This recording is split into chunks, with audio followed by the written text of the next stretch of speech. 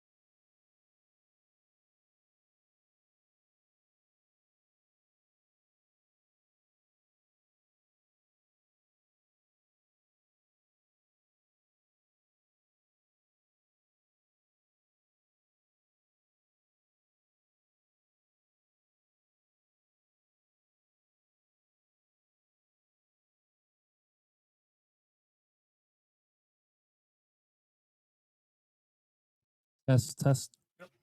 Good. I just was gonna close that door, or I didn't know if I could legally close it without it locking all the way because it looks. I just didn't know if anybody knew. What do you need to know it? No.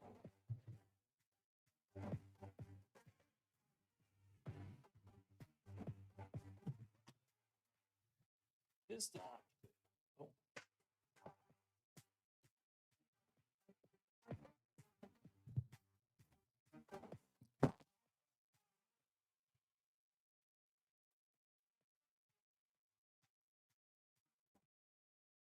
Even the keyboard. That's okay. I don't think about it. Yeah, because the other way is to do like a remote desktop. Which I was going to do, and Alex told me not to. Oh, okay. I think we could just do a remote desktop right into it. I was going to do that. I was going to set up a machine here and have a remote desktop, but he said, don't do it. I could run back and forth this up. Is there anybody up front? Randy.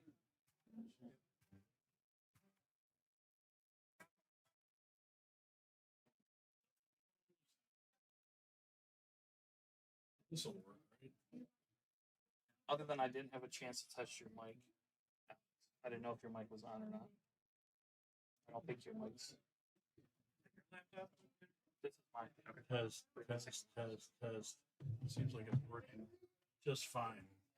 Seems like it's working just fine. All right.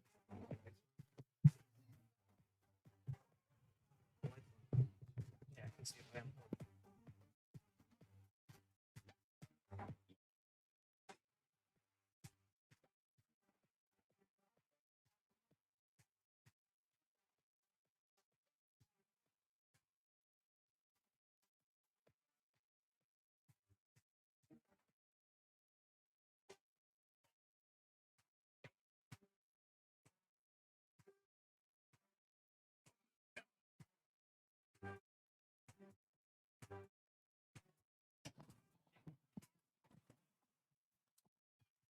Hello, hello.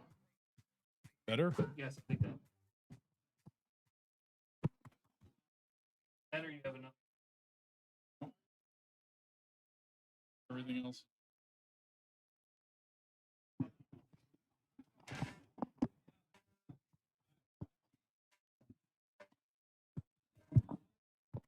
Yeah, because it's getting power is coming to it from elsewhere, from the You have Phantom. unit. Pardon me? You guys have the actual Phantom. Yes. That's the. I try to convince him to get a small setup for home. Because that's what all mics should use. Easiest way. All right. Cool. Honestly, this building was built in the 40s and 50s. No, it was great.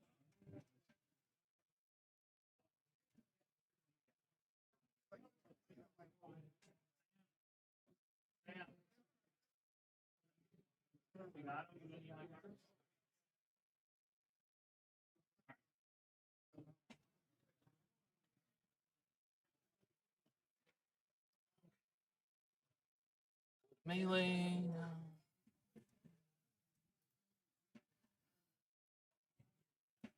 What is your guys' internet here? Okay. I didn't know I had to do it. Which one do I use? The public or the RC?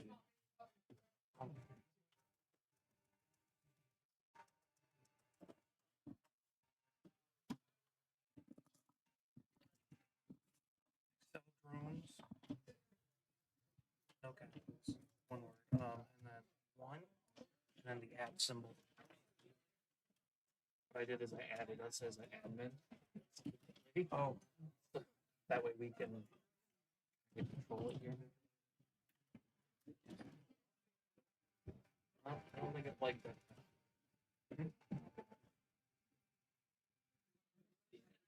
Or it's taking forever to it's authenticating. There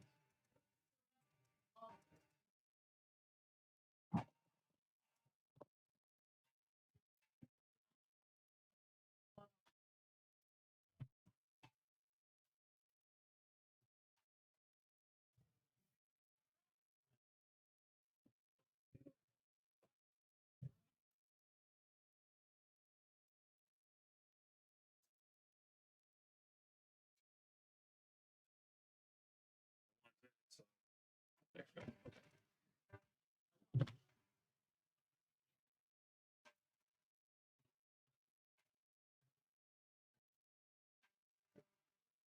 You have YouTube on your phone by chance? YouTube on my phone. I'm gonna pull up. Oh, I didn't get to test the audio.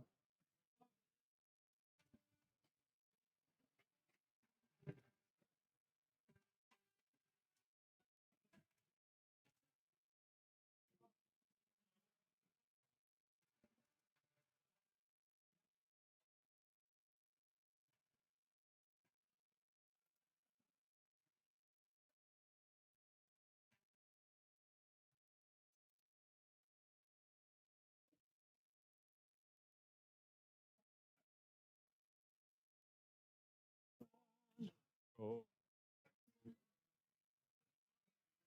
Away there, space, space. Oh, what a breath. It's on the. Happy Obi-Wan, 301. Yes. I.e. Alex, I thought they were having lunch at noon. It turns out they're having lunch at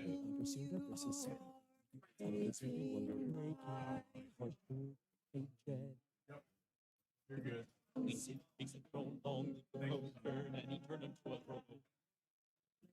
Translators, chips, and all the rounds running.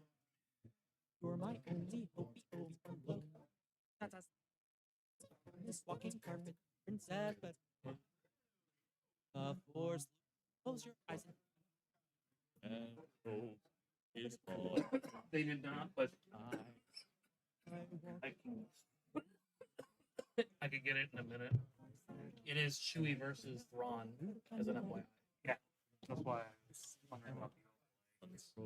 That's definitely not correct. We're not playing Trench, unfortunately. Dynasty united. Alex is free from listen, Darth.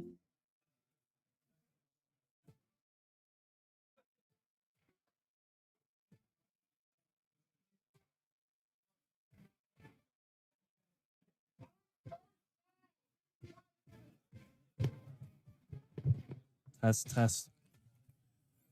Test, test. Testing.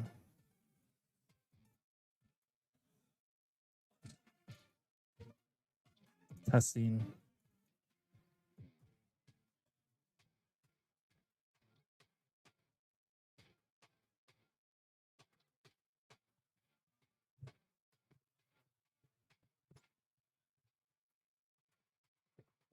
All right, we are about to begin the Lawless Times PQ.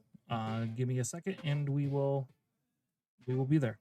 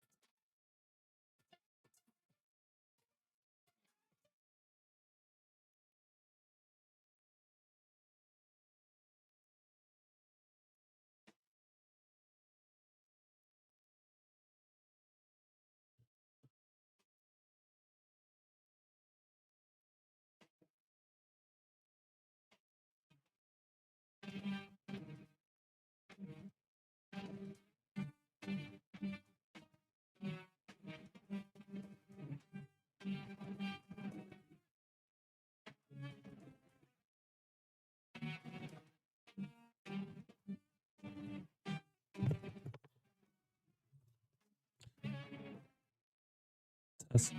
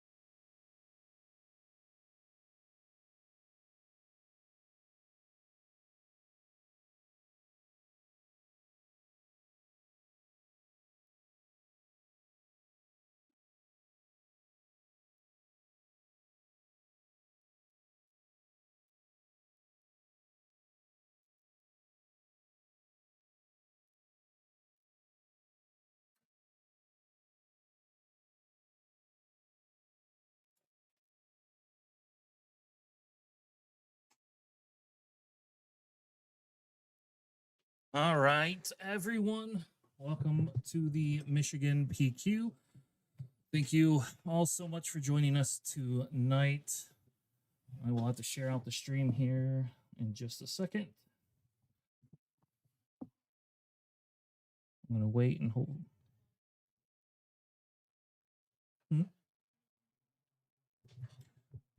Yep. Go ahead, Alex. You can test your mic now. Testing? I don't know. It'll take like 3 minutes to come through.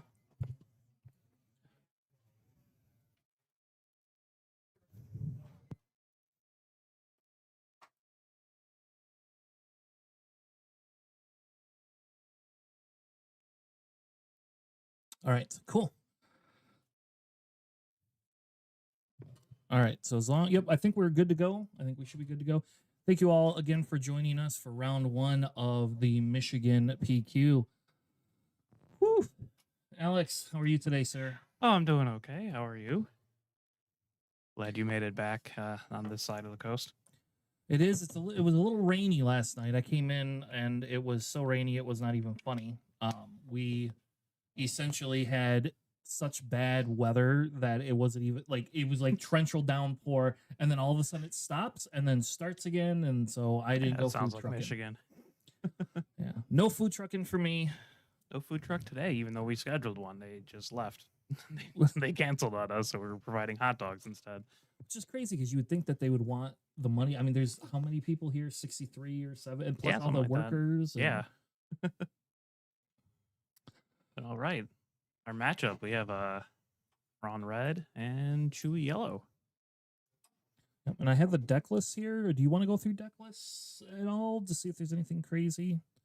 I mean, we can, like, not necessarily go through all of it, but point out some stuff that might be atypical. I know Eric's one of my locals, and he's always bringing real crazy stuff. Let's see this Thrawn deck real quick. I love me some Thrawn Red. I played a fair bit of Thrawn Red. I would have gone with the splash base for some legacy run, like they are. So look at that. They have shoot down main deck. That's a little bit different. And Darth Zion main deck. That's cool. I appreciate those things. Yeah, Predator's Claim as well. the Dark City, the Dark Side, Dark City. Yes. All right. Yeah, you could tell it's a Saturday morning that I'm not used to being awake this early. The Dark Scion is definitely like an interesting take because I haven't seen a lot of people play that in Thrawn. No, I mean, like, you do kill things, right? I guess. I don't know. I mean, it's a cool card. It's fun. Just, if they if you don't kill 2 things, then he's not going to return to your hand. But then he's just like still like a 5/5. It's kind of weird. But it might just be like the special sauce that this deck needs to just win. Who knows? I don't know why they're not playing. Oh, they just signed over the judge. Yeah, it's a little weird. Alex is going to go figure out why they aren't playing, and I'm going to take a look at the Chewbacca list and see what style of Chewbacca list they are running today. Maybe they thought they had to wait for me. That is fair. They were waiting for permission, like normal good folk. So the Chewbacca list is pretty standard. I will say they only have one Cavern Angel, which is a shame to me. Oh, those But Cavern Angels. They're an underrated card. they're my favorite card in Chewy. I was running them in Chewy even before the whole like Lando type thing came up. But this one has a Canyon Front Runner in it, which is an interesting choice. I do actually agree with that to some extent. If you want to have a 3/2 on turn 1 and you have initiative, but if you don't have initiative, I'm assuming you just sideboard that card completely out. Right, but also, I mean, like, it's interesting, right? You'll have initiative with Chewbacca, right? You're only playing like one person at a time. You usually you have initiative, but I can't guarantee that you're going to always have the initiative. I do think that you will, but you know how it is. Like sometimes you want to kill something that they play, though. Actually, it's rough if they play like one of those the commandos, right? That gives it -1/-1 because Thrawn would just double trigger that and kill it instantly. Yes. Or going out in space. Yeah, and notice the mat that they have there. By the way, Is that a pun? That's from Saturday Night Live. That's Kylo from Saturday Night Live, where he does Undercover Boss. Yeah, I've actually seen this one. I think he's also just Matt the Radar Tech, right? Yes, he's just Matt the Radar Tech. But yes, it's a double pun hilarious. So what did they play? Oh, that So must be a Cavern black Angel one. and a black one. Yeah, that's the PQ black one from last set Yeah, or 2 sets ago. I was gonna say because I have one of those, but not 2 of them. Oh, on solo on on black one. That's 5 damage right there because it gets +1 from the upgrade. Yeah. Now you can't kill the Cavern Angel, which is okay. And I think Chewie says, "Do I care about killing that Cavern Angel today or not?" I don't think that Chewie does. Nope, he is. So he is going to be aggressive, and he's Ooh, going to took take the the shield. shield. Interesting. Yeah, that I don't know if I agree with that. You're not supposed to replace that with a card. You're supposed to replace that with the Yeah, credit. you Okay, got good. it there. Yeah. I will say I do like the I would have probably killed that Cavern Angel, but I guess next turn if you kill it, he has to then choose to double trigger the -1 guy, whatever they call that guy. The Commandos. yeah, the commandos. There you go. Desperado Commandos or something shit like Well, you that. got the D correct. The Dick Yeah, I mean, Commandos. So like Thrawn Red traditionally is kind of like a burn deck, right? It's meant to output a lot of damage. I'm not sure if Eric knows that. He is just going straight aggro, which is fine. But like if you allow that Thrawn to build a board, like that Thrawn deck can come out of nowhere and do a lot of damage real fast. And you could just play the Legacy run for Krennic for 4. That's going to be a pretty big issue. It's going to be really hard to deploy Chewbacca when they can just, smack your the board. yeah, smack the Liberty run in. Yeah, and I think the difference here is this is where with the Chewbacca, because you're at. Oh, I guess I should probably be putting damage on base, shouldn't I? 10 to 2. I do think here they're waiting to see if Chewbacca is going to deploy because now the onus goes all 100% back to it goes back to the Chewbacca player, and so he's correctly taking care of a unit. Yeah, I mean, if he deployed Chewbacca, you can run Krennic and the Commandos in there and actually kill Chewbacca with double triggering Thrawn. So he had to kill one of them. Yep, and here's where so he just goes 2 into base. Yeah, makes sense. Play Karis. Makes sense. Try to clean up the board as best you can. Like you can't bring Chewbacca out. You got the Legacy run. Yeah, I think you can if you want. You can. You're just going to lose Chewbacca in one turn. Right. So why? It's a 27 health base. You get 5. You swing in for 5. But yes, I see your point. So now the big question is so they're just going to claim there. Okay. Yeah.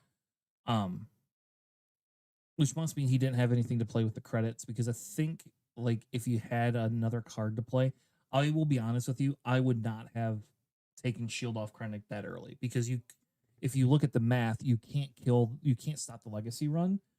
And if you can't stop the Legacy run, there's no point. What does it matter if Krennic's there?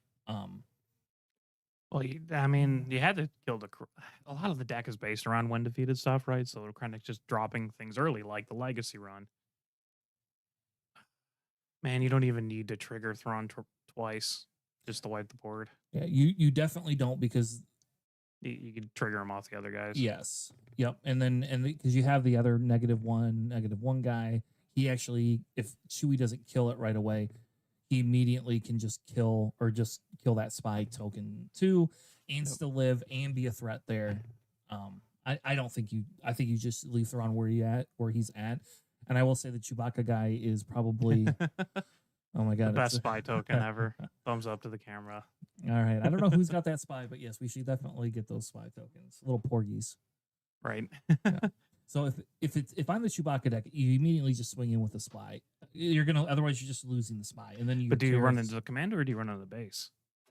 If it's me, I run into the commando because there's nobody else out there. You clear the negative threat ahead of time. Let's see where Eric's going. Ooh, Eric's going straight to base. Because I don't believe that you can kill me. I mean, Eric's been a local of mine since set 1. He's always absolutely loved Chewbacca. Played set 1 Chewbacca for a set or so. So here he's going to play the B-Wing. We saw him show us the B-Wing earlier to get the Karis hit. So I think we're fine with that. But the question is again, you should kill that Desperado with Chewie's ability ahead of time. Or you could trigger. Nope. Okay, so he's not going to trigger the TIE fighters. Okay. Yeah, which makes sense. I can respect that. You don't want to eat 4 damage in the base unnecessarily. Yeah. Now, in fairness, with not killing those commandos have to sit up until Chewbacca comes out. So he could be, and see, there's a Sentinel now.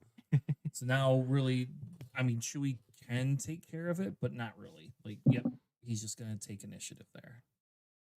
Yeah, I mean, you're that deck really stalling Chewbacca out. Yeah, I will say the overlay is not updating. It looks like I see this.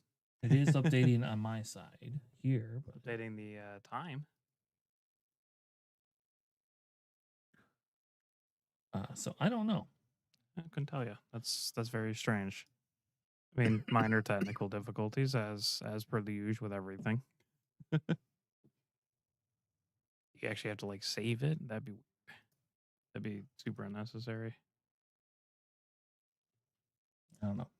So it is 12 to 6. You can see, or 12 to 8 now. You can see that 16 to 8. I swung him the B-Wing. Yep, and he's got to get rid of that Sentinel, but now was Thrawn's deploy turn as well, so Yeah, if you're Thrawn right now, you just run the Cavern Angels with the B-Wing, right? And then do 4 damage to the base. Or trigger the Chimera. That works too, to do that as well. Yep. Plus another 4 to base there, and then there we go. Eric figured it out. Yeah, not 5. No indirect. It's not a Boba play. Right. I mean, like Eric's backpedaling here. He's flipping Chewbacca, but that's only going to go so far. Yeah, because now you have the ability to run your Desperado in there.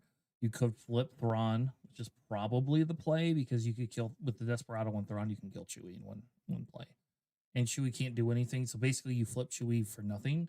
Because right, like Chewie has to hit the Sentinel, right? And then the Desperate Commandos can go into Chewbacca and then double trigger Thrawn and just kill Chewbacca, and then Thrawn's just free. Yeah. Like, it's a real rough spot for Eric here. Yeah, I don't think I would have flipped Chewbacca. I think I would have played other cards. And maybe he doesn't have another card. Yeah, I suppose. Yeah, maybe it's like Stolen Hauler, right? Like, you don't really want to drop that right now with a Chimera out there. Yeah, so I think I think the game, for the most part, is over, but that's just my opinion. Yeah, I mean, like, that's just a tough. Like, what are you supposed to do, right? Like, you have to clean up board. Yeah, and he is gonna defeat it, and put 2 damage on the Thrawn. Interesting. Because then it threatens, like, Thrawn doesn't die, but at least Thrawn has 5 damage on him. Yeah, but the Desperate Commandos, and you just double trigger the Desperate Commandos, kill Chewbacca. Oh, yeah, like yeah, all right, yeah. So, if anything, It would have been to put it on the Desperate Commandos, and you still have 2 health left over. The Thrawn would have to swing in. He wouldn't take. He would still take the 2 damage, but yeah. Yeah. But yeah. I mean, I guess it doesn't force him to double trigger the Cavern Angel, but he's just going face there. So Thrawn is now the beatdown here. Thrawn no longer actually has to worry about Chewie. Because Thrawn actually and a Lawbringer and puts down the Condemns. Got another one in hand. That's wild. Is that a flash? I believe. I think so. Yeah. And so That makes essentially, sense. you just flash the vents, the Cavern Angel X-wing, double trigger it. That's a cool 8 damage. Then you have to stop both arenas, right? Yeah. Yeah. And So Chewie doesn't run Sentinels, so there you go. Let's see what Jamie ends up doing.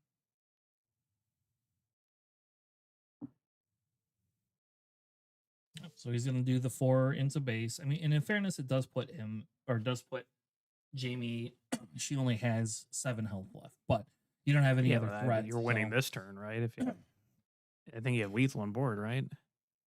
Well, you definitely have lethal on board now. Yeah. You officially have lethal on board because I think the play is you have to kill. You have to kill the that Cavern Angel does Angel. more by dying than it does. Ooh, beguile it back. Makes sense. Sadly, Flash the Vent Thrawn doesn't actually kill. But no, you got to checkmate here. Plus, Thrawn hasn't played anything. Oh, there's a condemn. Okay. Just for disrespect, I had the Condemn to the B-Wing. Well, it's so that it's because he claimed, and it's so that he can't AN him. Yeah, That's all it is. Yeah, I get it. Yep, and looks like that would be game. Maybe he had it, or maybe he was waiting to draw on it. I'm not sure, but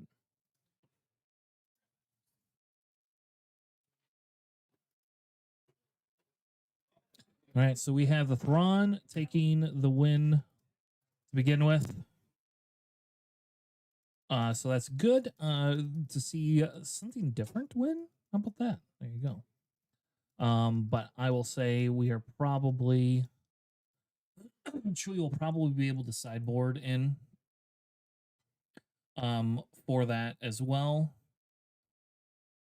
So we will see kind of how it plays out.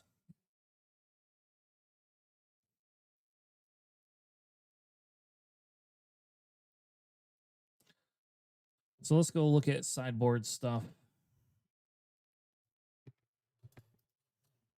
In the sideboard, Chewie has some Arvals, Rebel Propagandists, It's Not Over, and Outer Rim Constables.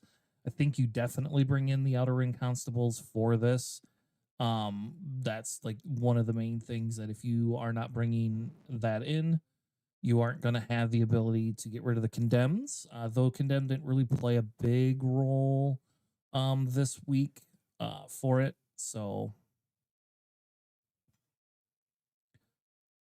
the ability for Thrawn to have some of the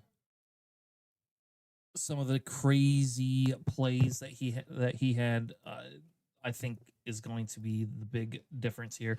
Thrawn has a weird sideboard. They have the 2 Onyx, another droid, laser turret, 2 Commence the Festivities, 2 Lost and Forgotten. So I think the 2 Commence the Festivities come in just for the pumps if you want it.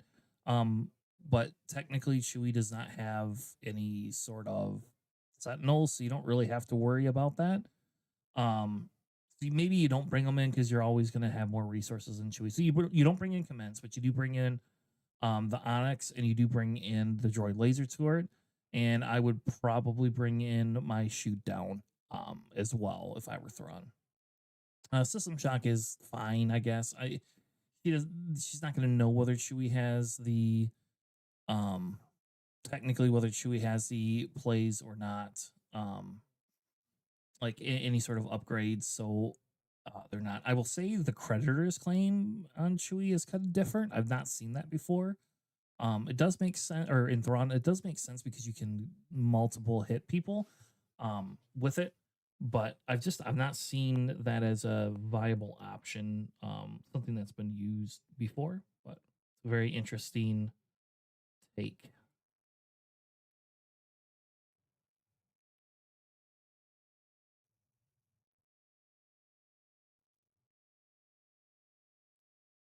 right, just spamming out a couple of things here in case people want to share our stream. We are Planning Phase Syndicate. If you are on our channel, we stream all the time, so it's super fun. But we do so we stream all the time. Every Sunday night at 9 p.m. we do recording, and then we stream during the week some different games and different fun things like that. Also, if you have not been to Excel, RC, Hobby, and Garden City, you should definitely check them out. They are awesome and super fun. And if you like RCs as a hobby, you can come here and actually race them. They do tournaments weekly, all sorts of fun stuff. And they have tons and tons of models. I will say, like, I like the RC piece of it. And so did my sons when they were younger. So that was kind of cool. And I wish we would have had this in our area in Wyoming when my kids were younger. So, but yeah, make sure you check them out. Looks like the game has started up again. So we see the Chewbacca may not utilize the killing of the resources early as we thought it would.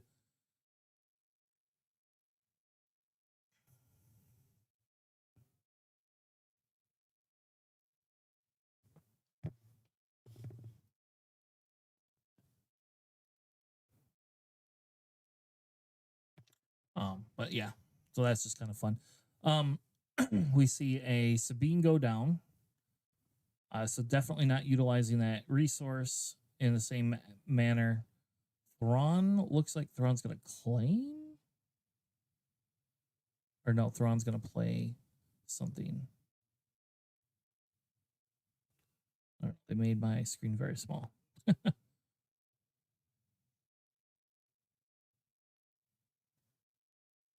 All right, yeah. So Thrawn must have bricked, or Thrawn has like a condemn or something they want to stop Chewbacca with. Thrawn came out very strong the first game. This game it feels a little bit less so, though Thrawn does have the damage on base. So now Chewie's got to decide here how Chewie wants to handle this. We'll use that to use a resource to get rid of the shield, which makes sense.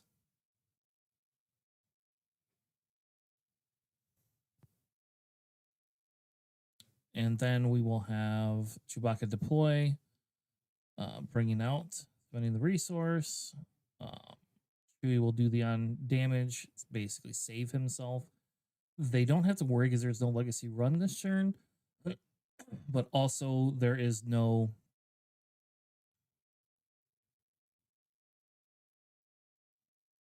there's no legacy run this turn, but there is not any damage on base either. So we have basically a Chewie with no damage on base, which is not ideal. So now they'll be able to put the 3 damage on with. They'll be able to put the 3 damage on with Sabine and kind of even out the playing field a little bit. Thrawn again doesn't have any units on board, but really Chewie hasn't done a lot of damage to base. Thrawn is able to claim here. I wish they would put the claim token down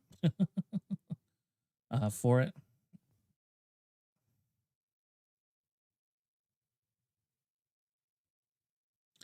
All right.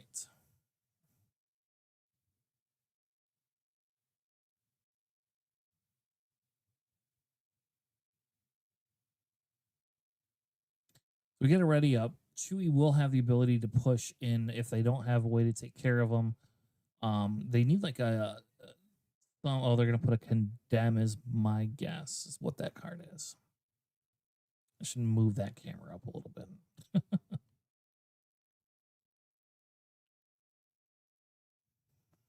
All right, Sabine will go into base for 3. They'll play a Karis. And that is a condemn on Chewy, and they will just go back to board. Again, not the end of the world, but definitely Chewy looks like Chewy has some sort of an edge with some of it. So it is kind of nice. It'll be fun to see if Chewy sided in those Outer Rim Constables, because those will be huge to get rid of for Chewy. Thrawn flipping out, which means Thrawn doesn't have a Sentinel card to play. So Thrawn needs to be able to clear some threats. So I think with Chewy, you go in for 3 right into base. Yep, there you go. Get that Sabine in. If they kill the Karis, you don't care because you can just throw a spy down. It is 1 less damage, but it does help mitigate. They don't obviously have the legacy run out, so they either did not get it, but they are putting, I think, a creditor's claim. Let's go back to their list. I bet you that's that creditor's claim. Yeah, that they're putting on Thrawn. Chewie will swing in for 3, or Karis will swing in for 3 more damage, putting it at 12-2. Now Thrawn has the ability to take somebody off the board here. I think you just put the creditor's claim in. You could also try to base race them. You got 3 resources left. You could throw another unit down and then just go race the base and see if you can outrace it, because the condemn on Chewie does hurt. And they can only do 6 damage a turn, period.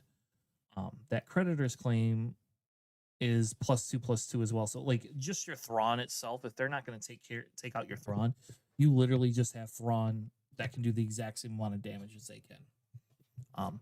I will say my guess that they haven't played specifically another card is because Chewie hasn't played any other cards either. So they have 1 resource. What is that? Flash the vents. Okay, so they're gonna play Flash the vents with Thrawn, which is gonna defeat. So he gets a +2/+2. It gets overwhelmed, so he can do 8 to base. Yes, 8 to base. Do the overwhelm if he wants, and then trigger the flash or trigger the other card to give the... Man, that's crazy. That is crazy. Okay, so they could trigger the creditor's claim to take care of the other unit. But that doesn't prevent the spy token, so you still have the Karis go in, and now you play the unit and see what they respond with. If they claim, you definitely should swing with Chewie. Yep, so they're claiming you should swing with Chewie and force them to reveal the card in their hand, because you don't have initiative. If you have initiative, I understand, but without initiative, you don't do that. So all right.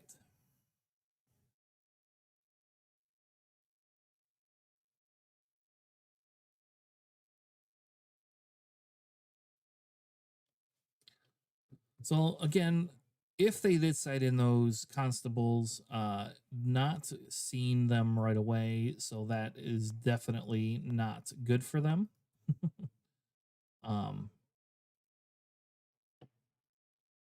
Definitely want to be able to have the ability to actually do the crazy different things for it. So I think so. They put down the spy. If they run into it, you get to heal. My guess is Thrawn is putting it out there just for next turn, because they have to run it into Chewie. That's the only way they can kill it right now. But I think I would have tested the waters to see what he had for it. The Imperial Door Technician is also actually a really good card, especially in Thrawn, because it's got the when defeated, heal 2 damage from your base. This deck is like JJ deck. So if you watch your podcast, you know we have that Tanner and JJ are resident Thrawn lovers, as it is. And we definitely like the additions Thrawn has gotten this set.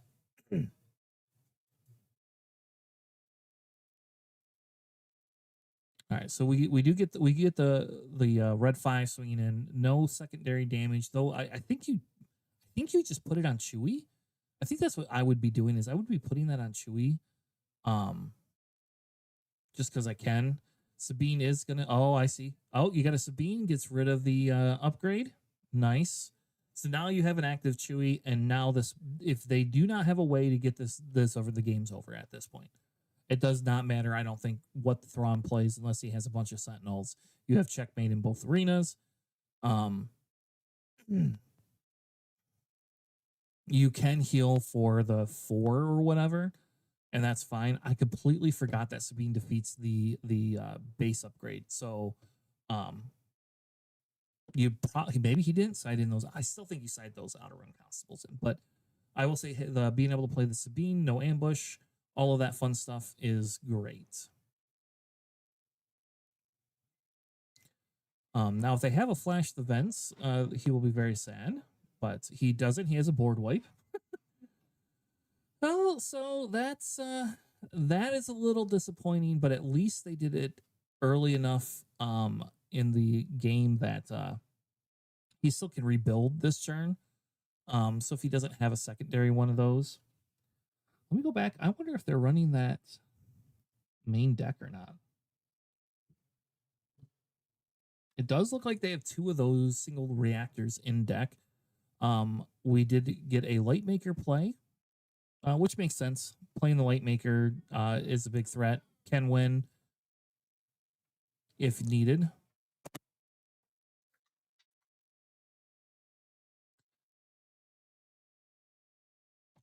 So yeah, so we'll see what it is they have to say. Oh, they're just going to go to next game. Okay.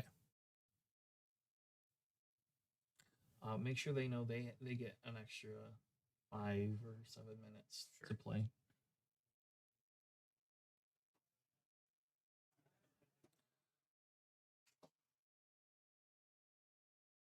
All right.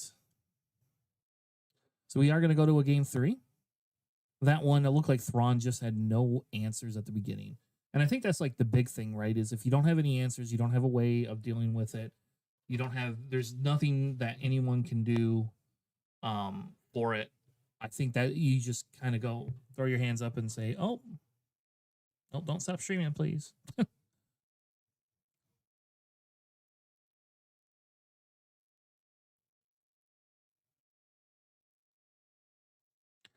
But yeah, so I think Thrawn has to come out with units, and I think Thrawn can do some of the aggro stuff to aggro the base down. And I think that's just like, if you're Thrawn, you have initiative this turn. I think you just do that. You just go aggro the base. You say, hey, I'm going to aggro that base, and be done with it.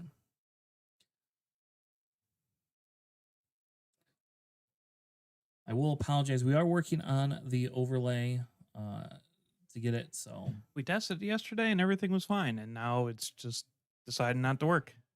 yeah. So when we hit an intermission here in a few minutes, we'll go back. I mean, at least it shows that it's Chewy and not Trench playing, right? It should be Trench. That's you and I are not playing, so there's no Trench today. There's one Satine. There's a Satine. Is it your Yeah, buddy? Yeah. Yeah, that deck's super fun. Yeah, I did set us up, so we should have the ability to pick the stream table, I think. Ooh, so If we we should want pick my to. Satine. We'll see how well it does. How about that first?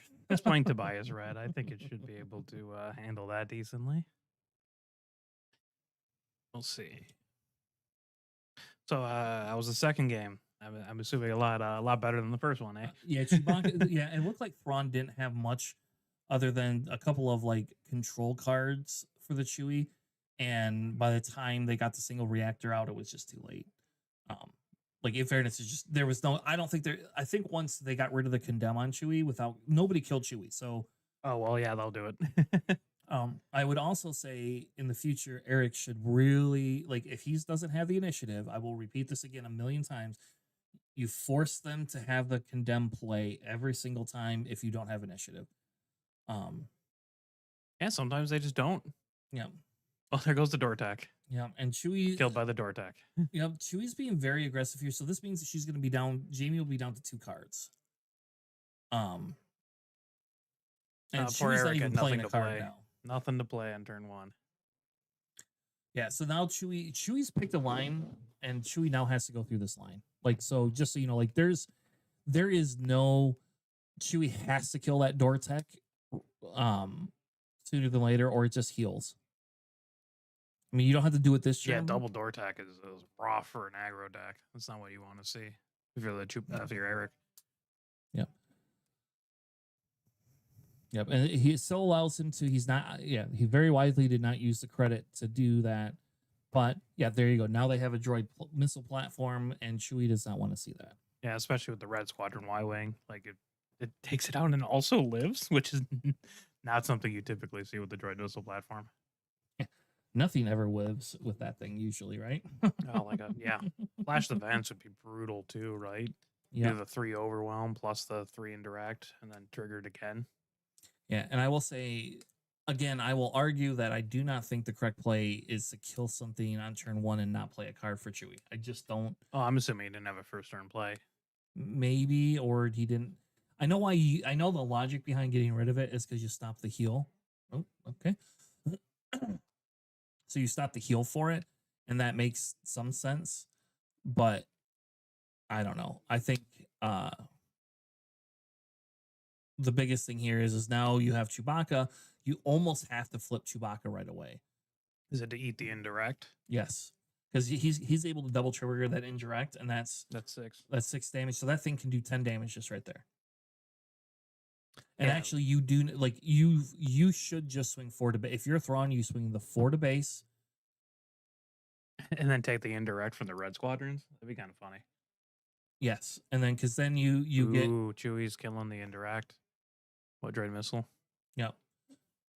And so he's still gonna eat 4. You know, again, not looking super well for Chewie based on the fact that he has already burned 2 of his resources. He's going to burn it and go down to 1 resource. I mean, that puts you at a very precarious spot. Now, here, I think you have to kill that Cavern Angel, right? Because he can't. Well, I mean, you can swing with the Red Squadron. Maybe Jamie's just going to put the 1 on the Cavern Angel. Maybe. I wouldn't, but Yeah. I mean, and I think like you have to clear Thrawn's board here. Like I think there is zero inability to clear. You have to clear Thrawn's board, and then you're only at 5 to 10, and I think that's fine. See what Eric does here. Going into base, but you kill the door tech with the on attack first. Ooh, no, he's killing the Cavern Angel. Interesting. Yeah, which is weird because now you're allowing Thrawn to be able To to heal 4. heal a whole bunch of stuff. I don't know if I agree with that. He does swing in, and it like Thrawn can just absorb all of that on base. I think. Yeah, I think that's just what Thrawn does. Is he just goes, okay, fine, I'll just absorb. And then this 1 on base." each. Sure. Reserve a little bit of life double. You are against aggro deck. Because it doesn't really matter if your door tech or your Night Sister Warrior die, right? Like that's Yeah. kind of their shtick. And you're still a whole turn away from Thrawn coming out too. So You're down to 3 resources, right? Or 2. 2. Well, Yeah, I'm sure you You're should in a resource. you're here, and here's the problem. If they have it, if he wants to feign something, he could go into Chewie with one of those units, which is probably what I would do to kind of force Chewie to swing in, because otherwise Chewie doesn't get the double resource. Because if Chewie could play a card for 2 and then burn it, now you got a credit, and next turn you're up. Ooh, a there's the condemn. condemn. That And was you don't brutal. have Sabine. Does he have the Outer Rim Constable? That's what I want to know. You might also have what is that? Why am I blanking on the red one? System Shock. Yep, he could have System Shock. I don't know if he actually runs System Shock, does he? He does not run System Shock. Ah, fair enough. He has Hot Shot, which isn't going to do anything. It's really that Outer Rim Constable, I think.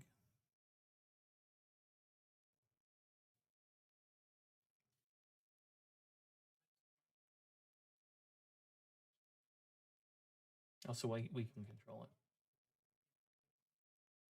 It's not the same. It's not the same website. Right. Yeah, if you send me that, I can. All right, so we're gonna get the 2 into base with the Night Sister Warrior. We do get the Canyon Runner, I will say, is a good play here because now the Canyon Runner can blank out. And it does force the Thrawn player to claim if he wants to stop that Canyon Runner. It's the one-off Canyon Runner, right? Yeah.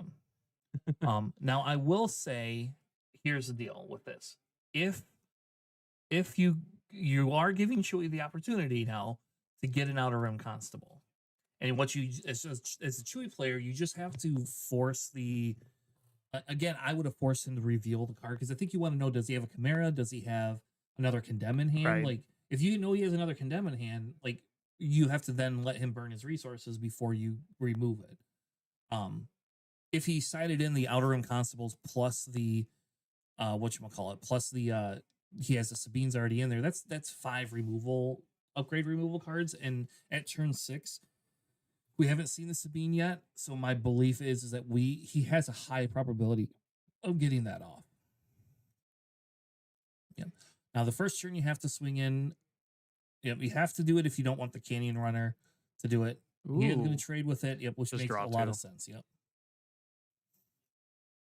Because he has nothing else on board. Now, Well, you can't eat the indirect now from the Red Squadron Y-Wing. I would have went to base.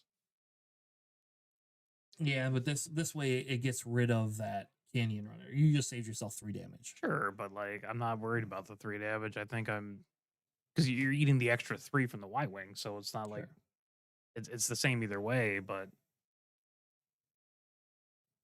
but then you would have had 2 more damage on their base, right? And you Yeah. are kind of a burn deck. So now we flip the Thrawn, which makes sense. No cards beforehand. Yep, which means he probably has that Creditor's Claim. That's what she played last time. And we do have the Sabine. Sabine will ambush into Thrawn and then kill Condemned. Yep. I feel bad though because I mean, like if he has another Condemn, which you don't know, right? If she just plays another Condemn, then Chewie's like I think that just ends the game to some extent.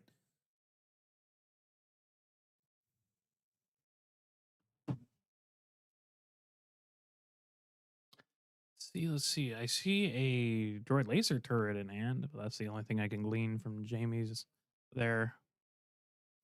Wondering if you just play the Sentinel. I mean, I guess, right? Or unless you have something more impactful, but like just putting a Sentinel in front of Chewbacca is generally pretty good. Yep. And Chewie's burned through all the. Yep. There you go. Yep. Now Chewie can eat that, but then guess what? Thrawn just eats Chewie. So I think if you're the Chewie player, you just claim here. I think that's a pretty solid trade for Thrawn too. Oh yeah, Like 'cause you don't really have any other units out, but it does leave your board blank for that Red Squadron Y-Wing swinging in for 5 basically every time. Unless you have another Condemn or another laser turret or something.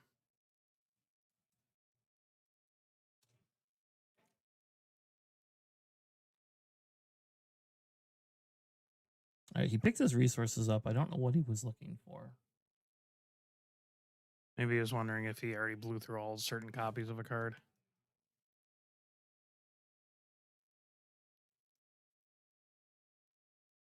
Yep, he did eat the droid. Yeah, which I think the answer is if we go in 2 turns, you could play single reactor, right? And Yeah, she hasn't used her base either, so I think as a Thrawn player, I would claim here, honestly. Interesting. I'm just worried that that Y-Wing swings for 5, right? yeah. You only have 14 health. That's a third of your health remaining. Uncontested. Yeah, I think they're afraid if they don't get the Chewie off the board. And I will say, like, Chewie's in actually a pretty good position right now, if we're being honest. This is like a board wipe stops it, but Chewie now has 4 resources, has the ability to build back. He can play 2 units this turn. There's 5 damage. The big issue is we assume they don't, like, she doesn't have a Condemn in hand. No. Looks like a bunch of them, but it also looks like they have a Chimera, but like that's not gonna do anything. No. Sadly. And the problem is you play the Chimera, you don't have Like Right. it's I mean, great that it sits out there. It's it- good yeah, 5 damage. It eats a lot of indirect. It eats a lot of. It can start doing damage. Yep, looks So like there's they have to Chimera. play the Yep. naked Chimera. Yep. Yep. So now Chewy has Beguile. I think Chewy has Beguile in hand. Yeah. Yep. So if I'm Chewy, I don't think you play Beguile. I think you claim here. You haven't played. Yeah, I don't know. Maybe you do play Beguile because then you can Beguile it and force them to have an answer. And you next also turn. see their hand to see if they have like a board wipe or Yep. anything, right? Yeah, that's true. That's exactly what you do. Yeah. Beguile. Let's see what Jamie has. Droid laser turret. No glory. No flash glory. events. Why did they not play the no glory on the Y-wing? Hung the Y wings long first. I guess I don't. Yeah. That's Like what I said, I thought. would have claimed was the Thrawn player, and then if I would, you drew the droid laser turret, you could play the droid laser turret, and then you could absorb some of the indirect damage onto Thrawn, and then kill Chewbacca by swinging Thrawn in after you absorbed Yeah. the damage.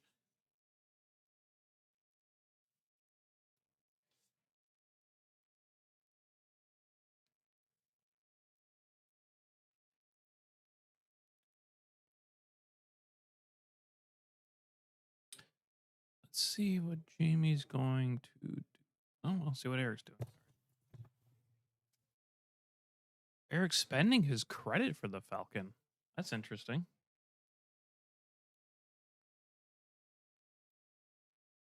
There wasn't any credit hate, I believe, so that's kind of weird.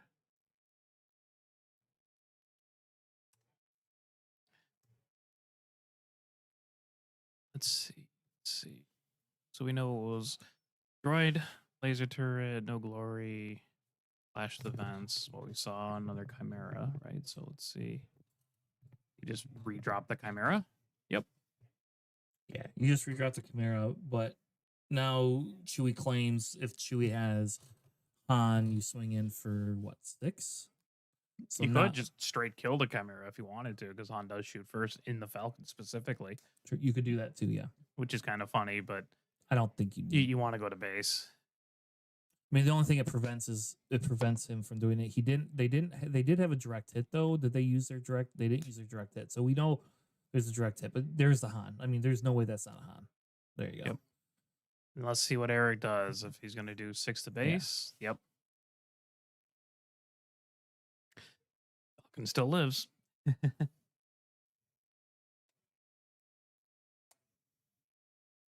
Yeah, so 3 health left on base. The Chimera cannot just kill it without like a flash defense. Though I think we do have a. I do think we have a flash defense in there.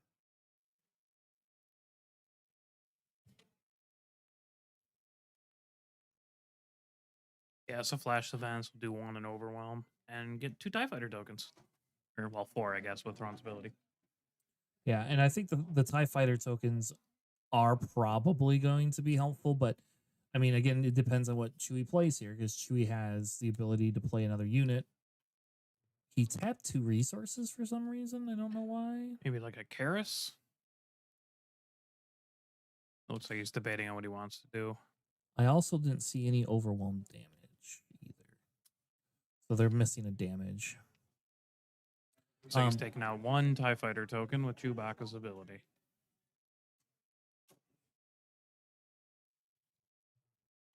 Yeah, which is fine.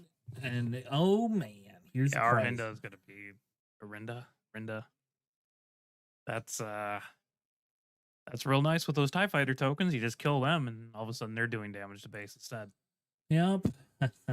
Pretty nice combo. That's why I love Thrawn. Yep. And so what you can do is you can use another, if you have another flash defense, that's 6 damage plus the 2 plus 4. 2, so another 4. Yeah. No, it's 4 damage to Oh, base. it's 4 per. So Yeah. you're doing 8 then. Yeah. So you can. So you just win. You actually just win the game. If there's another flash defense, the game's over. It does not look like there's another flash in Jamie's hand, but I couldn't quite see everything. Looks like probably with the droid missile turret, yeah, or a droid laser turret. Which is Missile turret. fine. Yeah. Yeah, I mean, you're just slowing Chewbacca down. That's what you got to do. Yeah, and I think that's the Chewbacca must not have had drawn a space unit because you know they had the droid turret in hand.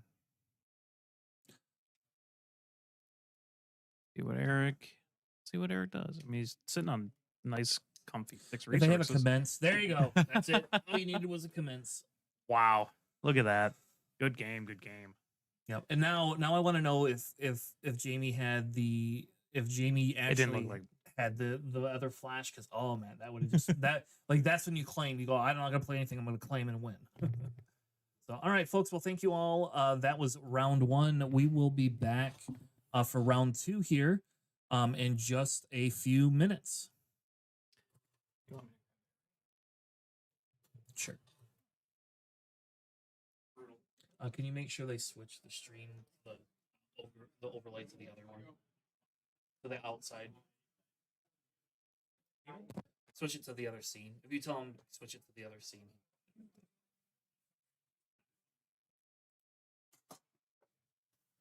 All right. So while they're cleaning up here, if you do not know who we are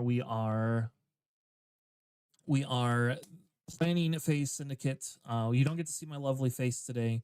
Not gonna show you my lovely face, unfortunately.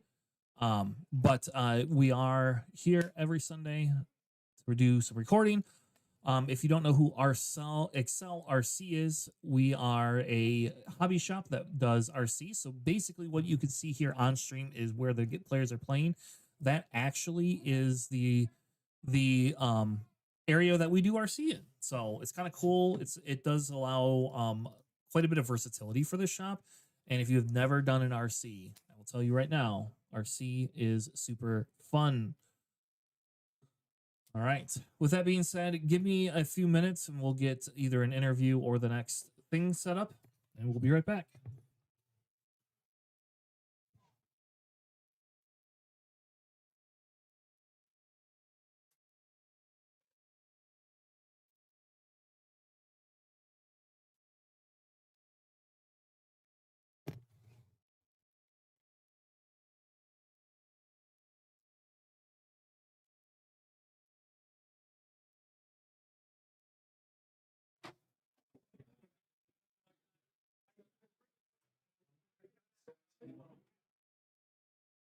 Round timer ended.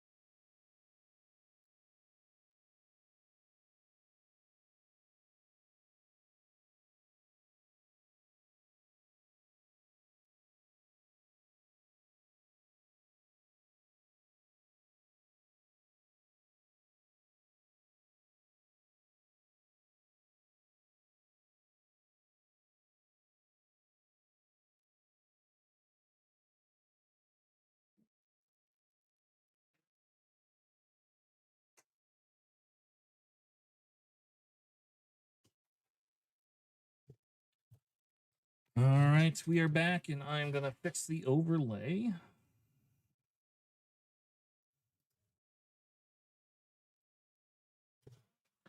So it looks like we have Justin and Justin.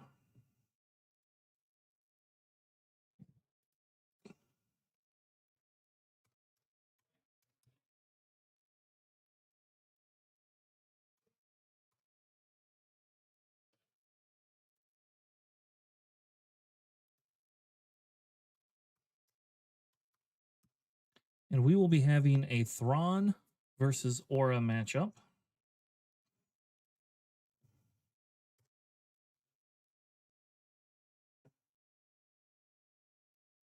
I am a little excited about the Aura, although it is not. It's the Imperial compound.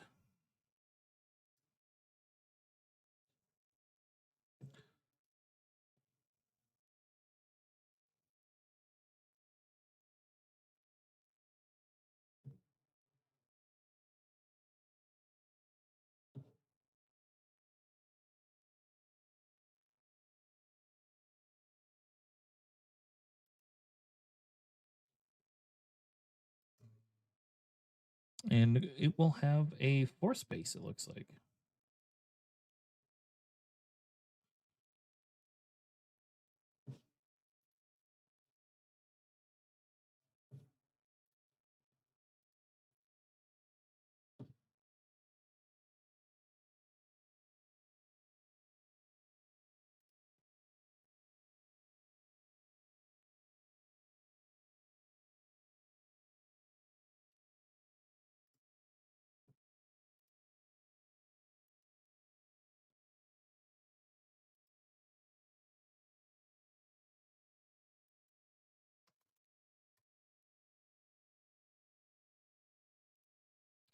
All right, well, we are ready to begin.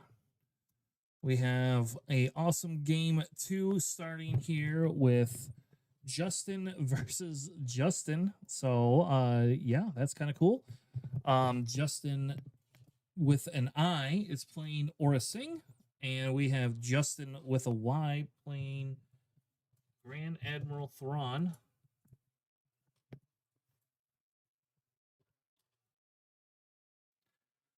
So awesome. They will begin in just a moment. I like this matchup too a lot because this matchup is super fun with the fact that Aura has the ability to go ahead and kill units with 1 health remaining. I'm going to go let them know that they can start their game, though.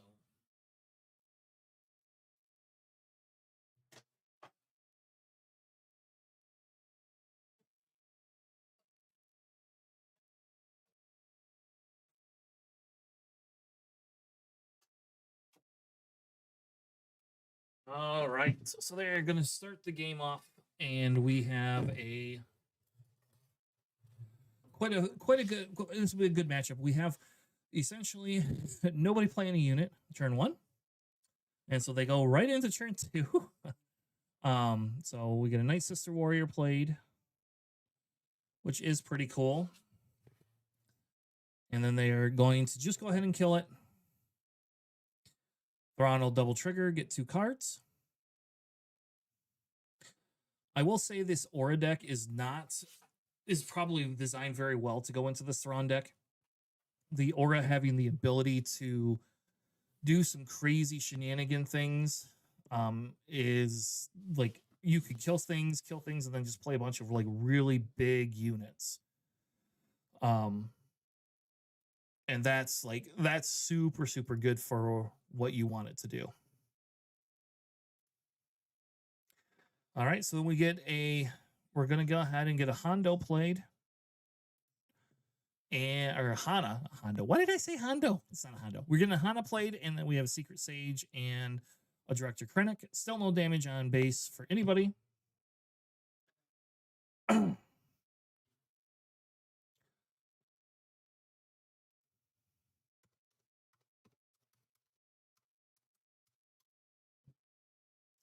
All right, so we're going to go ahead and they will just do the 5 damage directly onto base, which I love.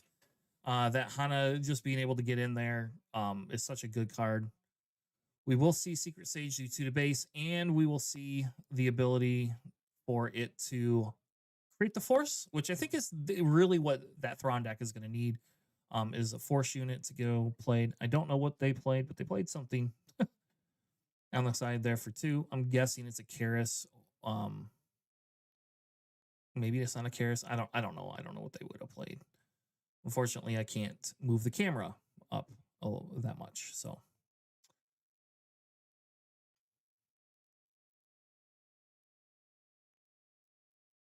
All right, so we are going to see a Thrawn with a no glory.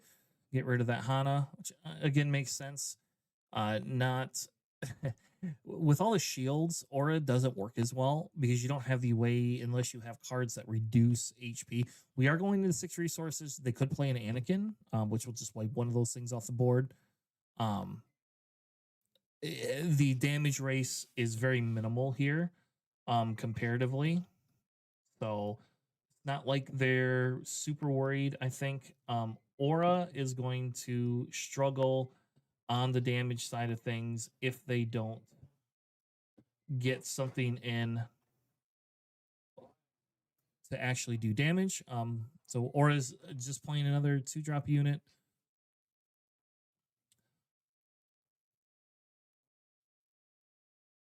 I don't know what he played because they're playing him off screen again. I thought I had that fixed. That seems like, yeah. Why are we so zoomed in? Normally, no, I don't know. it shouldn't be that zoomed in. Give me 1 second. Yeah. All right, so we see no glory. Whatever they played, it's gone. There's no more no glory. So.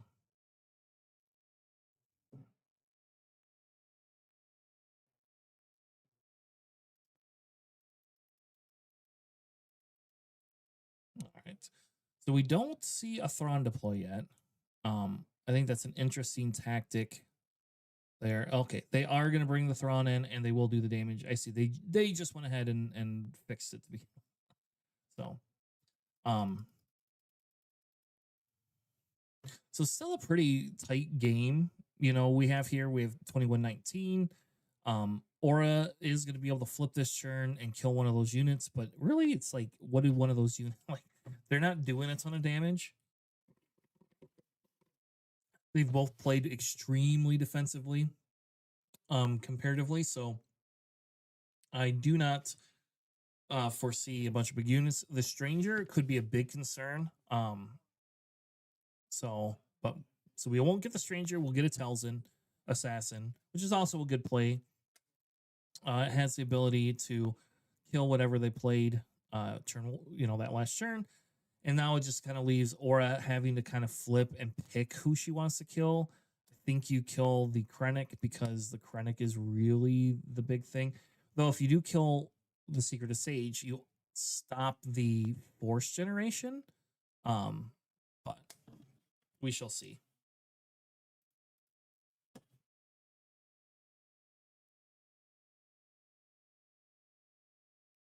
Though I do think I'm going to change the overlay and we're going to count up.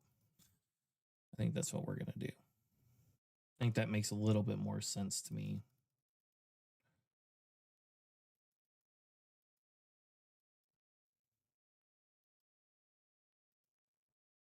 So we're changing our overlay to count up.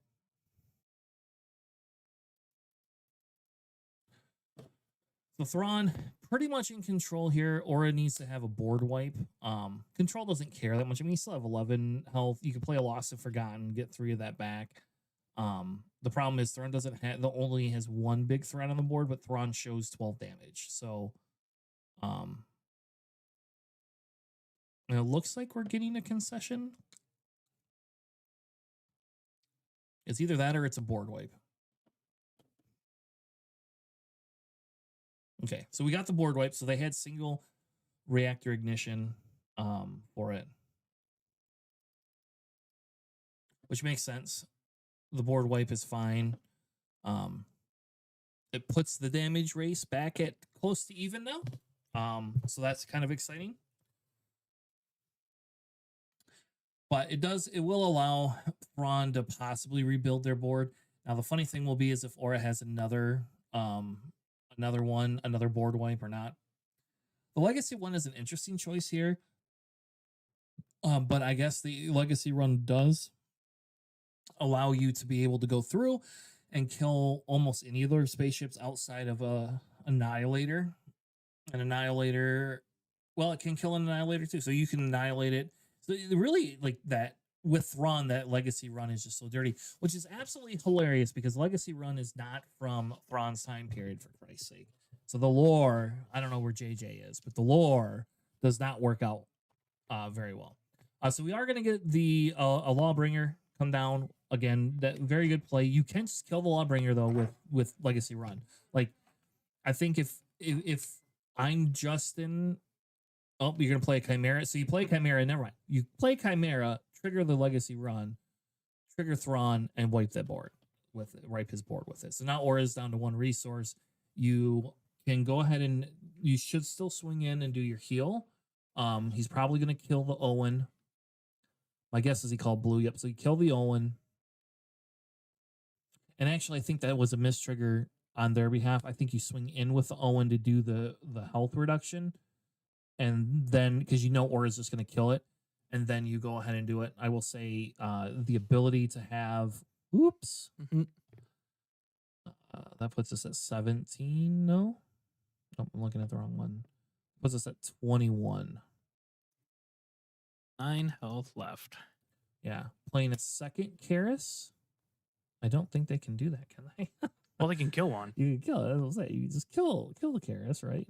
But I don't. No, why do they have 2 Karises out? You can't do. You definitely cannot do that.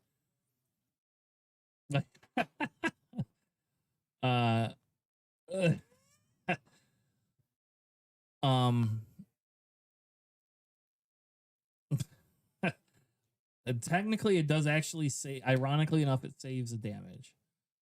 He should not be able to put that back in his hand, though.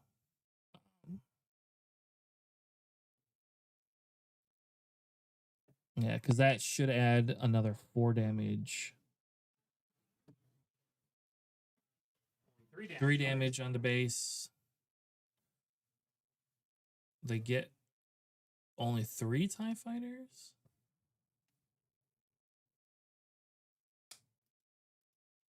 I don't think they added the damage yet for it. I don't think he added damage. Yep. Let me just state, I guess. Yep. Did Aura kill one of the TIE fighters? Is that what happened? That's why Aura's tapped? Yes. Yep. Okay. Yep. So Aura kills a TIE fighter. They play this like that is 2 single reactor ignitions, but I don't think they put the damage from Yeah, it single doesn't reactor. look like it. Unless there's a way that they healed. 3? Did they lost and forgotten anything? Mm-mm. Okay. Nope, because they played a Vader and that. So they wouldn't have enough resources for it. I don't. The funny thing is Alex is helping stream with me, but Alex has Alex is a judge, so I don't know, like all that is different. Playing Lawbringer on the ground somehow. He will call villain. I'm guessing is what he's calling, because that kills the.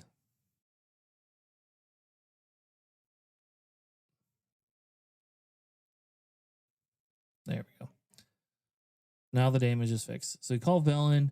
So now Vader swings for 3 and the other guy swings for 2. I still think you still swing in with them, right? Like I still think like it's still a valid play.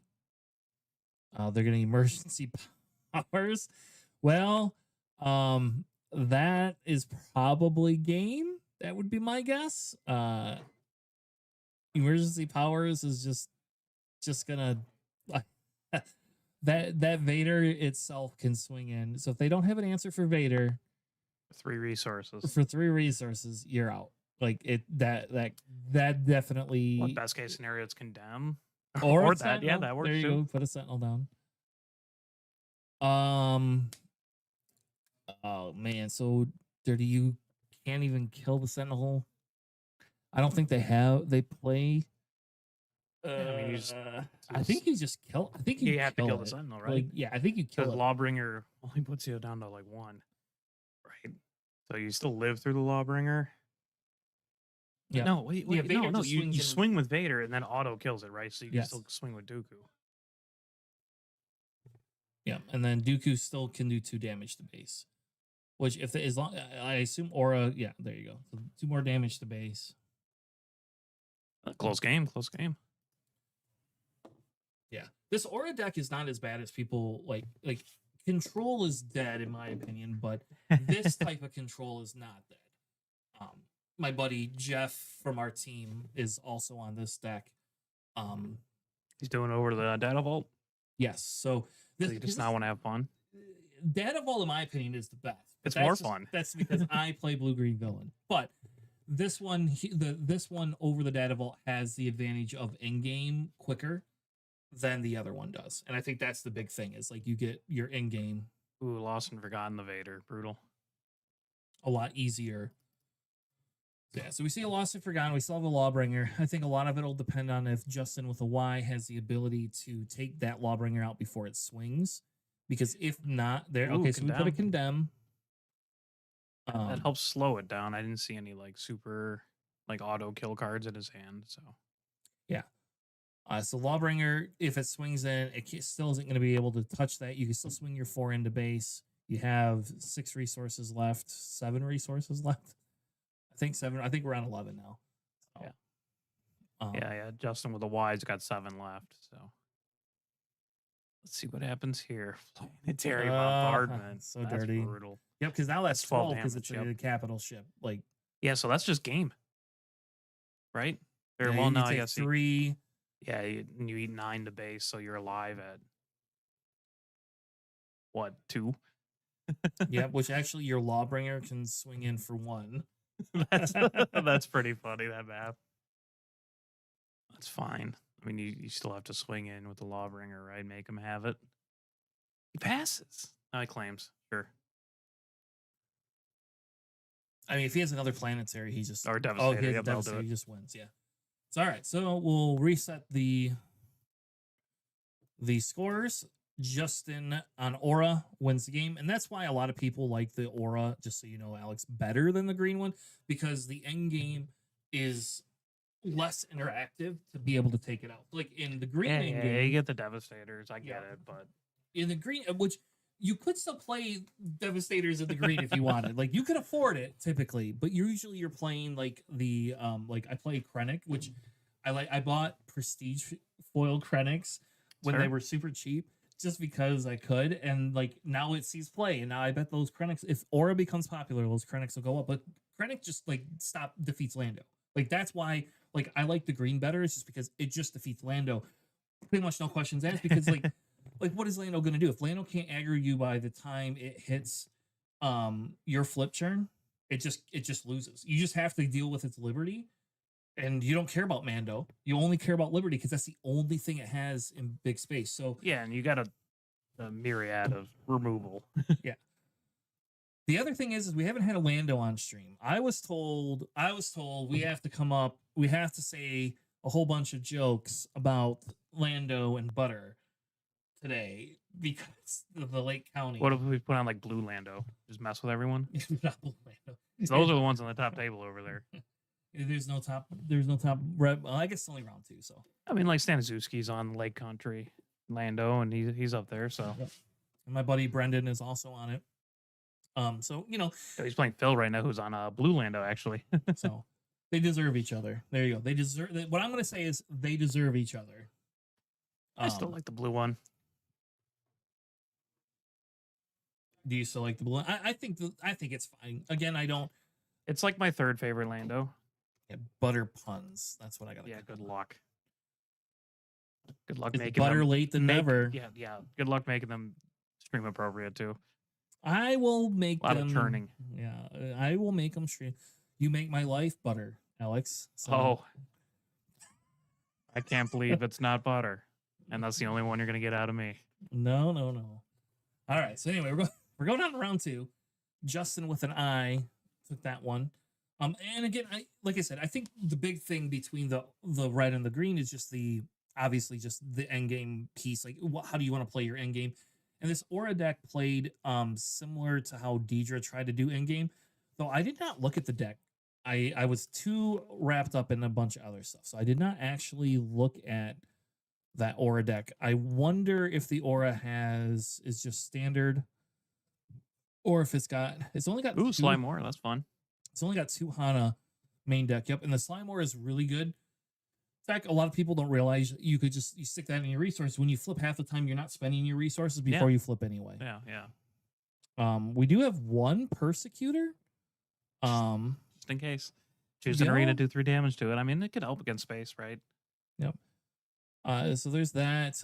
We have the Crushing Blows, which I'm not sold on, but the Tree Remembers is great. They're using Let's Call It War over the other one. Ooh, only 2 notice integrations. That's a little bit interesting to me. Yeah. I would just run it 1 extra. And 2 kill card. switch.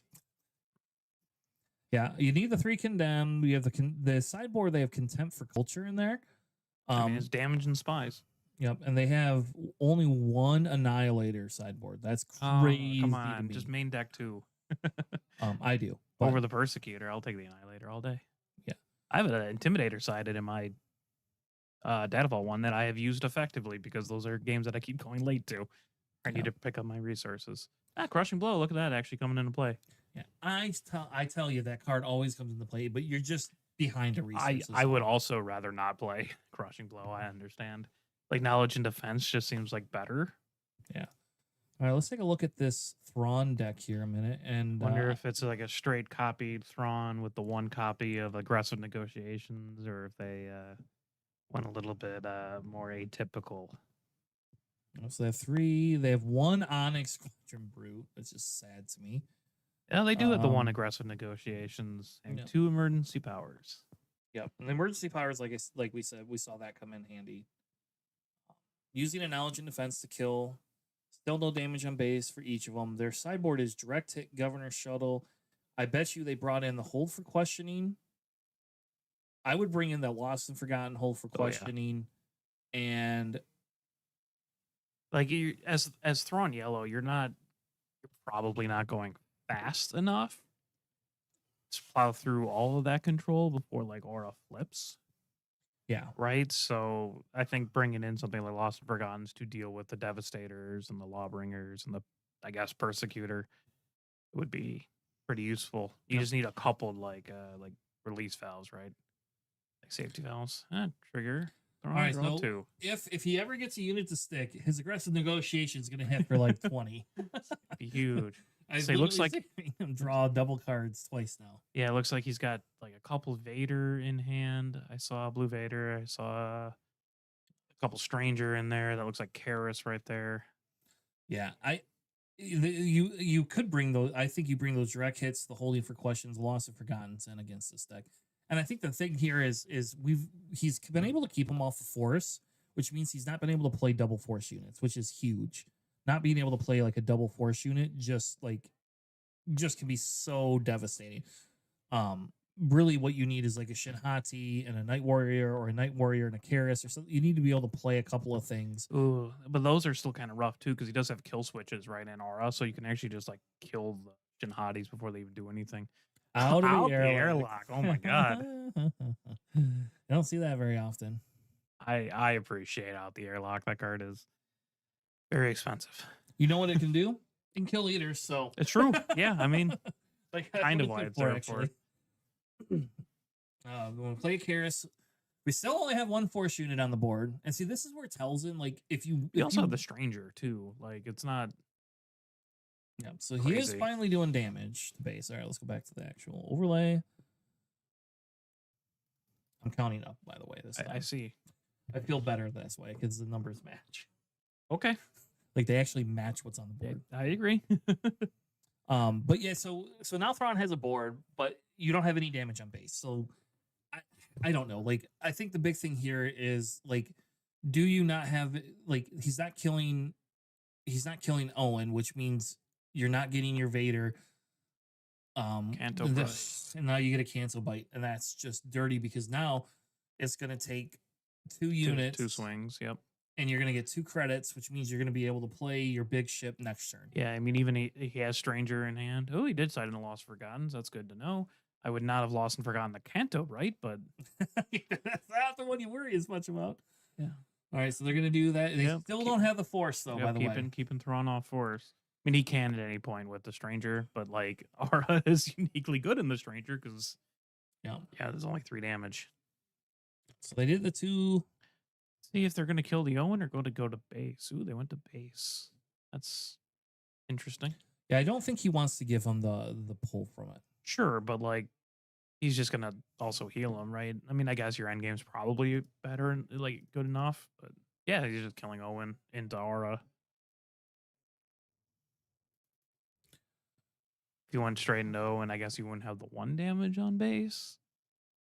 Yeah. So we get Shinhati. So that's actually probably an okay play now that Aura's flipped, right? Yeah. No, he's doing. I Double forgot trigger you get to Owen. do the double trigger for Owen. Yeah, that would make sense why you don't kill him immediately. Double Shinhati. That's rough. Not pulling a Vader. You can play next turn. You can play the 1 Shinhati, right, and you can resource the other one. I guess that's just what I do. There's also like a single reactor ignition turn, right? They're at 8, so you can. But if you play like Shinhati and they have Lawbringer, like you're also screwed, right? Yep, because they just call it. They just call villainy. Yeah. You lose Krennic and Shinhati. Which is what we saw actually last time. There you go.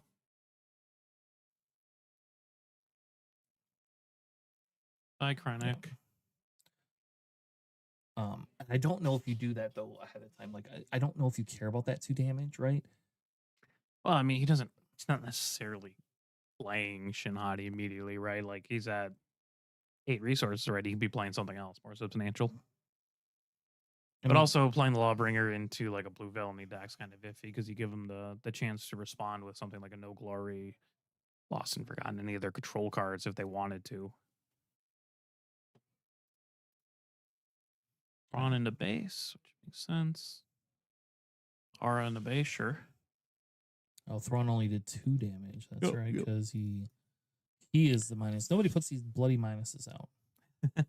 Legacy run out by Thrawn and then Shinhati there. That's, I guess, a choice. Yeah, because it's just gonna. He's just. You swing with Lawbringer. You swing with Lawbringer and call yellow, and you kill Shinhati. You call villainy, right? Because you take more damage off Thrawn. I'm sure the Legacy run's going straight into Lawbringer. Like it's gonna wipe your board regardless. It does more damage and you have health, so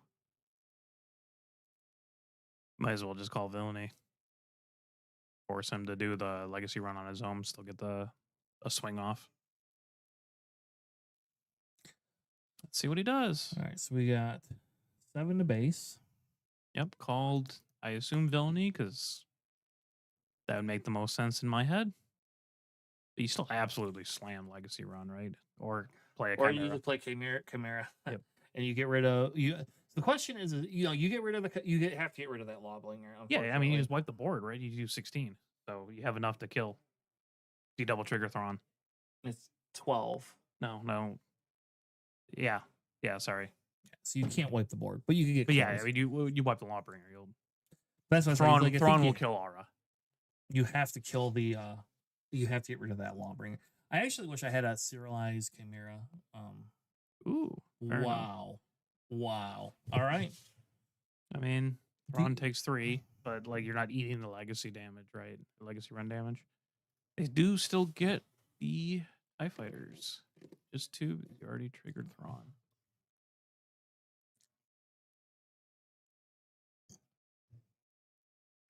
Up to 19 damage, or sorry, 14 damage for Thrawn. Numbers today are hard. Oh my god. Yeah.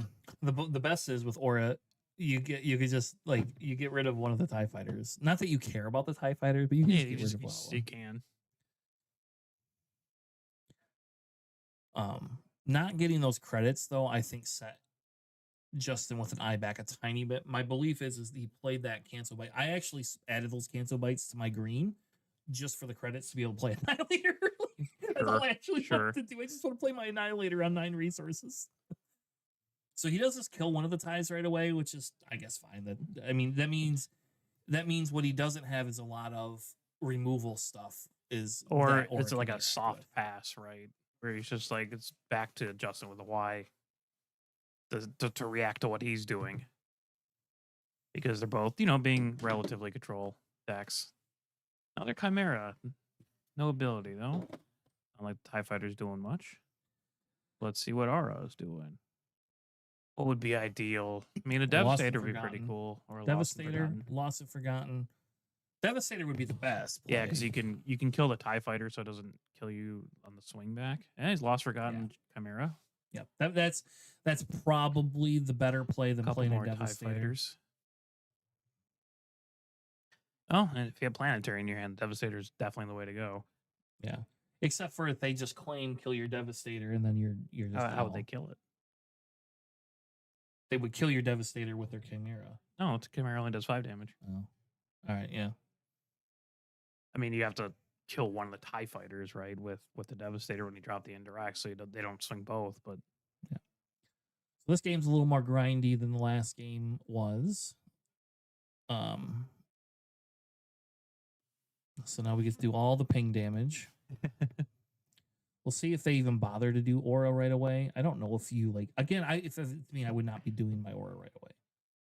yep, there. All Look right. at that, the one-off Persecutor, just for those space things. Yep. Just do 3 damage to everything We're there. gonna wipe the board. We're gonna wipe all your space unions. We don't have to use aura. And I will say, like if they can't take care of that Persecutor, it locks the ground up a little bit. Like not completely, but like now you're able to push in a bunch of damage. There we got to condemn. I think the really impressive thing is that Thrawn is still yet to get the Force. Yeah, I know. Yeah, This whole game, they're Yeah. at like 11 resources or whatever, Yeah. right? And he's still yet to get the Force. That's just how hard control has been ordering him. No glory of the Persecutor. Yep, makes sense. That has to be the third Night Sister, right? Like that is officially the third one. Ugh. Now you need your aggressive negotiation. Here, that's what you need. You need to be able to do your aggressive negotiation because I think a Planetary is a good aura play right now. No, it's only 6, but like, I mean, that means they eat 4 in the 8. base. Or, sorry, yeah, still 8. 6 in the base. I mean, Yeah, yep. If they choose to eat the 2 onto the, which I would assume they would. but a Devastator here, you can just throw all 4 on the base. And so if it's me, I'm putting the Devastator and putting all 4 on the base. I would not actually. Yeah, you don't want to kill Thrawn. that. You don't want to kill Thrawn's units for him, right? Yeah. It is a Planetary, so which means they didn't have a Devastator, which is good to know. And they didn't play an Annihilator. Yeah, it doesn't look like there's any aggressive negotiations in Justin's hand there, unfortunately. He's gonna just draw 2.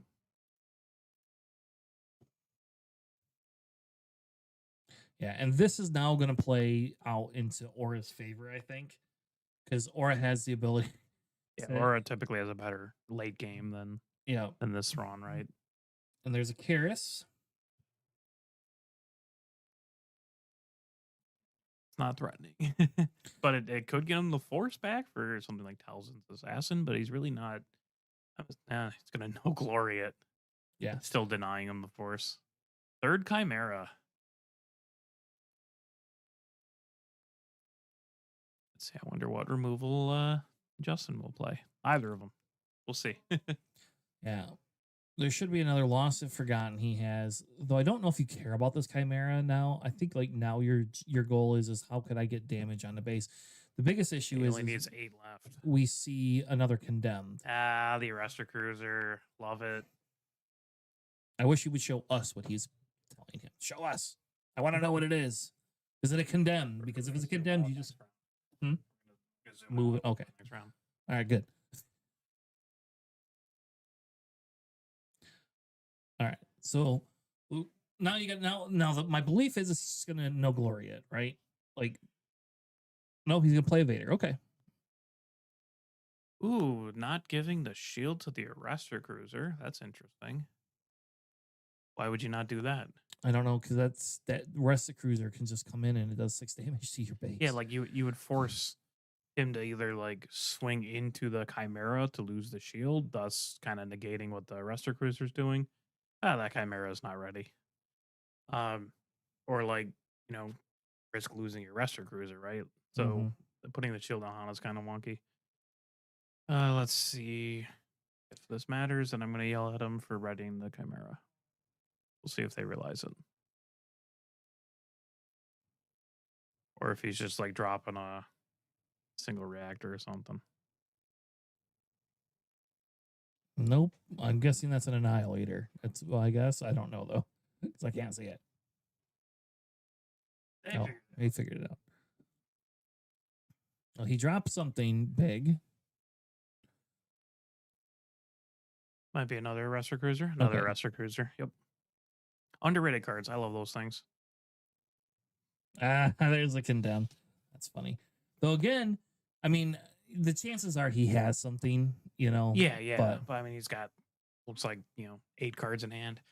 What's funny though, if you swing with the Arrestor Cruiser, he condemns it, then you're Chimerica ready. Just no glory of the Chimera. Get a couple TIE fighters.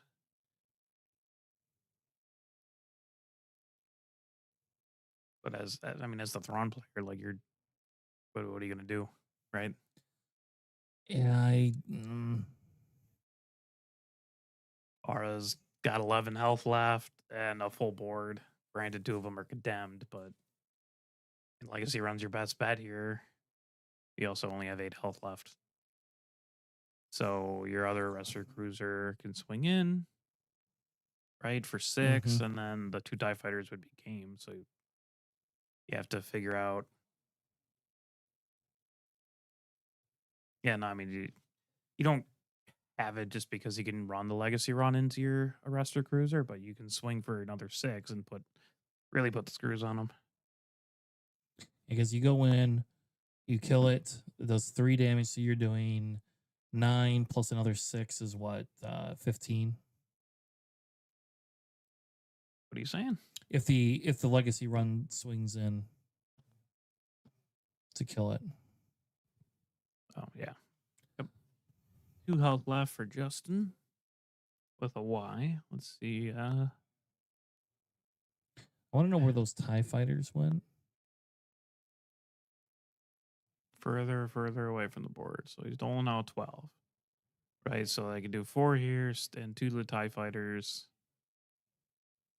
Then you have 6 left over, so you don't even really need to trigger Thrawn.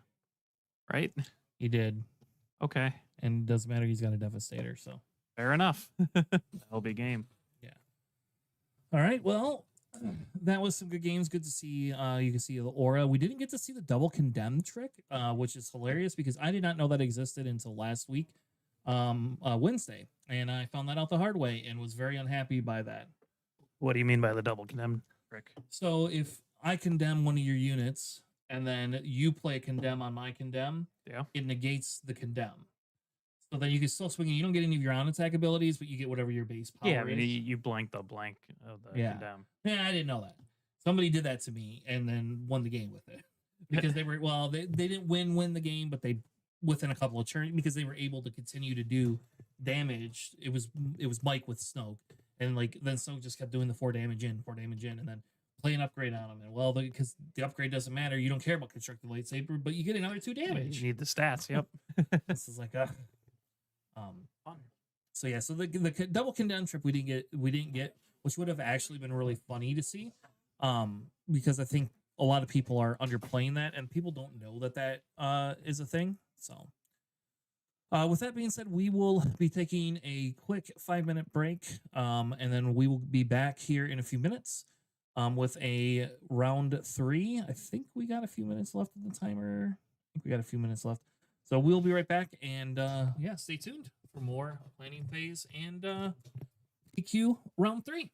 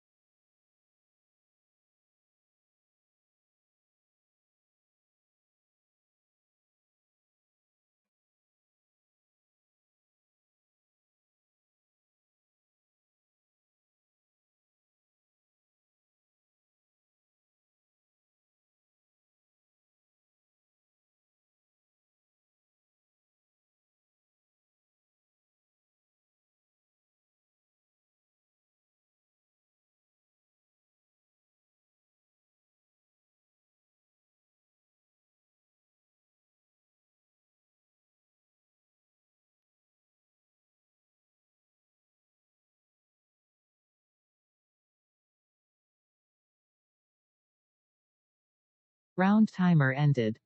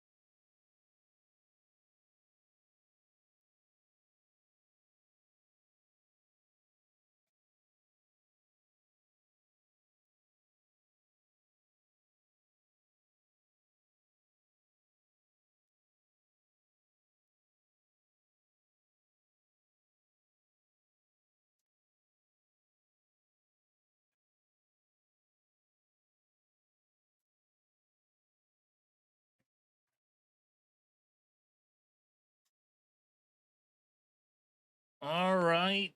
Welcome back to round 3 for the Michigan Star Wars PQ and Excel Hobbies.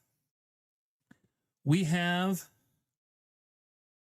a couple of locals playing each other. We have Ularen versus Lando Lake County.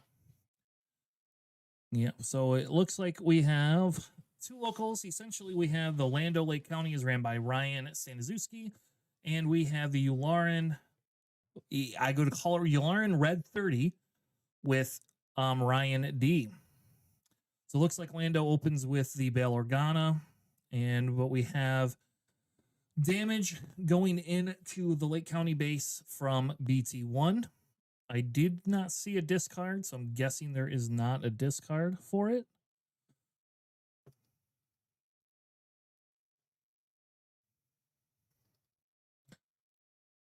And we'll see if Staniszewski discards a card or not to create a spy token. I think at this point in the game, you can do that.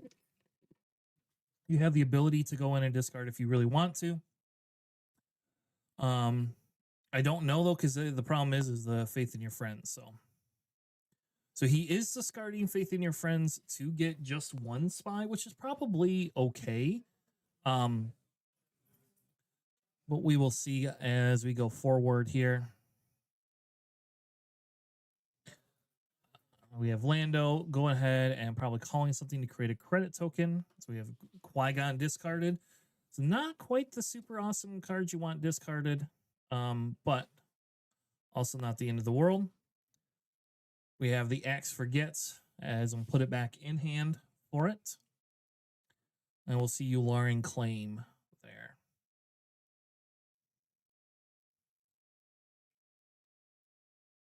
You can go through if you want.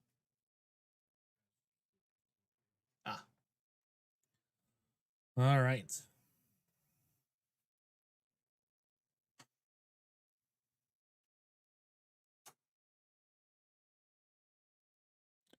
All right, so we do have Ularen with the BT1 out. We'll see if he does the discard and gets anything this turn. Playing Arvol to kill the credit. I think Arvol also triggers a damage somewhere, so it looks like they're putting the damage on the spy. The spy will put 2 into Arvol. And then we have the BT. I'm assuming with BT, we'll just go to base. Yeah, that would make sense, putting the BT into base there. Discarding, being able to do the 1 damage. We have Codebreaker being played. Super fun. I had to put a Lando on stream for everybody, though. I had to put a Lando on. Could not have a Lando not be on stream. So you better believe it.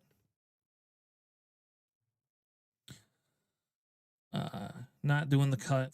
Makes sense. And then what we're going to have, we'll see. We see the Ularen claim.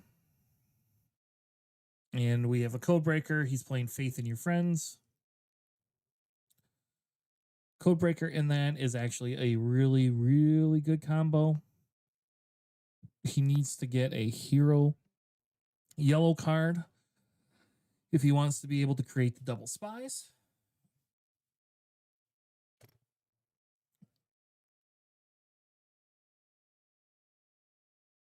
And he has the ability to create the double spies. The question is if Lando is going to play the other one. He's not, but he is going to get a credit token out of it. And then he will trade Bail into Arvol to stop all the credit hate, which makes sense.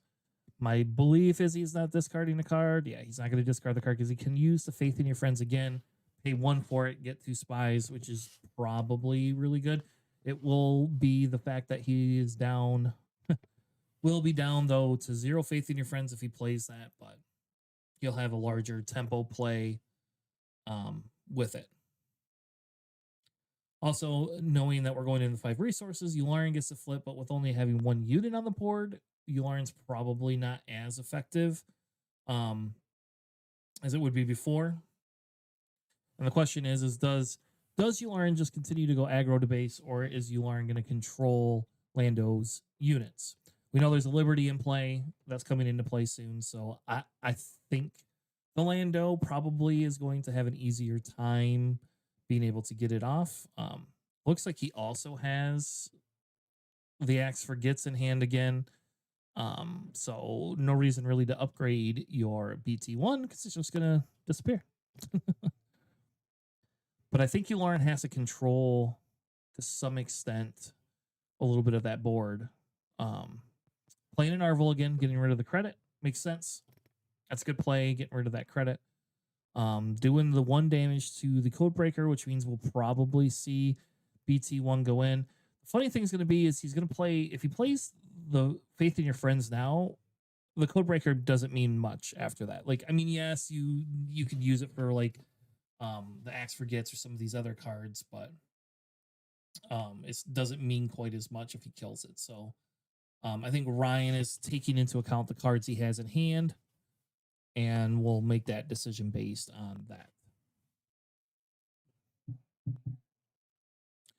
So he does swing 2 damage into base. And we'll see the Yularen flip. Not enough to play Sudden Ferocity, so if you have a Sudden Ferocity in row, unfortunately, not able to play it. Is taking 2 damage into Yularen with one of the spies. We have Staniszewski still with all of his resources up. And he is going to swing Yularen into base at least. And BT1 into base. Okay, so we're getting both of them into base for it. And then we will see the unit come down and kill Yularen. We'll see an HK get played. With Yularen off the board, though, it's going to be hard. This is Lando's flip turn. So, you know, like you could play the Liberty.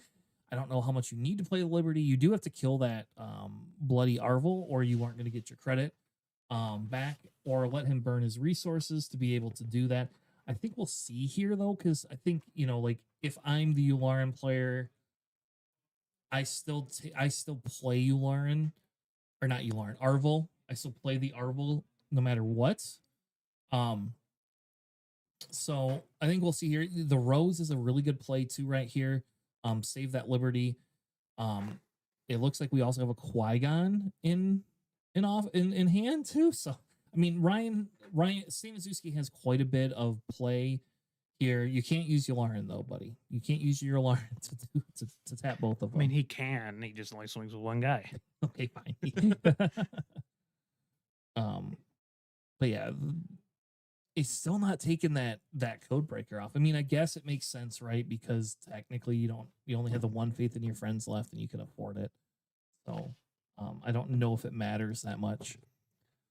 But we get the Codebreaker going to base. Staniszewski just doing the little stall thing here. Top guard, another HK. One Yep. more. Yep. I mean, if you get lucky enough, you can kill him, right? Yeah, I think Ooh, Mando's a hard hit for Lando. Yeah, but he does have the Qui-Gon in hand, and he does have the other in hand. So we get an Arvel play again. Ryan is playing around the like stopping the Lando credit creation. Now the question becomes: does Lando just flip naked? If it's me, I do not flip naked, but that's I don't play Lando. So Oh, and he's got a Liberty in hand too, so that makes it kind of rough. But he's got to stem what he can because Yularen could just output so much damage that he has to start killing things, and he needs to take out that Arvel. Yeah, because that Lando deck has other means of credit generation, right? You still have, like Bix, so it's not the worst, but it's still pretty rough.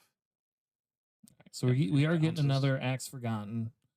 Ryan, I think that's the second one Ryan's played. So I think Ryan's played 2 axes. Staniszewski has played 2 axes and 2 of the Faith in Your Friends at least. The other Ryan, he is a very good player. I believe he's out of Ann Arbor. I think he's one of the few semi-locals that I just have like a bad losing record to. Yeah. So it's really interesting. Both players are very, very good. It's really interesting. Both players are very, very. All right. So here we go. We're going into the next round. So I don't think Lando's long for this world. If you're BT'd, you just kill Lando here. I think you do, right? You just hope that you get the red card, you kill Lando, and move on with your life. You do have to declare your intent first, so like you can't just like flip it over and then decide to run into Lando. So it could be a little bit of a gutsy play. But Lando, he's at 7, so you can kind of do stuff. Lando, let's see what happens. So he exhausts him with the interrogation droid. Yep. Got Qui-Gon in hand. What is he going to do? I mean, Qui-Gon lives, which is not exactly what he wants, but The Qui-Gon you should gotta kill the BT. Yep. You can't have that BT sit on that board with Lando at 3 health. I will say Staniszewski is definitely not out of reach. The fact that we're able to get to that. yeah, no, it's pretty late in the game. 13 on a 34 health isn't pretty late. The greatest. Yep. And you're gonna have the ability to jam that Liberty. You're gonna have this turn, I believe, because Liberty's 8, right? Yep, Liberty comes out on 8, and we know Ryan has it. Yep, Liberty comes out on 8. I learned quickly you never resource a Liberty because you never see one again. When I was playing this and testing this deck, it's like, you never resource a Liberty.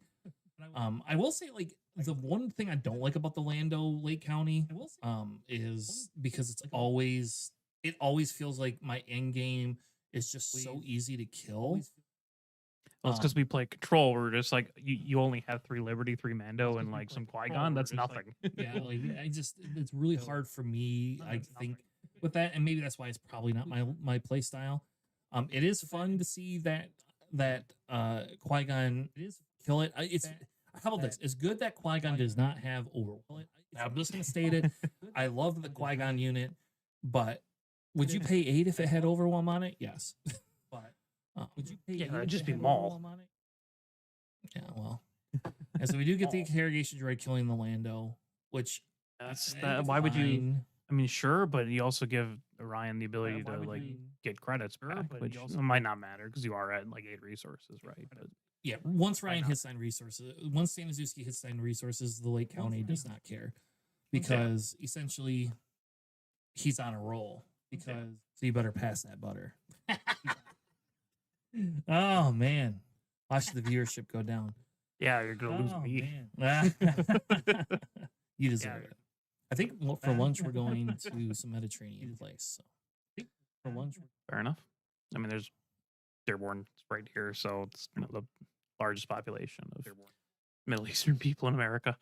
Yeah, I love. We got a lot of authentic food. Mediterranean food too. Yeah, last time. This time we're gonna get real food instead of McDonald's. So let's get some real food there. But yeah, so it is interesting because now we have Liberty down, which Liberty can just output 9 damage a turn. And exhaust, right? So like it's pretty nasty. And if you're Staniszewski, do you do Qui-Gon first and then just bounce them all back because the Liberty doesn't matter first. Yep, and you just have them put that either on top or bottom. And then probably on bottom. And then if you learn, if you don't have a way to tap the Liberty, you have to just run it into it and start and make them put the three indirect on base. And I will say if you like, it only has 7 health, so it's not like it's an unkillable unit, And in fairness, like for 3 resources. Well, the real question is, do you aggressive negotiations and kill it? If it were me, I would 100% do that. Yeah. He might not have aggressive negotiation. He's playing playing Invisible Hand. He might not. Yeah, so I'm guessing he's hoping to get the tapping droid. That's what I think he's hoping for. That'd be the best case scenario. Let's see. I don't know how many tapping droids he runs. I would assume 3. Oh, HK, 3rd HK. Would assume. So he did not see the tapping droid. I'm gonna open that. Yeah, as Ryan, do you kill Staniszewski? Do you kill the Invisible Hand, or you just go into base? You just go base. At this point, you're just. I would assume to just go to base because, like the missile droid, you just exhaust them, right? I would. Yeah. Go to base. Ryan's killing the. Oh no, he's exhausting droid. Okay. Ryan's. Yeah. So let's see here. What is the name of that stupid interrogator droid? So there is 3. Yep, yeah, you're right. Yeah, typically, there's 3 there just because you want that consistency off Invisible Hand. Yeah. So now basically they're pulling even damage wise at this point. So I think Stan Azuski it has if they cannot get rid of that Yep, so he's doing Liberty. 7. Does he have another Qui-Gon? Oof, so dirty. Now I think that officially seals this game. Yeah, well, I mean, Yularen doesn't really have end game unless he's having a laugh and playing Maul in the deck, but he's not. Okay, we know he's not. We can look at his deck. Although Maul would be really funny here. But see now your droid missile platform does nothing. Like you can run 4 into it and that's fine, but like the Indra can just get absorbed onto like 2 of them gets put onto the Liberty and 1 onto base, and then you or the Qui-Gon, because you don't. I mean, you kind of care if Qui-Gon dies, but like you don't, because it will just like bounce something back on the board. Well, right now there's lethal. So this like right now the Liberty being able to do just the 9 damage plus the Qui-Gon damage just puts you at like that just ends the game. Yeah, but Yularen can just use Yularen's ability, right, and kill the Liberty. But Yularen can swing an invisible hand and then right missile platform, what he looks like he's doing. He has to do the invisible hand first, and that is on attack. Right? Or no, it's when it completes it, right? Yes. So then he takes 3 indirect, put it to base because there's no reason. Yeah, he could have put probably 2 onto Qui-Gon there, but yeah, it's fine.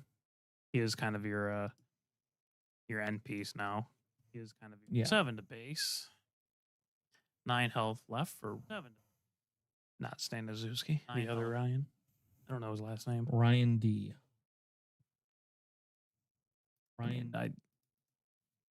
I don't know his last name off the top of my head either. So I've played like the Yularen deck, and just it's so rough when they just kill your units because stuff like that happens. Your units just SOL. Like that happens. Yep. Yeah, BT doesn't mean anything. And Azuski mean anything?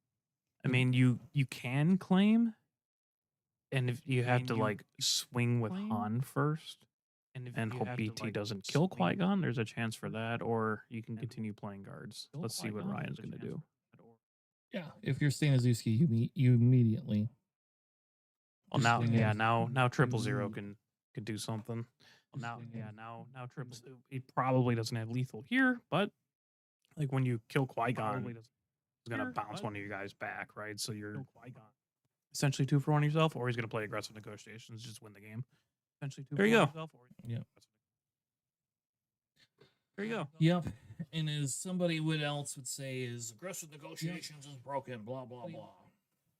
But I think that game was, for the most part, over. Like, before that with the Qui-Gon and the Liberty, which again goes back to, people talk about like end game and this and that. And technically speaking, that was like we saw that end game there. So but like the end game, but his end game is better than the Yularen end game. So that's naturally what you want to do anyway. So, but if it was going against like Aura, like your end game is like the start of theirs. Yes. But if it's going against Aura, your end game start of theirs. Yeah. Let's see. I know my buddy Round timer ended. going against Adam Vita, who's playing Thrawn Yellow, of course. So I'm not entirely sure if Satine like loses to that deck. I think Satine should just beat it, but we'll see. That I don't know. What I do know is that I watched the end game for that the Thrawn, and it was like, oh my gosh, it was like pulling teeth. Like seriously. Yeah, but like Thrawn outside of the Legacy run doesn't really do anything against Rey. No, it doesn't. And that's the biggest issue I think with that Satine deck is because it's just this grind through nothing. And you're just basically playing units to remove and heal and hope to mill your opponent out, I guess. No, I mean you got some end game in there. You do. You have Rey. You main deck Rey. You have Bo-Katans. You have Luminous Beings, good end closer, and you got Calorans. I guess it's not like the end all be all of end game, but you also have a ton of removal for their end game. And you just grind them out. Also got Yodas, You just so I guess let's look at the sideboards a minute and let's see what the sideboards is. So for the Yularen, we have a bunch of one-off sideboards. So they have probe droids, one-off. Hound, Dengar, Devastator. So you bring in a Devastator. You bring in an Eager Escort Fighter. You bring in the Maul, and you bring in the Sudden Ferocity, I think. You bring in the Maul. Yeah, I think you have to go fast into this one, right? So you want the sudden ferocities. Yeah, I'm there's glad he's only got one Maul on the sideboard, though. I appreciate that. Bring him in. Why not? Steals Liberty. It's funnier. Yeah, I'm all for that. Yeah, it would be really hard for Ryan Staniszewski to out his own Liberty. Yes. So for Staniszewski's side, he's got the Anakin's Pod Racer. Oh my gosh. Okay. Yeah, you're not going to have any of Okay. like your initiative against Yularen. So those are probably not what you want to put in. No. Maybe the land speeders, but I think you just put in Mando and the Guild Ambush. Okay. Just a one-off for that, or Guild Ambush? Yeah, those are both one-offs. So the Mando brings him back up. Right, Mando brings him to, I assume, 3, right? Yeah. The Guild Ambush team, I don't know. I mean, it's a 5/4 ambush. I don't think he main decks that. I don't know. Yeah, I don't think you need that. I guess maybe it does give the ambush. No, I mean, it's good into like, a lot of his units just with the 5 damage. A lot of it's just gaining back tempo that you're losing when Yularen double swings. Gaining back tempo that Yeah. doubles. Let's see. No, another table. Actually, I believe table 2 is This is Vel. Oh yeah. Is Okay, Vel. Vel. Yeah, table 1 technically is the aura we just saw, and the Aura Red versus Vel Data Vault. Which is always pretty interesting. I know other co-host Sam, he's 1-1. He's playing his the Bulba deck. Nice. He has no charge with treason in it.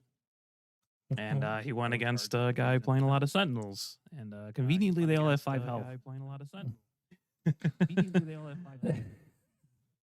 He's lucky then, right? Oh, well, he lost that round. Okay. Which would make a little bit more sense, right? Yeah. Which would make a little bit more. Let's see. Yeah, I mean, as a Yularen player, what are you hoping for? Like turn 1.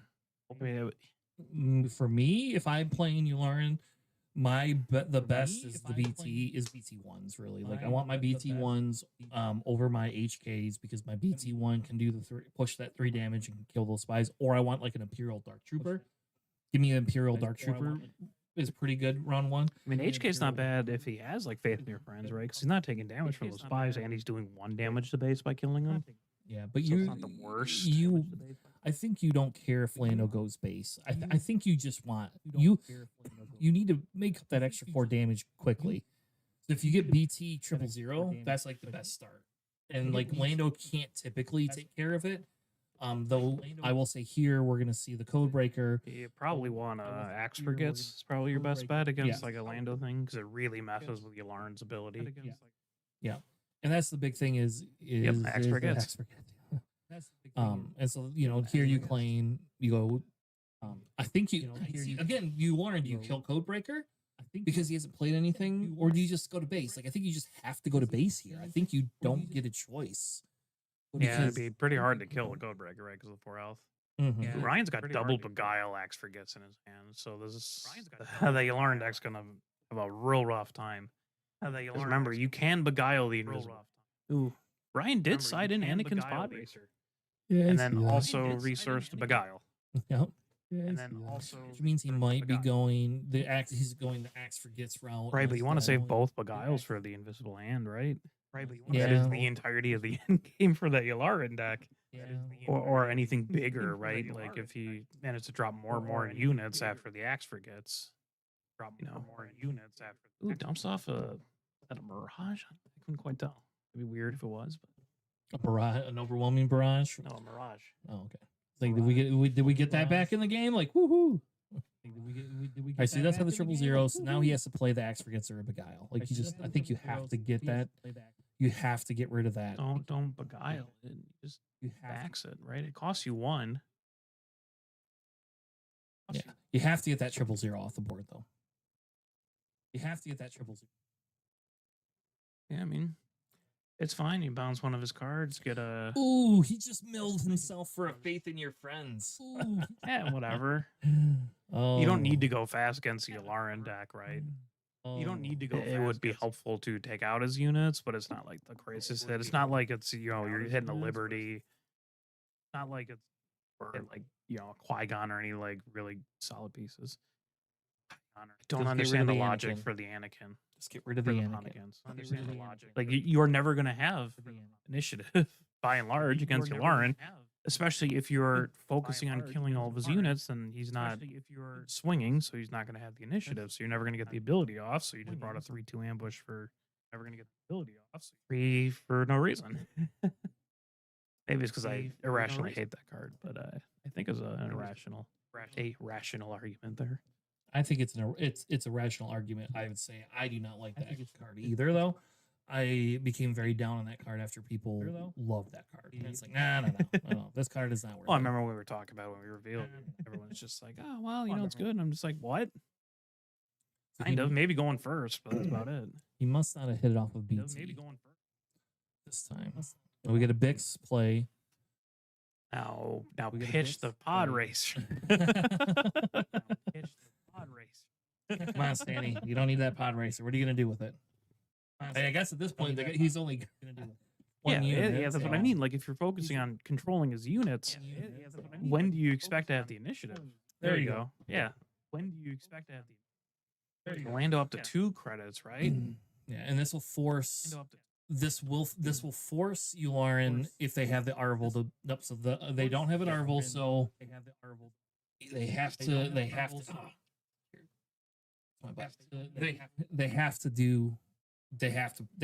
that. So and we see Sanders recently take initiative. Put the other Beguile down. You should never get rid of Beguile. Not 2 of them. Not when your opponent relies heavily on their 6-costed unit being in play. Yeah. I understand that he's got like Dapplets and everything else in the hand that are very, very good. Yeah.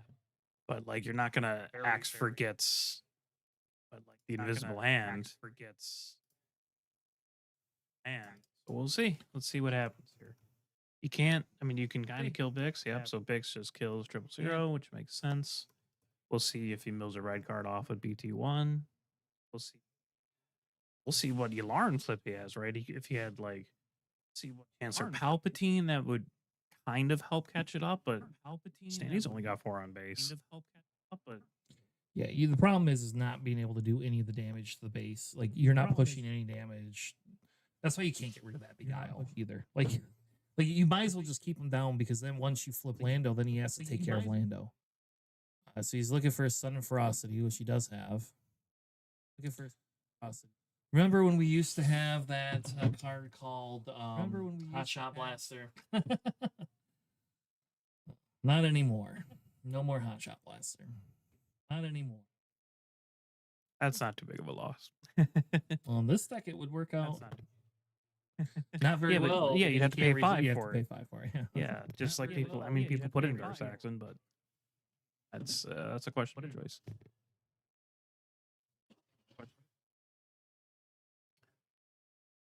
Lots of decision-making points here. It's like, he does not look like he has Qui-Gon, right? But he can play watch this, pay 1 credit, and like exhaust Yularen, but I guess not. He's just doing 1 with Codebreaker. It's an interesting thing. I mean, I guess it makes it. I understand why Ryan's doing that. He has Depa in hand, right? Depa swings for 5, so he's going to sack Depa into Yularen. Yularen swinging for 7, PT1, presumably going to base. Let's see if it's managed to kill Bix. It does not. That's a haymaker. Bix is alive. Not a haymaker. Yeah, especially like having that haymaker. Yep, so Depa will trade into Yularen. And we reset the board. Yep. And then, but Lando can still deploy. Yep. Now, see here, we didn't have anybody. We didn't have Yularen use the rest of his credits. So if he had to pay 5 for a Hot Shot Blaster, it wouldn't have mattered. Yeah, just but saying. I'm But, just but saying. the problem is you're putting Hot Shot Blaster in the deck. Oh That's wait, the there issue. you go. There you go. He's playing it too. Ooh, does Okay. Ryan does not have a credit? I There thought you he go. had one off Bix and one off hitting Lando earlier. Maybe he spent it at some point. Yeah, he might have. He spent didn't some. deploy Lando, so Ryan's didn't stand. He's probably, not forgotten about it. So Well, that's because we were only on 5 Not resources. We weren't on forgotten 6. about This is 6 resources. oh, okay, my bad. We're only on 5. Yeah, that would make significantly more sense. Yeah. Yeah, that would make significantly. Let's see what he does. Yeah. So he trades with Bix. Does. I think you discard a card and get your credit. Like You already have 2, or I yeah, think or you you already just have got 1 a credit, credit. right? So like you already yep. need 2. Yes, because if he plays an Arvel, you lose your 1. Now you still can burn a resource with Right. Lando, but this basically says, okay, Right. here you go. Now play your Arvel. I don't care. I'm going to flip and play Liberty and tap. BT1. And then I want to swing in. Here's the invisible hand. Only there's a way you can get rid of that. There's a way. You know, he did save the 1. He didn't put the other Beguile down, did he? I'm pretty sure he put both of them down. You should go over and look at his resources. Let's go see if he put the other Beguile down. We are in game 3 because I'm not smart and don't know how to change. Oh, I didn't realize. Or round 3 or game? Oh, Round 3. Round 3, yes. Round Yep, 3? I'm not smart and didn't change the round Round number. 3. I was going to say, I'm pretty sure I was here for the game. Yeah, you were. Pretty sure I was here for All right, so we got an HK off of the pull. We're gonna get the flip. I don't know if he has the Liberty in hand. I think he does. If he doesn't, he has. I do know he has a Liberty or a Mando. He has something big in his hand. I just couldn't grasp what it was. I didn't see anything huge. All right, so he does get the BT1 off this time. Not again super impactful, but again, Yep, so kill Ryan's just gonna HK. kill the HK. Ryan's just gonna kill the HK. And then we do get the credit burn. It is a Mando. We do get the credit burn. So he does ambush into the Mando, pick up the whatchamacallit, the invisible hand, which now leaves a Yularen on a naked board, and not really a good way to turn back the clock. Not really a good way.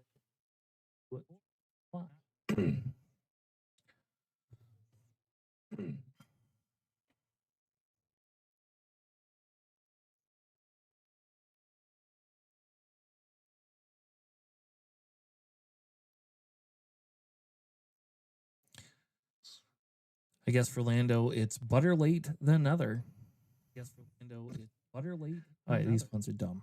I do not like these puns. But we do have the Mando. We do see the Maul, so he did bring in the Maul. Not that the Maul can do anything, still have ambush. We need an old Maul. But I will say, this is very exciting to see the Maul come down. I am very happy that we have a Maul down. Essentially, if you cannot bounce that Maul, you have to kill the Maul because it's just going to take control of something. I love this Maul was one of my favorite legendaries of this set. I don't think it's like the best legendary that we got, but it is like one of my favorite legendaries. I love it so much. Ryan, if you look at what Ryan has in hand too, he doesn't have units to play. There is no units to play outside of that stupid 3/2. So it will make a difference. I think how he handles it. Because him being able to kill that Maul,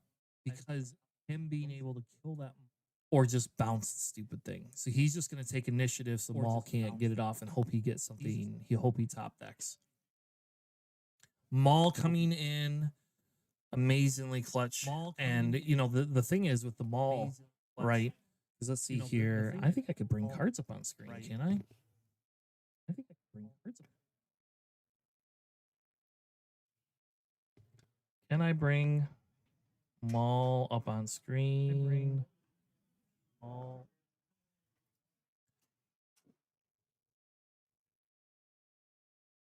I can. So there you have what the Maul does, right? So we know the Maul is extremely impactful in this side of things because of that. And what Maul says, right, is he has the overwhelm. When attack ends, if this unit combat damage to a player's base, you may take control of a non-leader unit that player controls. So just that, like, being able to just take control and do whatever he needs to do is crazy. And see, so Ryan just sacrifices the Mando into it. Ryan did top deck another Mando. But I don't know if you care enough to kill it right now. Because of that, or do you just tap it down, or do you take Mando or your Lando and just run into Maul? Like, I think you just run into Maul and kill it. Because what is Lando doing anyway? Like, Lando doesn't do anything for you. He's just a 4 damage unit. Lando doesn't do 4 damage, which is actually sad because it's Lando. But yeah, I think here, if it's me, I think I just take Lando and trade with the Maul. Yeah, I think here, if it's me, I think I just go and trade. But I don't know. So he does just swing in with the Maul. So he does because you got to get that damage in, right? Because and that does force him to make a decision. So okay, so Saint Azuki just going to base. Okay, so Ryan just with Lando.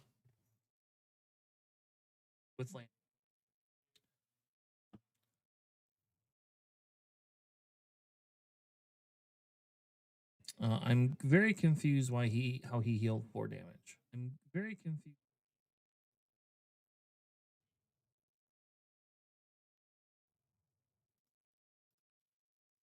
Oh, because he didn't go. I see. Because he didn't go into base. He just traded. Okay, so there we go. I see. Okay, so there we go. Yeah. See, then here I think you just play the Han unit. Here I think you can bounce that so that way it's a clear board. That makes sense too. You can bounce board too. It's weird he didn't use any of his resources though.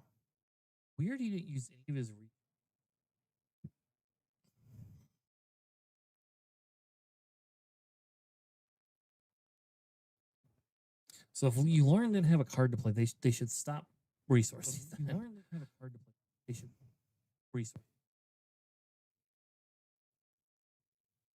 We get the invisible hand play again, which makes sense. I mean, being able to put that invisible hand down can be very good. Playing a VT.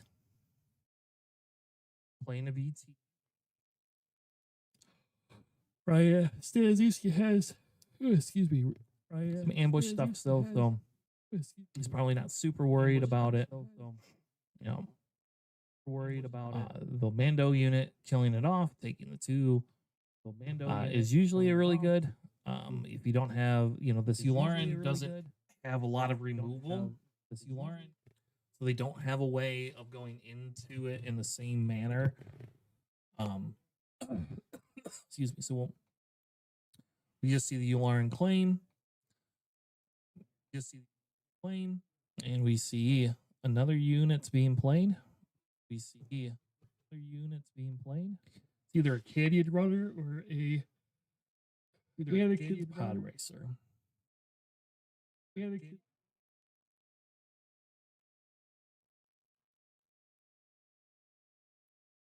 But now Yularen's on the back foot. Yularen has to be able to get rid of that Mando unit to get their invisible hand back.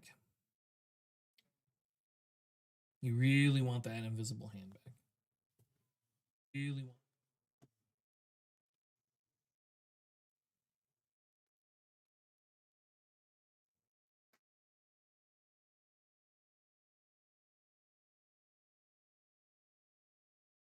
All right, so he did bring in the Devastator.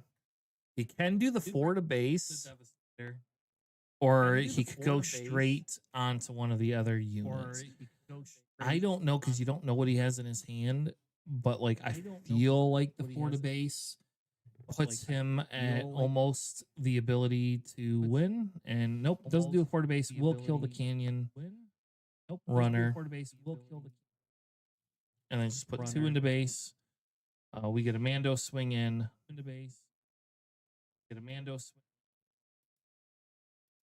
here for 6. Just gonna claim. Yeah.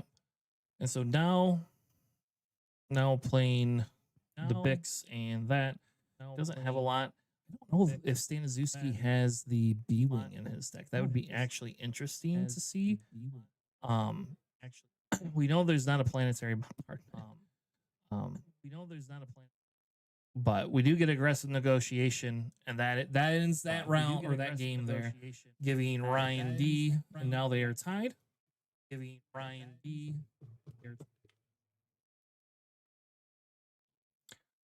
We'll go ahead and reset the overlays. So now we have a 1-1 game. Overlays. Now we have a 1-1 game. It's about to get whipped up real good in here. See if Staniszewski can get that butter off or not.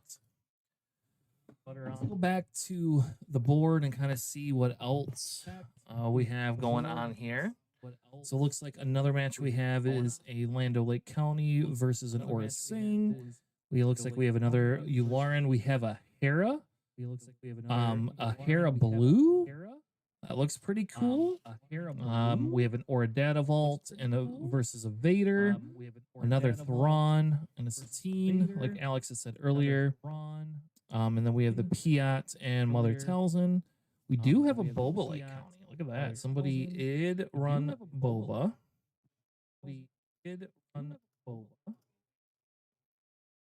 All right, let's go back and look at standings, and they'll let us see all the different lists.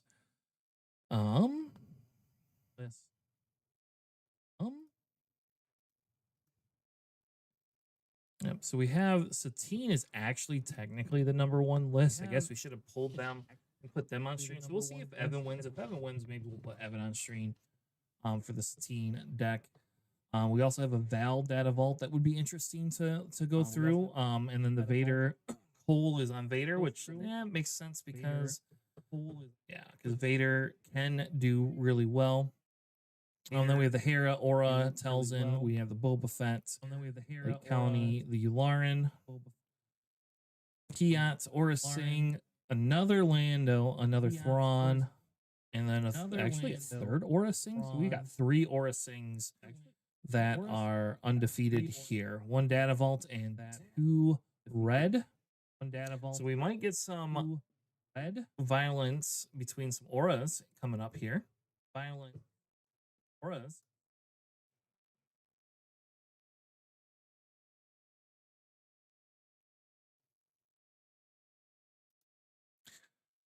All right, so we get the Canyon Runner.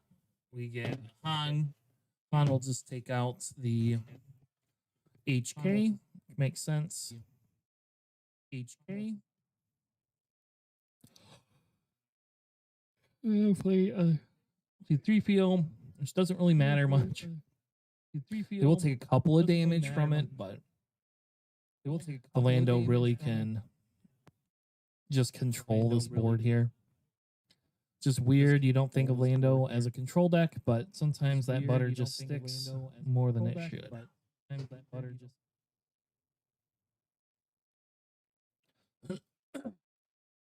At least that time the Canyon Frontrunner had to take damage. Well, there you go. At least that time the Canyon Frontrunner. The bigger issue is going to be if Lando can play Faith in Your Friends, or if Lando can play another card. So we get an Arvel play here.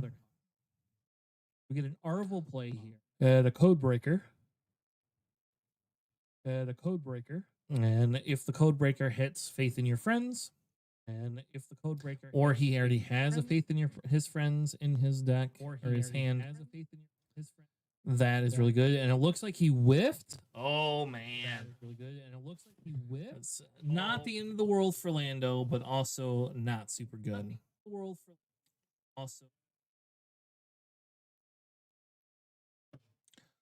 Sad day for the Lando fans out there. I'm gonna look down, see if our buddy Sam won. Do you know him, Sam the Young Lane?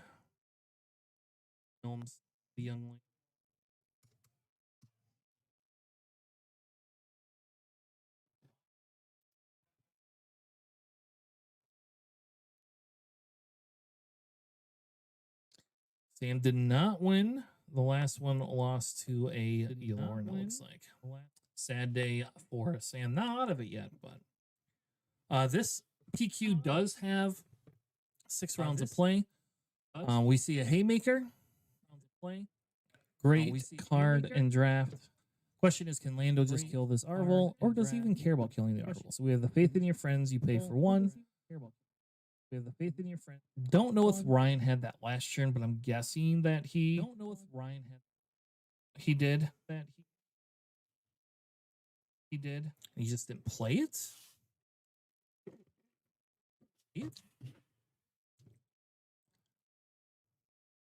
He's got to see if he wants to get a faith in your friends, or if he wants. Got to see if he wants to get a faith in your friends. The other piece.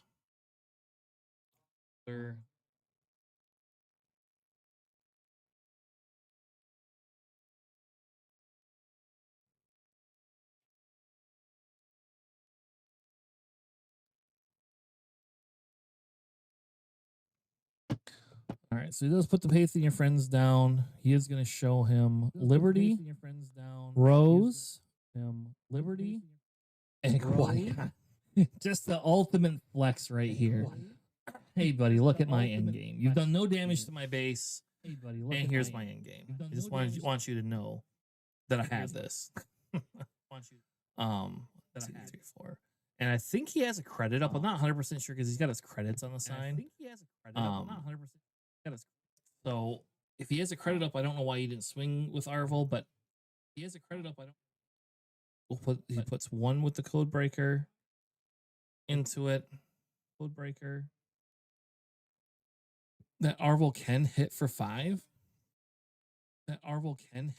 They have about 15 minutes left in the round here.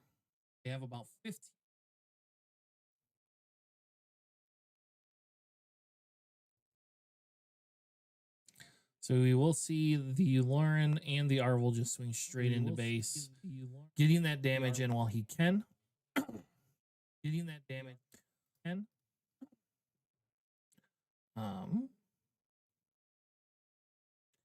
Playing the Anakin's Pod Racer to kill the Arvel. Lando will create the credit now, which now basically sets up. Basically, Lando is set up to play the Qui-Gon. Or the Rose and still have resources. There's like 100 different things he can play. He did resource a. He did resource. It looks like the.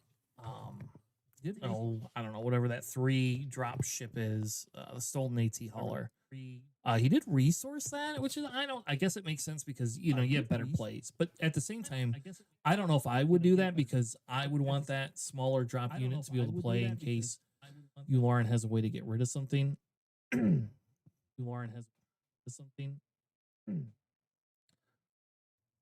Yeah, so he is putting a Battle Fury on Yularen. Lando could flip, but he won't be able to use Liberty to tap this turn.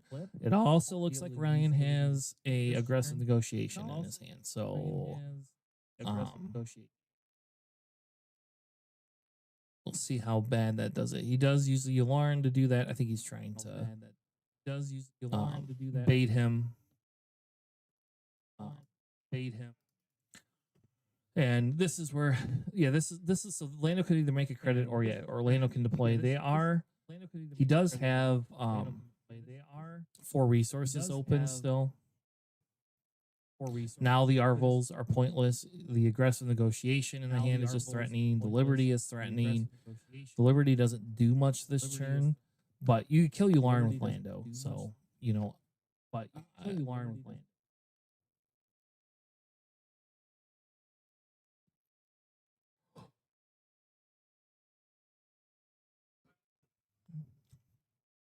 All right, so he is probably playing the Qui-Gon. Yeah, he is probably playing Qui-Gon because the Qui-Gon then forces the death, and you can either top deck or bottom deck your unit.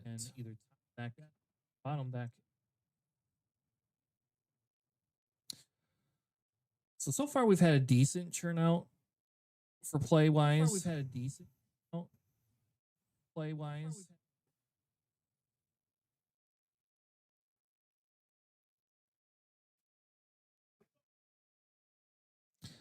Yeah.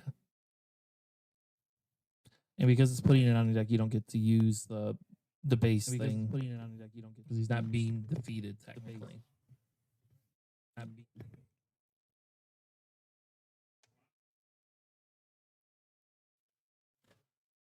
Nathan, the PQ is in Michigan at Garden City.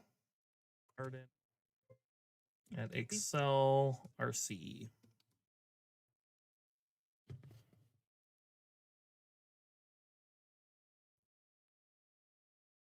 Yeah, so it looks like they're discussing. I don't know what they're discussing, but it does look like they're discussing the Qui-Gon triggers for it. It does look like they're discussing Qui-Gon for it.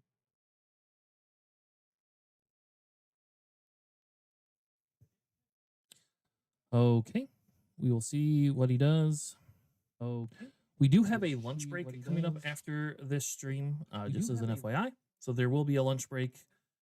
For it, they had to bring a judge in to talk about the interaction between Qui-Gon and the board. Qui-Gon, he is just going to put it on the bottom of his deck.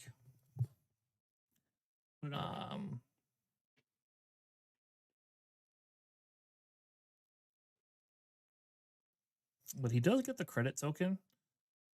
So essentially now we see 6 damage go into base.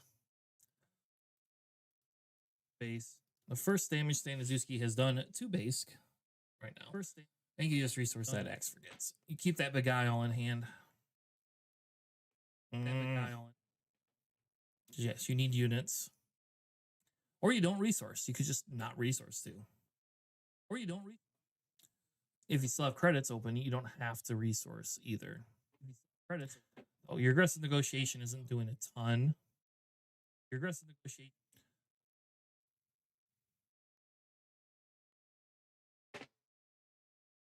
All right. So we're going to see the L337, which he brought in to the smash as a one-off. So there is that. As a one-off. L3. Let's see if it comes up.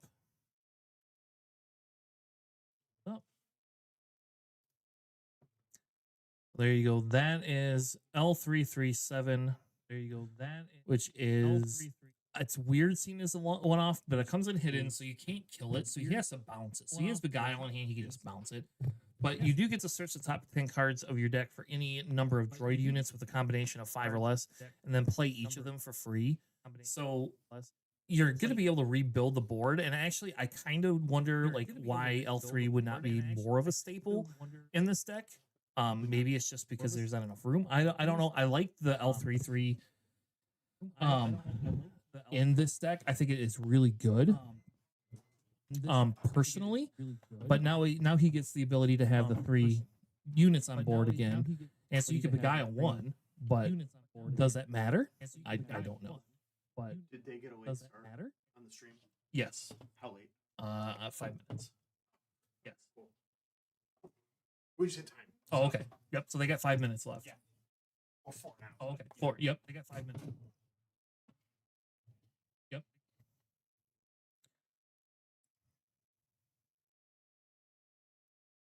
All right. So we did 2 into base. We did base. So yep. So we get the 2 into base. So now they're gonna have to play a little bit faster here. But I think that L337 like dramatically helps the base, or helps dramatically the base Ryan D, because now you have the ability to just Ryan D try and go a little bit more into as aggressive as you can get. I don't know if he has any pumps in hand. We can't really see Ryan D's hand. But you probably don't have to resource if you don't want to. And you have the 337 that can go into stuff. You have your interrogation droid, which is crazy good. They do have Rose and Lando on the ground, so there is 9 damage each turn for it. So he is going to use that and just go straight to base. Use that. Go base. We see Rose doing the same thing. Rose doing the same thing. And we get the invisible hand play. We'll see if we get another one of those interrogation droid units. Because if you get another one of those interrogation droids, you just could tap Lando down, and that's really good. He does still tech. Oh, he did. He got one off the draw. He did. He got one off the draw. Which will force a discard as well. And now Ryan D is set up very good. Like this, like he has the ability to swing in for 9 damage right away. Which doesn't end him the game.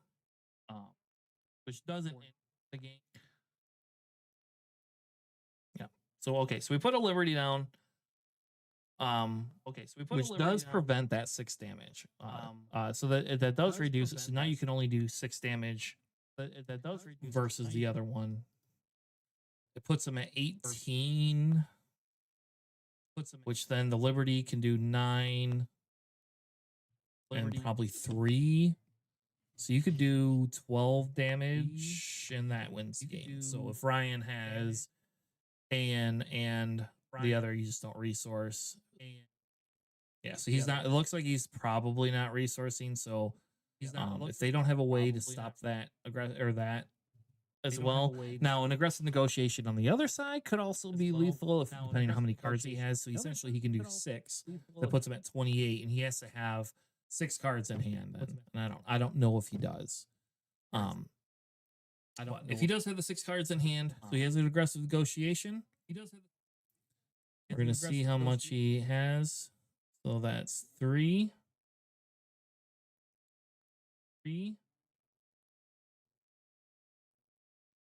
Yep, and puts him at 31. Okay. Yep, and puts him at 31. Okay. And he also has an aggressive negotiation. And I believe that takes it for the Lando player. And I believe so there you go. Aggressive negotiation, winning the game. There you go. We end up with the final of Stan Azuski winning with Lake County Lando. We are at the end of the round, so we will be taking a short break for lunch. We should be back, I don't know, in a half hour to 40 minutes. I'll switch the overlay, and then you'll be able to see. Maybe I'll throw a timer up on there too. We'll see how that goes. But we should be back here very shortly with round 4 and more action to come. Thank you all. Have a good day, and we'll be right back. Thank you all. Good day. We'll be right back.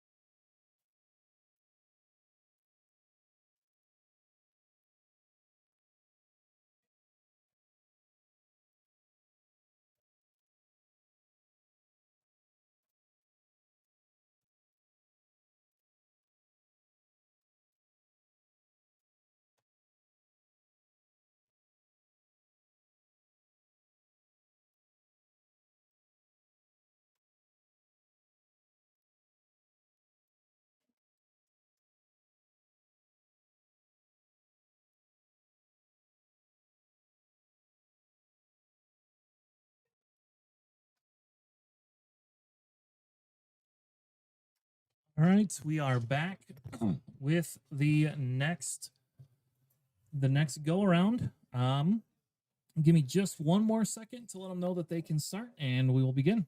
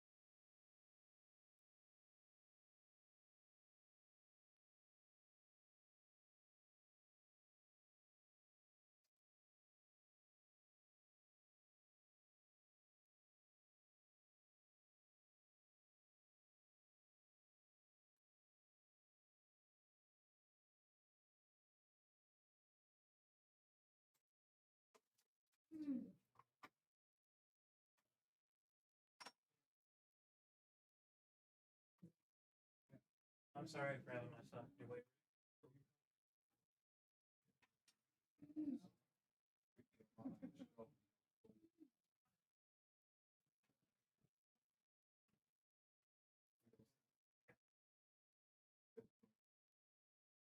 Yeah, I think we had like 62 people. Yeah. Yeah, they mathematically.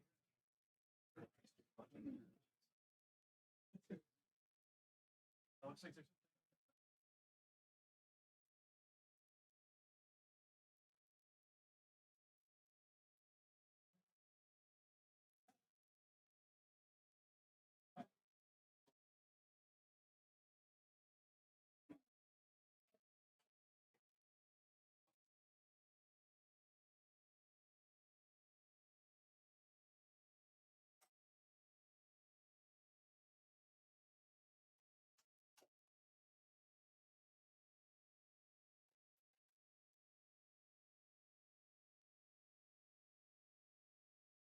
All right. We are back with Star Wars Unlimited Michigan PQ. On stream, we have Isabella versus Mike. We have a Mother Talzin versus a Lauren. So, looks like Mike must not have had a turn one play. It's hilarious. For it. Isabella being able to gain the Force as well as has the Karish unit and still can play a unit.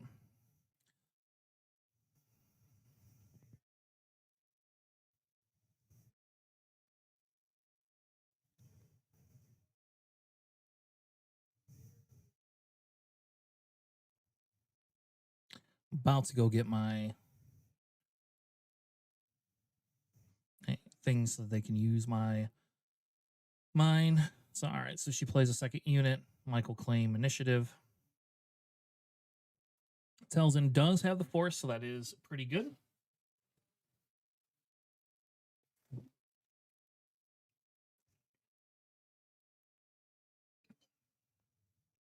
And we'll see what Mike does. If Mike just goes straight into base, which he does, Mike just going straight into base. I'm going to play it out as more of an aggro match for it. We also have Isabella going straight into base.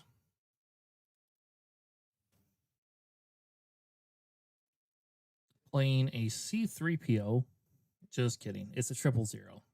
It's kind of like a C3PO, right? Also, Isabella going straight into base with both of her units. And I'm not quite sure what she played. But it might be a turret unit there. Based on what I see.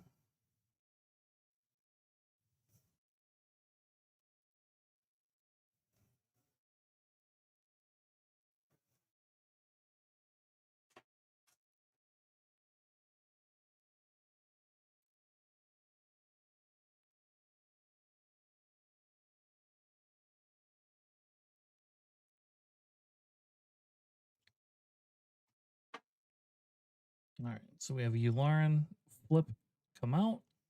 He must not have any plot cards.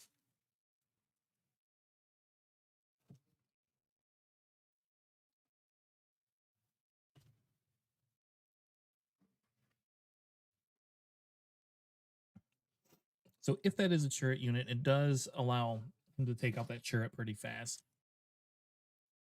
We do have a stranger though. If a stranger goes into Yularen, it deals damage 4 damage first, which it looks like they're putting it on the Yularen.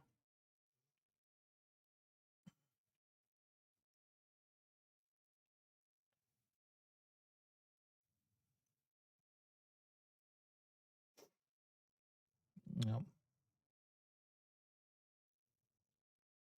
Yep. We have something going in and killing the turret there.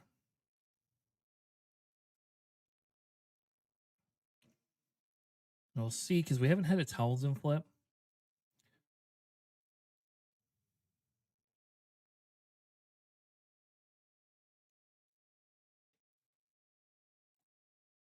Yep. Getting rid of the Yularen, which makes sense. You don't want to keep that Yularen out. Mike going ahead and just saying, fine, I'll just go 4 into your base.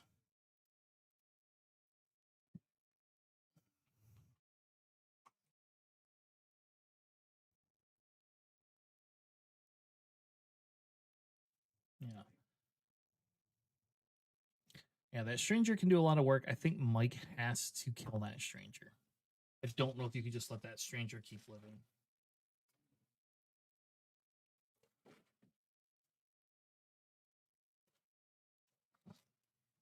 So if that stranger just lives, then we don't have, like, it's just going to be able to do, yep, so you're going to let that stranger live. That's 5 damage you're just able to do to base each time. So, so we get another Talzin flip.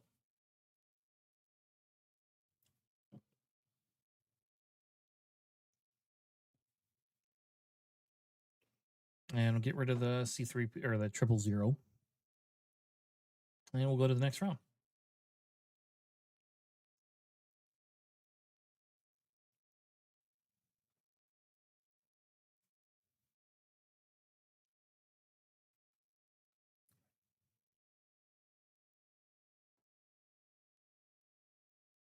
All right, we'll see what they resource. It looks like there's another turret in hand, which is pretty good. And it looks like a no glory. And Round a timer Talzins and a round Karis. I think you timer just put the ended. Karis down. Nope, they're going to keep the Karis and the Talzins. Okay. Because now the question is could you just aggro the base or not?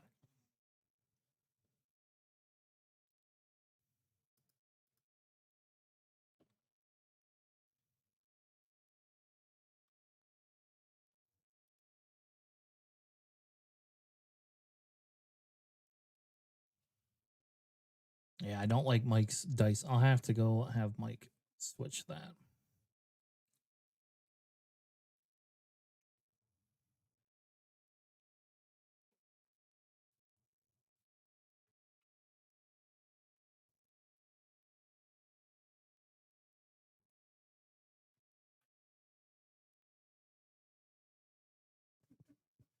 All right.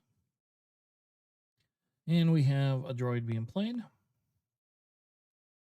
So Mike being able to build up a board here could be detrimental if there isn't a way to take care of it. Essentially, that's kind of the big thing is you do have the stranger on board. You do have another 2 unit. You do have Telzin. Telzin can kill 1 unit. And Telzin still lives. So, but Mike could just claim here and then be able to either, I guess he's not going to kill that stranger. So,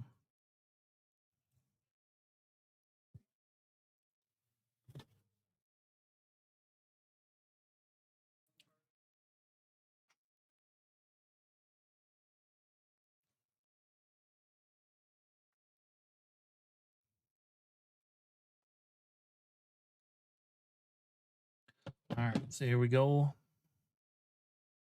Going back to the next round. We do see a little bit cool stuff in hand. It does look like they're getting rid of. Yeah, see, I don't know if I would. I don't even know if you resource here. Because you have the accelerated plan, which I don't even know what that card does. But you have accelerated, which possibly could be like super good. Let's look at what that card does. Well, it's liberated by darkness is what that card is. So you can use the force if you do take control of a non-leader unit. At the start of the regroup phase, they take control of it back. So you can essentially take any of the units that he has. It doesn't have a lot of units up, but it could just be the how I finish off the game for it.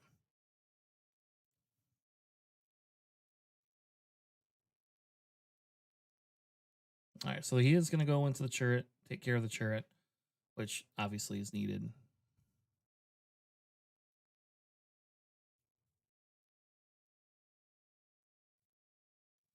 It does 1 overwhelm to base.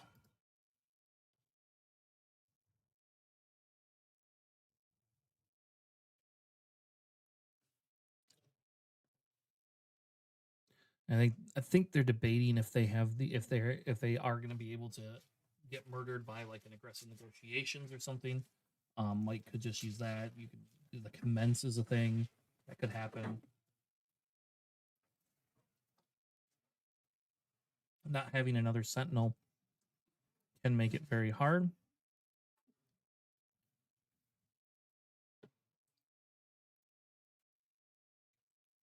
And there we go. We have the Yularen. And the question is again, do you go after him? You got 10 health left.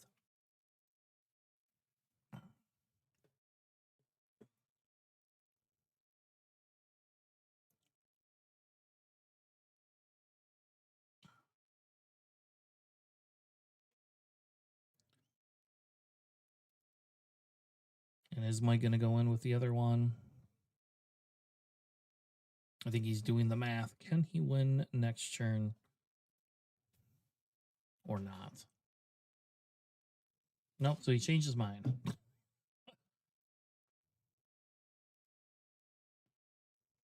All right, so now we're down to the Karis. Just have that Karis left. And the real question again, like they haven't played a unit. So Mother Talzin has the ability to play a couple of different things.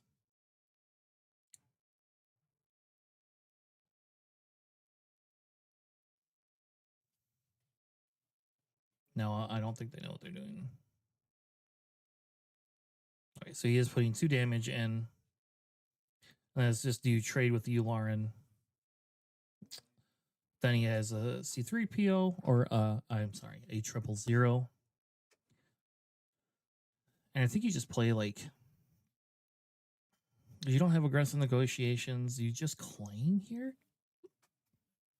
So you can do 5 damage with the stranger.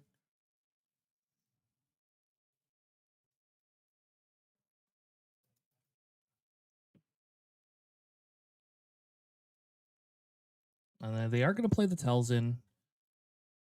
Kill the L3 7, which is the smart move. Then it stops Mike from being able to do some shenanigans, and then they'll pass.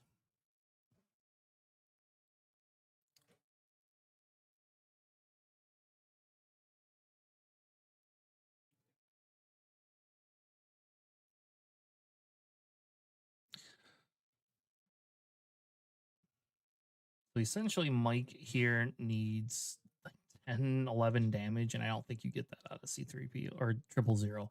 I don't think you get that out of it. Yeah, there's another stranger, a constructed lightsaber, and a no glory. I don't think you bothered the resource personally if I were the Tellsome player, but that's just me.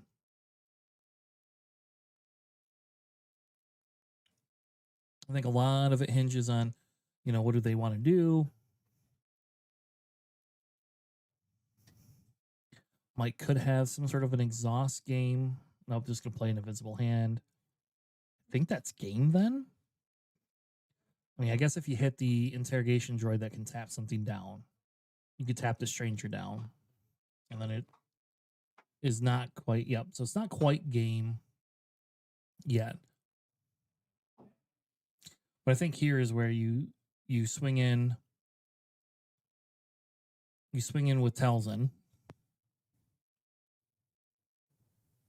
because that puts the 4 damage on base, and then you need 4 more. So C3PO has to trade with something, and you can just claim.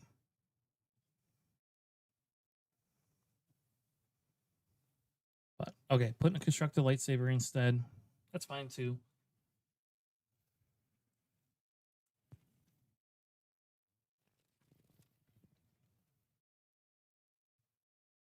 No. And Mike will concede. And we will go to game 2. And I will be right back. I'm going to go grab my displays for them.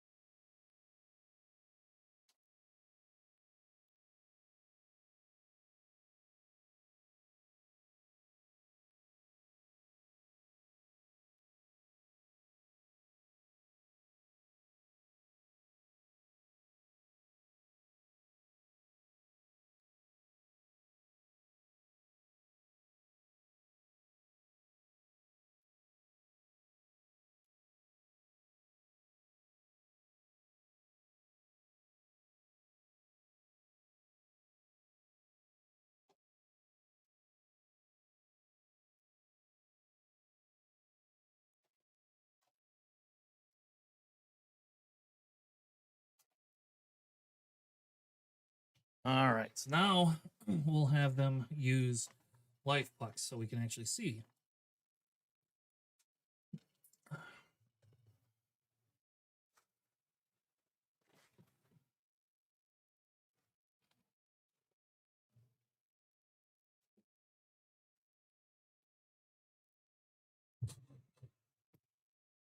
All right, so they did a little bit of sideboard in there. We look at the Talzin.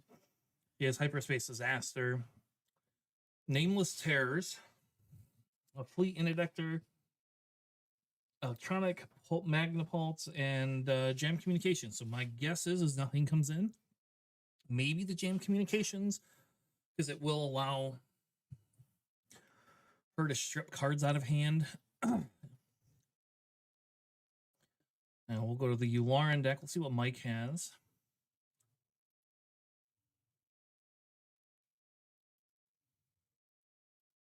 All right, Mike's sideboard has Charged with Treason, which makes sense. That's probably something that comes in.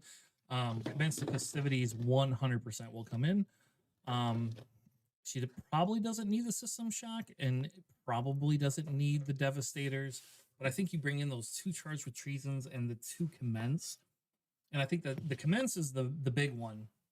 That's because it allows you to get past Churret if needed to end the game, or it allow you to sacrifice a cheaper unit to end the game as needed. But we did see Mike resource a lot, so I don't know.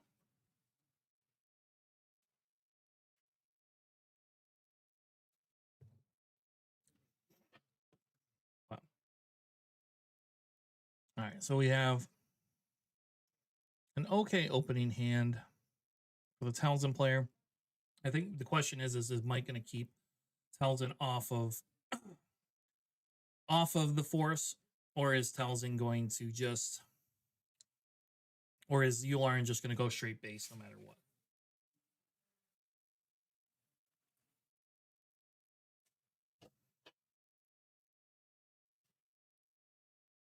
So we see an HK go down, and we have Talzin playing the Karis. Makes sense. I think you put the Liberated down. You should keep the Stranger. You should keep Shatterpoint. I think this is not a good turn for the Talzin player. And this is where, this is where you just go into base, get your force. And then I think you claim here if you're Talzin.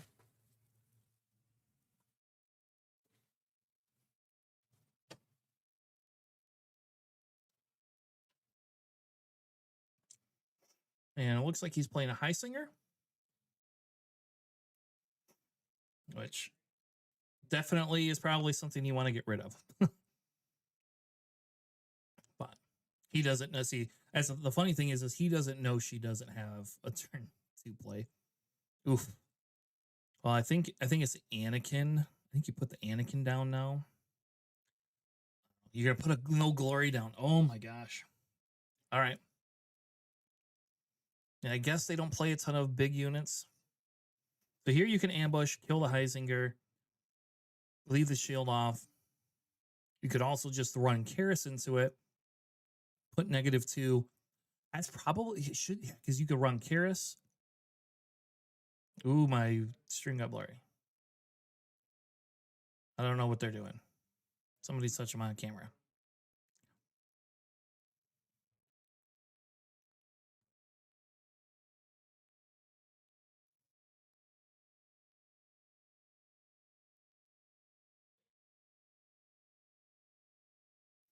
Well, they are fixing something on the camera.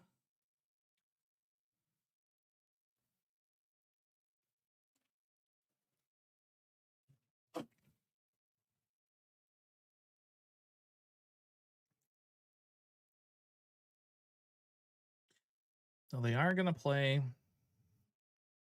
They are going to play the Tyrannus. And the question is who does he's killing the versus the Highsinger. Okay. So kill the HK, stop the extra damage that would be coming through.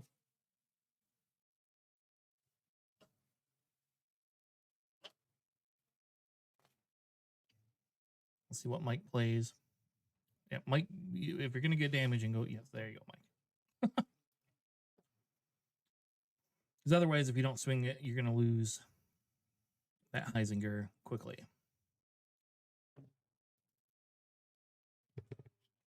All right, well, look, now we got a little bit more clear. That's nice.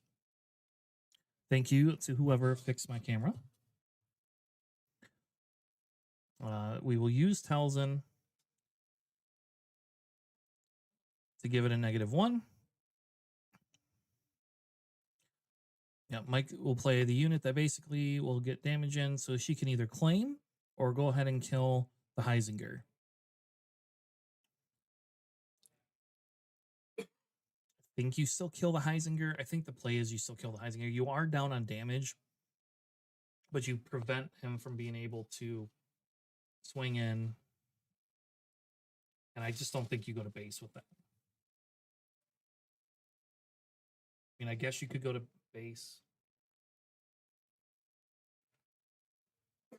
but it seems very risky.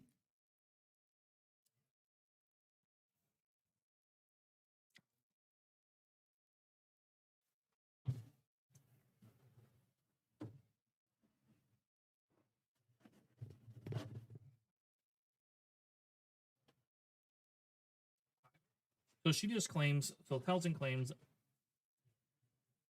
which we'll see if that's the right move or not. Because the play could be is you could technically swing in, kill the Heisinger, and give -2 to that other unit.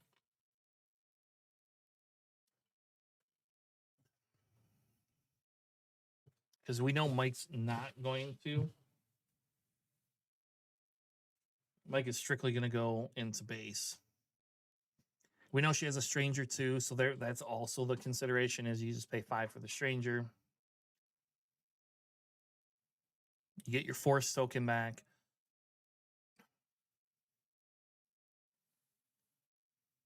Yeah, but it'll do 5 damage to it, kill his unit. Again, it turns the Heisinger off again. But it does allow Mike to go ahead and swing in for the base, which does give him a commanding lead of 10.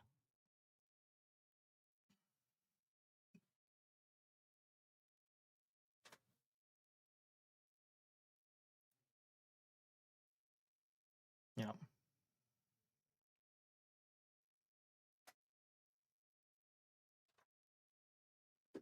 Yeah, but now I think she's waiting to see what he's going to play. So Mike has the ability to play. Yep, so he's going to play Dengar.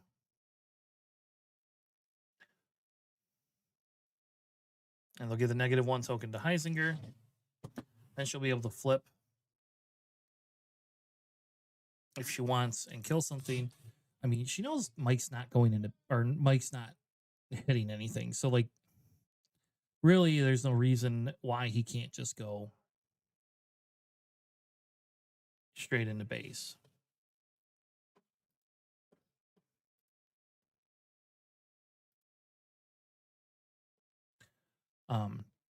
So, yep, so he'll do another 4 damage into base.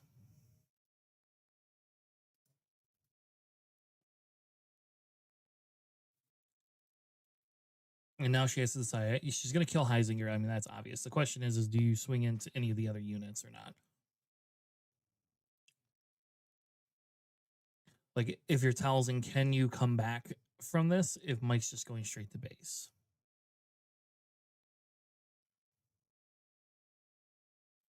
Yeah, and so she will do the trade. And then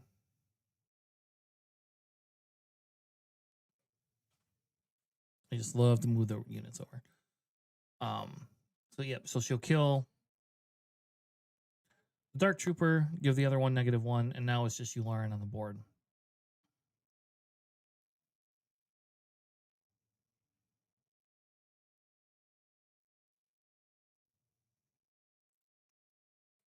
Yep, and that's a really good hand for Talzin there. Talzin's got the Qui-Gon unit and an Anakin and the sun. So in teacher, once the sun comes down, it's almost game over. So Mike not resourcing here. I would have thought he would have. Oops. But maybe not. So now the question is does she try to kill something or not? She has Shatterpoint in her hand too. So I think you just go base here. Yeah.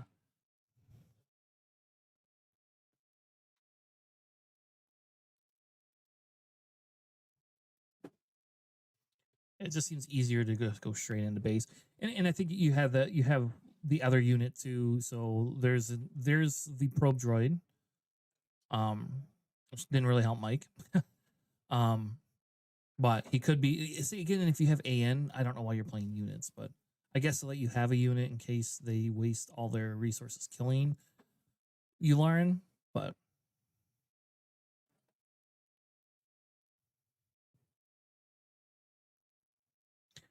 you could just play the Anakin, give the -3 to Yularen, and swing into it with Duke, or well, it's not Dooku yet, Tyrannus. Or you could just go straight into board. Like you could just kill the interrogation droid, go straight into board.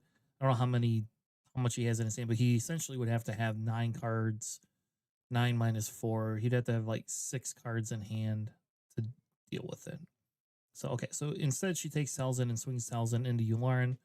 Mike's playing another unit that I have no idea what it is. Talzin still has not spent any resources. And see, she's got a Qui-Gon here too. Like, do you put a constructed lightsaber and a Qui-Gon down? Or do you just put the Qui-Gon down to stop the damage? But she has to worry about commence the festivities, so.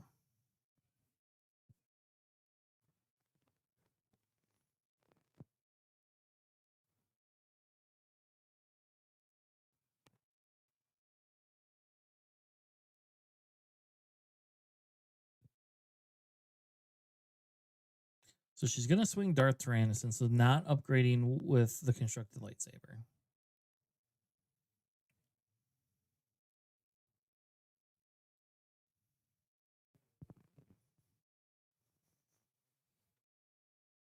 I think Mike's going to have to claim here. She has Anakin. Yep, just kill the Yularen.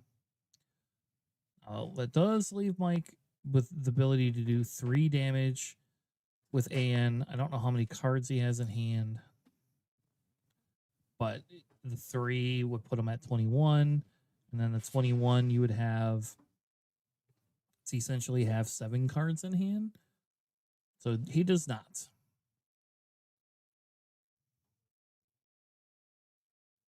Does look like he has a craving power that he's putting down. Which I don't know if I would do that or not. Because the craving power can be good. He's just gonna scoop. All right. Crazy plays there. Go ahead and just scoop. I mean, in fairness, she does have a Qui-Gon, so. So it looks like we have Talzin taking the win for this one, remaining undefeated for it.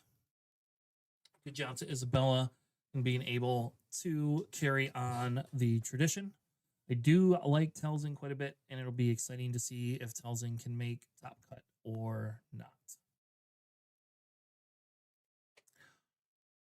With that being said, we're going to take a quick break, and we will be back in a few minutes.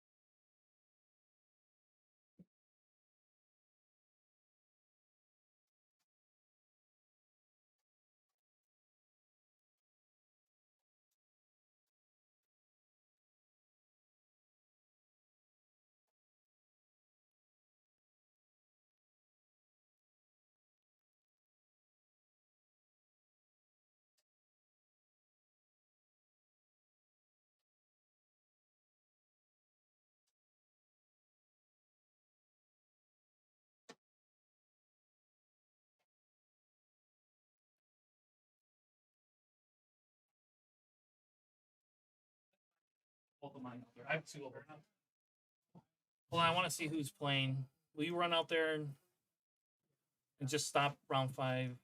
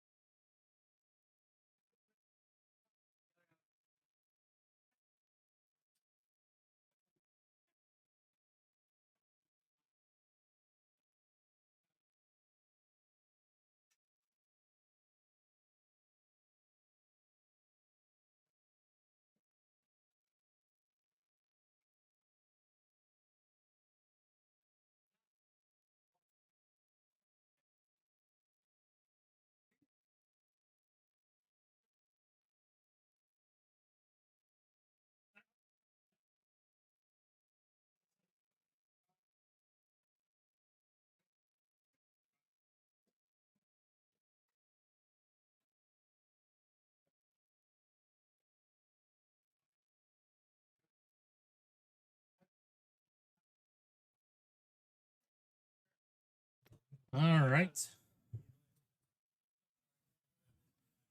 We are going to be back in just a second.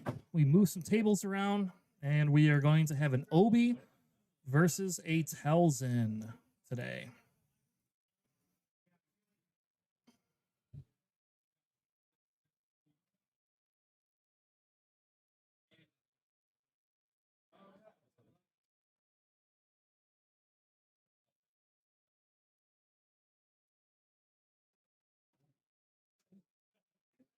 Oh, you're fine.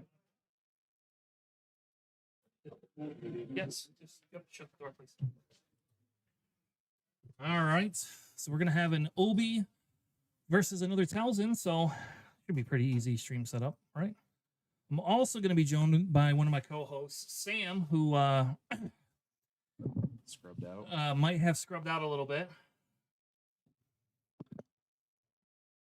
Go ahead and talk into it, Sam. Did that work? Yep, there we go. Perfect.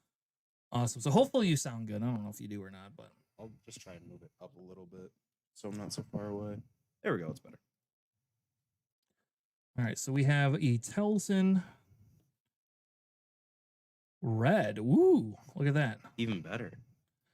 So we have Telzen red, and that is going to be ran by Stuart.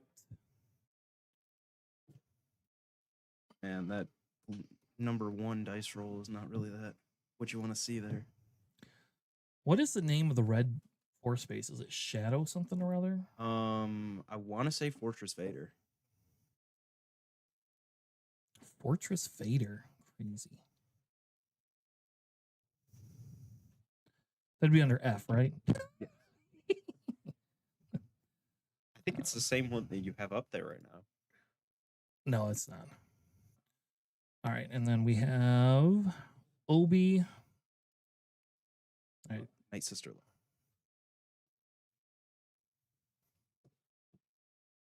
His name is Corey. And they are waiting for us on stream.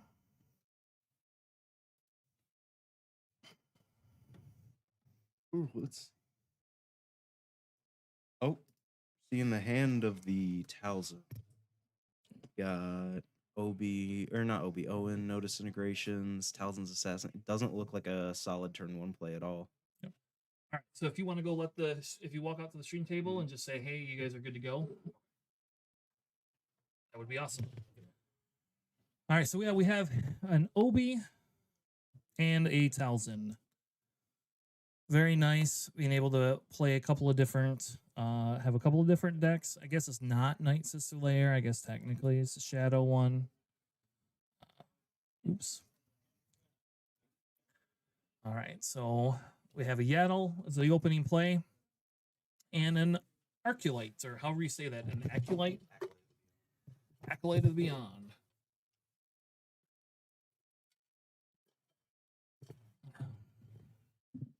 I think this will be actually an interesting match. It's 2 force decks. And I think the conversation before, Sam, was that we didn't know if force would be super good this set. But how do you feel now going into this? I mean, I wasn't really sure until we saw just Atlanta the other week and how well that Obi performed. It way overperformed compared to the 25 health base that I thought it was going to be. Or I thought the 25 health base is the one I thought was going to perform. 28 came out of nowhere. But getting and being able to use the force as many times in a turn as they've shown they can is just so powerful. So we see Obi spend the force to buff up the Yaddle. Talzin must not have had a turn 2 play. Oh. Or Talzin is going to play Shatterpoint or something to kill some unit. The problem is that even like a Talzin's Assassin doesn't do any good here, right? Because a Talzin's Assassin isn't going to kill anything. I mean, it will let you trade with something.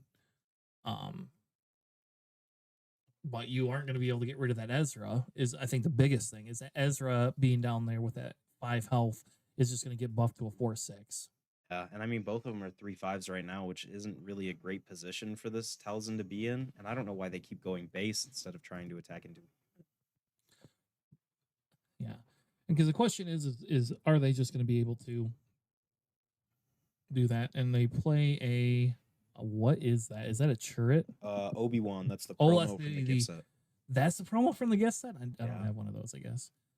So they're gonna ambush in Darth Tyrannus. So essentially that thing's gonna go away. Well, oh yeah, because Obi doesn't have the force to be able to buff. Yep. True. What did you say? Just cheat. Just cheat. No one's gonna cheat, Alex. All right. Honestly, if I were this Obi player, I would take one of these 3/5s into Darth Tyrannus and just let that one die instead of the Obi. But I guess that does set up for it being killed the next turn, because that Acolyte can get force whenever it wants to. Yeah.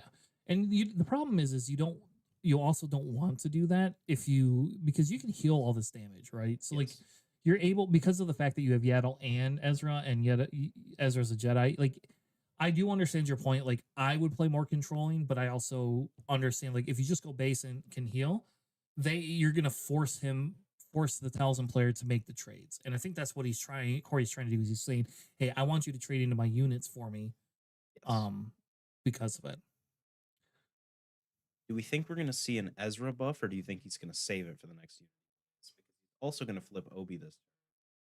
I think everything hinges on if he takes Tyrannus into Ezra. If he takes Tyrannus into Ezra, then you buff so that you can't just kill it. Well, Acolyte can trade into it. You can, but that means he's traded 2 for 1 units, and that's what he wants. You want to do that. Yeah.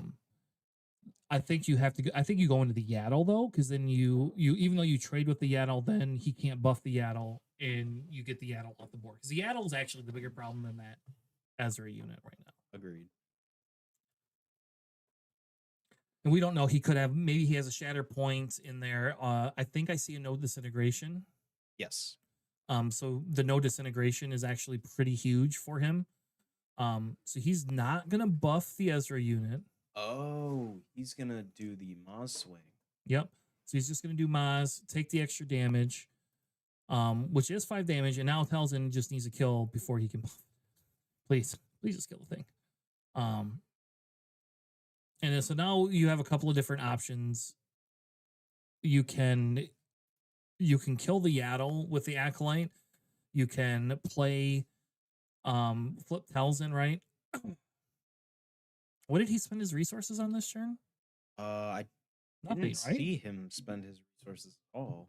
Yeah, I didn't think I saw him spend Oh, resources. I think he just has them off to the side, all straight in a stack. I don't think he spent them at all. Okay. Well, I feel better because I didn't think he had either. Yeah, because they all look right side up. Yep. So now's the time to flip because you don't know what you have. If you play, see, there you go. So now you can play your no disintegration and actually just kill Obi. No, because it's non-leader. Is disintegration non-leader? Yep. Or else that would be stupidly powerful. That would be a good card. I love that card. But yeah, I guess if you can't do it, then then the answer is you have to take something else out. You could. What is he doing? Oh, he's debuffing the OB and attacking it because he's going to try and take the Acolyte into it. Yeah. Which that actually is a good move because he's not going to lose a single unit doing it that way. The OB is only going to hit for 2 now. Or he could play a Talzin's Assassin. True. And he just kill that. There's that option. Because he's gonna buff Maz, obviously. And I do think that the OB player is probably still in the better position. If it's me, I think you play the Talzin's Assassin instead of trading your unit. I mean, I guess I don't know, because if you trade your unit and then...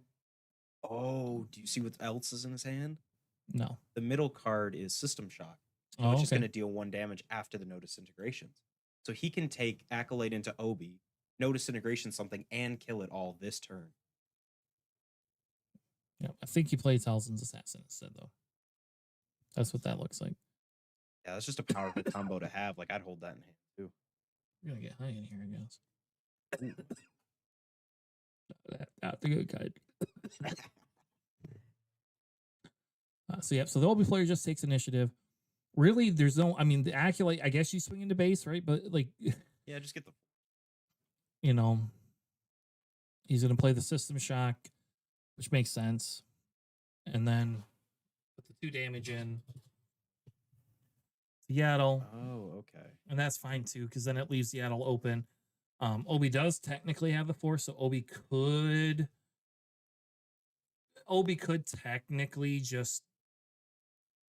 He could just buff the Yaddle again, but I don't know. I don't think if you're Obi, you waste your Force on that. I don't know. Again, I could be wrong. I don't play Obi very much. Yeah, he just runs the risk of... amazing trade would be Acolyte for Yaddle right here. Yeah, he doesn't see. Yeah, which either means he has a Yaddle in hand. We haven't seen what's in his hand. Corey's been keeping it a little closer to vest, like a pencil vester. He's got another OB at C. Sentinel. Yeah, see, and I think he just doesn't care about playing the Sentinels. We see a Battle Fury, no disintegration, a 000, and another Talzin's. So I think the thing is I think you have to get... Can you kill the Maz is the question. So it's a 3, a 4, 5. Can you just kill the Maz directly, or do you have to swing into base, right? Because he's not going to heal anymore. Yeah, so he's going to swing 3. Yeah, so that way he's trying to lower the... Yeah. And now the Maz can be a lot easier killed.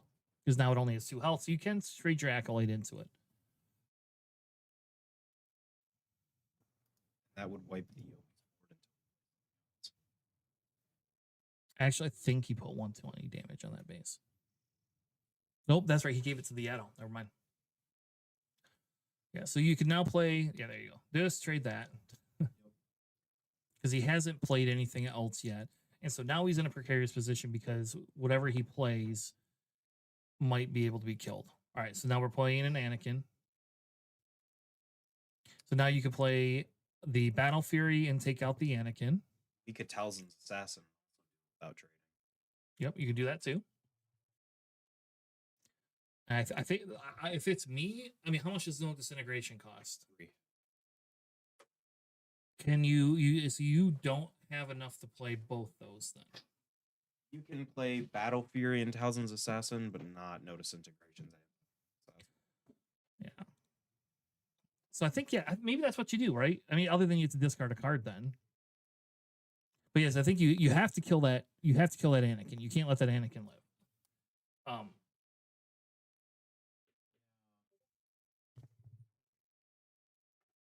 I mean, he doesn't really have any bad lines here as long as the Anakin still.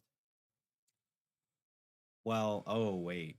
Yeah, so he needs to do this. Obi's gonna buff, and then Talzin needs to still Talzin's Assassin this turn to debuff it if he wants to take it out. Yeah, because now it's a 6/8. Yep.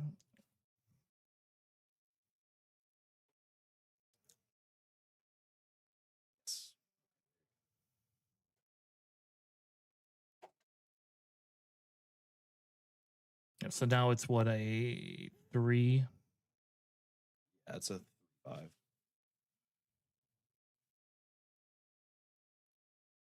Yeah. Yep. And so he's gonna pitch the 1 unit, Missed the the 000, force. which I don't think is a May, but I'm sure they'll figure that part out. Yeah. Oh, see the old DACA in hand? Yeah. That's gonna be really important.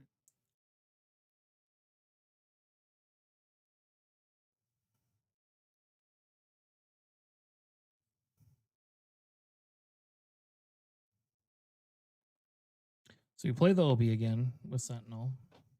Now is when you just use no disintegration, right? No. No? Personally, the line I would do is Talzin's Assassin attacks Obi. He's going to probably... Or wait, no, he doesn't have the Force nowhere to gain it.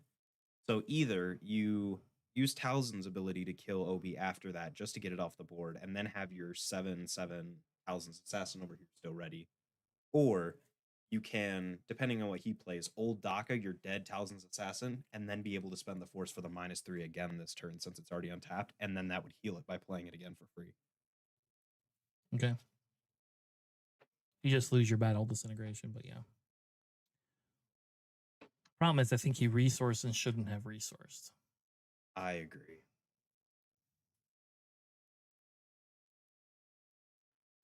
Yeah. Because now, if he finds any way to buff it or lightsabers it or anything, that's the main way to get out of it. Yeah, because now you can just Talzin it. And if he plays another unit, like that's the problem, is if he plays another unit that can do 4 damage. Yeah, so there you go. So now you have a huge conundrum. Because if you don't claim here, you pretty much are... I think you've pretty much lost anyway. Well, actually, he can kill both units this turn. What he needs to do is reduce with Talzin first, and then attack Talzin's Assassin into Obi. Then he plays old DACA to get rid of the damaged Talzin's Assassin and replay it, which would -4/-4 the... It only internet -3s it. Yes, but you already have the -1 from Talzin before. Yeah, but you can't attack it because he's got Sentinel up. Yes, but you attack it with that Talzin's... So you reduce right now, and that would bring it down to 3/3 shield. You attack with Talzin into Obi to get the force I back. see. Yep. And do it that way. Yep. And then you have the ability to just pick up that Talzin's Assassin, play it again. Yep. But you have to do it in that sequence, otherwise it doesn't work. Yep. So Yes. there, you're right. Yep. That's a good... That would be a good play. But he had, like, he's still under pressure. Like, there's a lot of factors going into that there.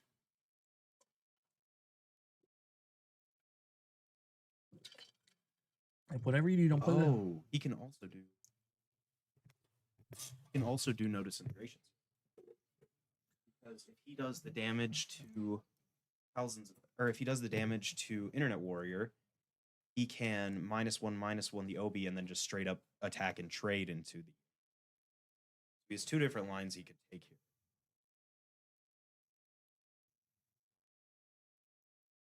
So I'm guessing he's playing old DACA. That's my guess.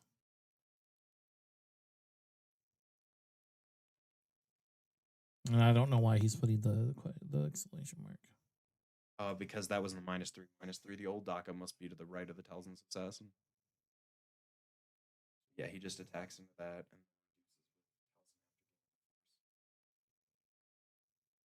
okay, so it was a little different sequencing, but still worked out the same. The only problem is he needs to keep playing control, and I don't know how long he can do that before the board just gets. Yeah.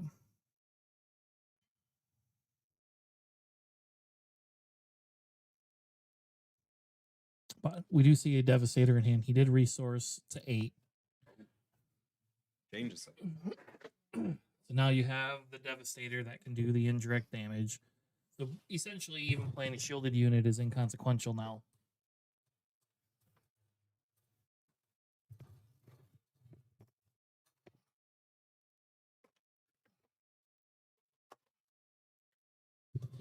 Yeah. So I will say the OB player you have to be a little frustrated, right? You're 4 damage away from winning, and you're like, "Arr." But this is how it feels to play against control, right, Sam? Yes. Yes, it does. How it feels to chew fuck. How wizard is that? Oh, it's incredibly.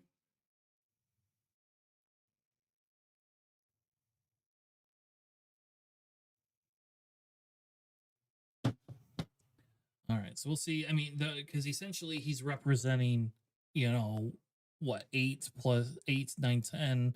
I mean, he's representing almost half the base. Okay. So we get a shatter point, which he doesn't know he has a Devastator in hand. So now is where I think you swing with old Daka 6 to base. Yeah, you just get as much damage. Oh. Well, okay, that's a good point. He has a turret. He doesn't have the force, so he still wants to be. Oh yeah. See, now you have to either kill it with old Daka. Well, does Corey have a hand? Yes, Corey has stuff in hand. He has one. Yeah. So not quite the exchange. He's really turned things around in the past 2 turns. Yes. Welcome to Control Deck Land. But yeah, so I think now the question is Corey doesn't have any out of hand damage. So if you don't have anything that's hidden, like what do you play, right? Like you could play the turret that'll stop some damage, but then you're just swinging in with 9. I mean, I don't know if he runs Planetary. We can look, but Planetary would be like the other thing that could possibly be there. So we have a Kelleran, which I think is a decent play because it puts 2 units down. He needs to try and grab a Sentinel. He sees a blue leader though, so he could. Yeah. Oh. Okay. Yeah. No, gonna play the Gunji. Okay. He might have a Yoda's lightsaber. That way he can still. But he doesn't have the Force, so it doesn't matter. You still gotta have the Force.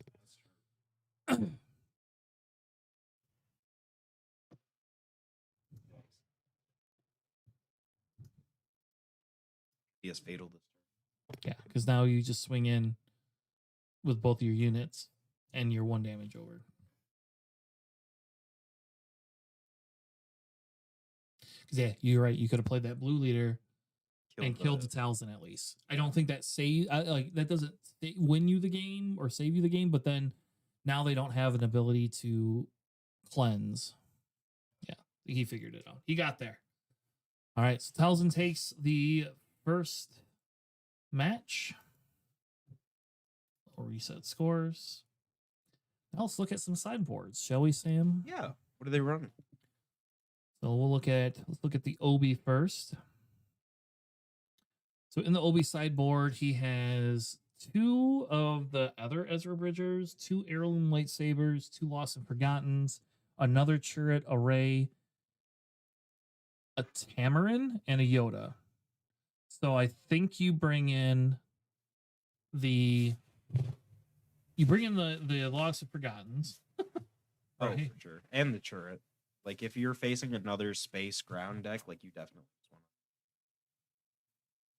Yeah, so bring in your turret, bring in the. I would bring in the. If it were me, I would bring in the Churret, the Yoda, and the Lost and Forgottens. That's probably what I would bring in.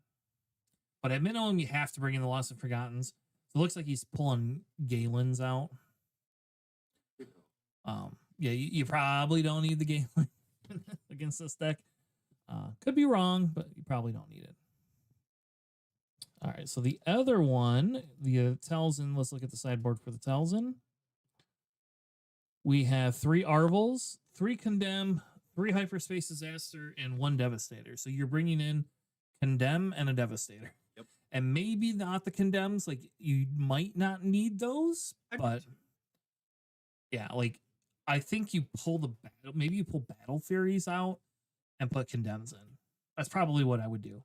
Because he doesn't have a way to get rid of his own Condemn. So that's always probably a huge benefit. Yeah, I mean, in blue-green Condemn is red. I don't know what all the numbers are for deck either. But I imagine probably a blue villain centric deck. Yeah, you'll have enough. I don't think he has to worry too much. It is heavier on red. That's why Condemns are not in there. But you do like the Hanas, right? And he has Marins in there, which we didn't see him play. He also has the Suns in there, which we didn't see him play either. But I think to me, the Devastator and probably at least your 2 Condemns come in. Because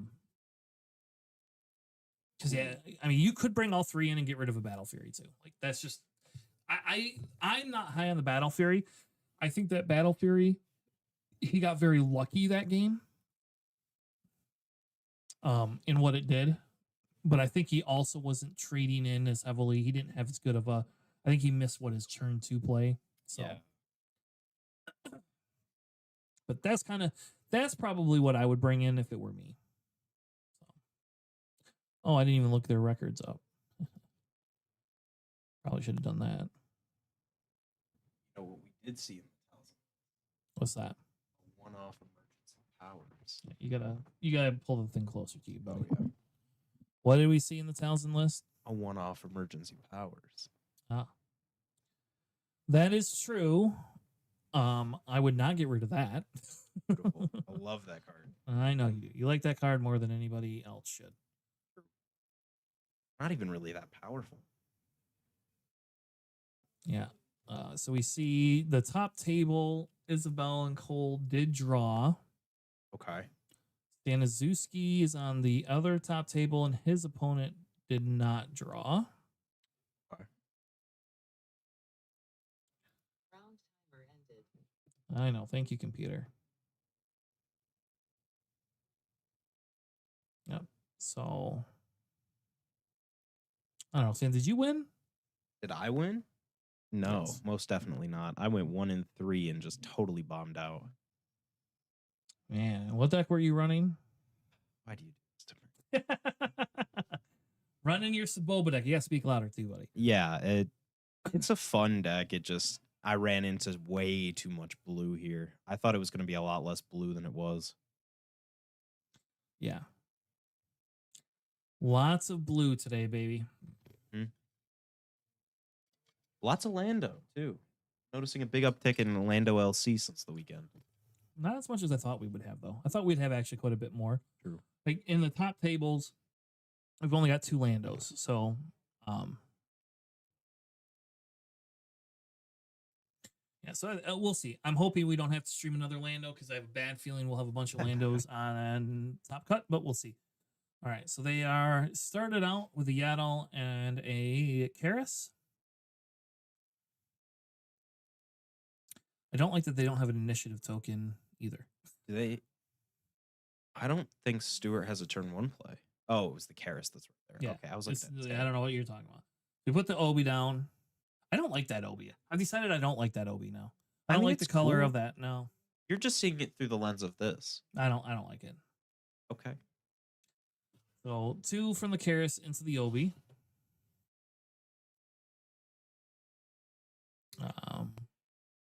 The Obi just going to take the 2 damage, and then we see a good old Grand Inquisitor. So I think Grand Inquisitor is decent, right? You start out with that, nobody can kill it technically. He didn't use Obi to buff, which I thought was a little strange, but I mean, he doesn't really have a great buff target. Even if he does buff here, it just makes Grand Inquisitor trade into Obi. He doesn't actually get a swing off if he does. It would be a benefit because it would be a clean trade, but other than that, right now, there's not a huge added benefit. yeah. Just doing the 3 into the base. See, now he has a big decision. Do you, because the problem is if he goes into base, he can put 4 into base, but then Yaddle's going to restore the 2 or the 1, right? Yeah, so we just kill the Yaddle before we can buff anything. And now if he chooses to use Obi to buff, he doesn't have a force any longer. So we have an Idiot Warrior coming down. Itinerant Warrior, excuse me. Idiot Warrior. Coming down, which then does the Sentinel. And so now the question, I mean, because now you know what he's going to do. Is he going to buff the Itinerant Warrior? And you can't get rid of that Itinerant Warrior. But you do got System Shock in hand, right? And True. what does System Shock do? Defeats a non-unique upgrade and does the damage. Yep. So he is going to spend the 2, get rid of the Obi unit. And he played another unit, not System Shock. So It was Hana. oof. So we're seeing the Obi deck get off to kind of like a beginning start. But we don't have Obi, I don't think has enough units on it for an end style game. And we don't have any of the healing. Obi immediately trading with that Grand Inquisitor. He says, no more for you. Okay, Talzin is off the force, though. Yep, and that's part of the reason with Talzin being off the force. Now you could just kill the Idiot Warrior if you wanted. Here's the question: like, do you just buff the Idiot Warrior now? Yeah, the sudden ferocity coming in. Yep. I was not expecting that. I guess I didn't see it in his deck list originally. Yeah, he has sudden ferocity in there, and I think like here's the big thing is like, yeah, when Talzin starts upgrading herself, it's harder to get rid of. So now Obi has to decide, you know, what do I want to do? Now you could just kill, like right here, you could just kill the Idiot Warrior. Either which way, the difference is one trades with the other. So I think instead of now he's just going to go into base, which I guess is okay, right? I guess it's okay to go into base, and you know, like because it puts you. Oops. Well, he's holding Obi's flip hostage. So now Yes. Obi can't flip, or else he's just going to immediately die and only take 2 back, which isn't going to be anything substantial for that Talzin player to care about. Yep. And they still has a System Shock in there, so you. Yeah, so there you go. So now is when you now you can play your System Shock. He has 2 in hand and 2 open resources. Yeah, you can't get rid of the buff, but you can get rid of the constructed lightsaber. Yeah, and now I think if you're the Obi player, you just pass, right?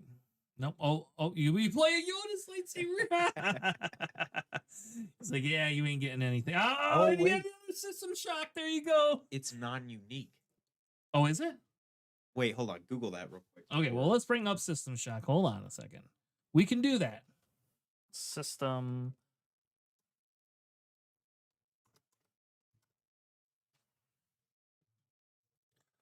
All right, so there's System Shock. Oh, it's non-leader. Okay, it's not unique. It's just Yeah. I remember there's something. Defeat a non-leader upgrade. Okay. Oh, so he did kill that Obi while we were doing that. Yes. Which I mean, I don't know. I don't like you don't know what else do you do, right? You know. That was the right call for both players. Like, I don't think that he wanted that Obi to live very long. But then again, this Eye Warrior is just going to immediately trade with Talzin. So that just leaves Ahana on board after everything's said and done. But that's really not a bad spot for either of them to be in. Yeah. Yeah. So that because not a lot of damage has been done either which way. The question is whether the Obi sided in their top end or not. Yeah. That hurts. The Hana really, really, really hurts though. Must have forgotten. Yep. So he plays Lost and Forgotten, kills the Hana. Ooh. And now we have a Battle Fury on a Inquisitor. So there you go. That's pretty good. Now, if he has a Shatter Point, then your Grand Inquisitor just cries a little bit. Oh, lost him for out again. No, Nope. this time it's a Kellerin. Here's the problem: if you attack with the Grand Inquisitor with that Battle Fury and haven't played your units, like, yeah, and then now he's blocking him up with that. Yes, but he does have no disintegrations.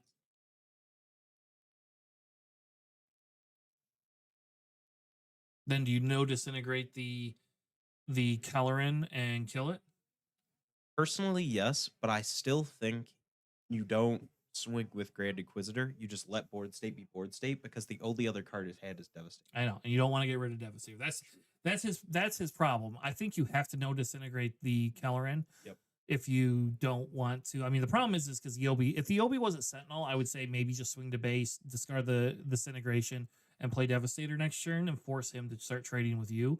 But I would not get rid of my Devastator in any way, shape, or form. Like, that is not a card I want to actually get rid of. Yeah. Because then he can lock him down with this 8/8 Grand Inquisitor on the ground and the 9/6 Devastator in space. Yeah. And now you can only Shatter Point 1. Yep. And if you do your no disintegration now, you aren't eating 7 damage. True. We still haven't seen him play the Yoda yet, so Yoda could still be coming next turn.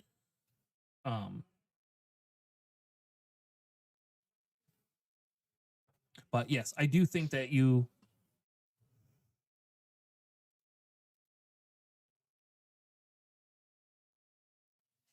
I do think you have to do something like that.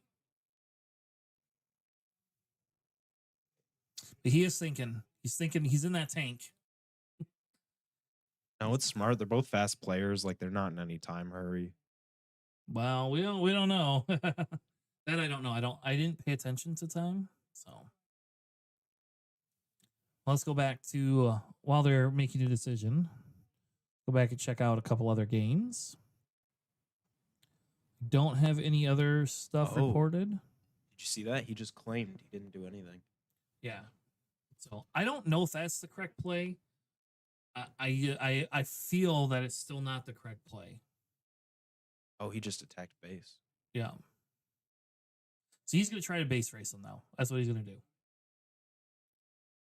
Yep. So he says, I'm going to base race it, which, so now the Kellerin has to trade into the Grand Inquisitor.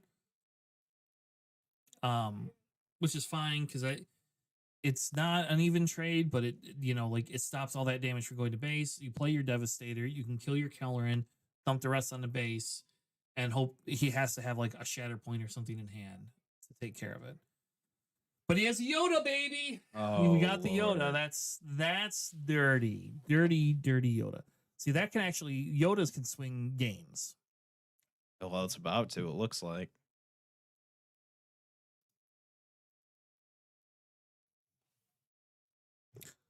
Yes. And the 6 damage being put onto the Grand Inquisitor. The healing, I think, is the bigger thing. Because now you're just going to be able to get the force back with either of your units. Yep. And then you can immediately use it again with Obi and trigger Yoda again to kill Grand Inquisitor without ever having to attack it. Yeah. Or he can kill that Devastator in space now. Yeah, and I think that's the big thing is you have to put 4 damage onto something. The problem is all of it's a bad call for Stewart. Like, if you put it on the Obi, he could just swing in with the Obi into the Grand Inquisitor, which is going to trade anyway. I think you put it on base or on Yoda. I agree. Because Kellerin, we already know he has answers for. Because I don't think we've seen him do anything with that no disintegration since last round. No. Now, so he is opting to put it on base. All right.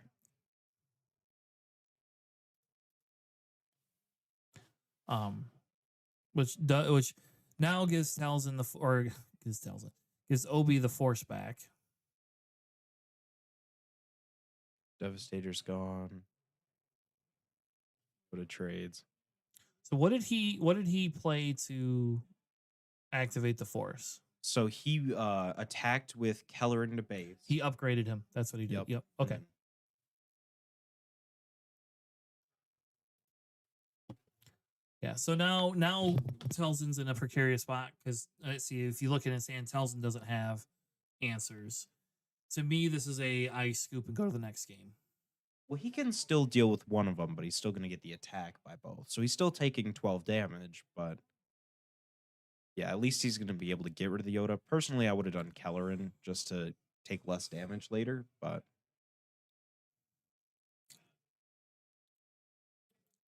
oh, he's thinking about it. Oh, he's buffing. Yep, because now Talzin really can't do a whole lot. Oh, actually, Yeah. You can still trade, and that's fine. But yeah. So he missed out on 5 damage. But it does save the 4 damage going into the Kellerin. Oh, and look, we have another Yoda. yes. Now that is the point where I would scoop. I wouldn't have done it before, but now it looks a little bleak. Draws another Devastator and Talzin's Assassin. But see, now you don't have an answer for the Yoda, and I think that's the thing is if you don't have Shatterpoint in hand, maybe he's not running Shatterpoint. My guess is he should be running it. We'll find out. I'm gonna look and see if he's running Shatterpoint. But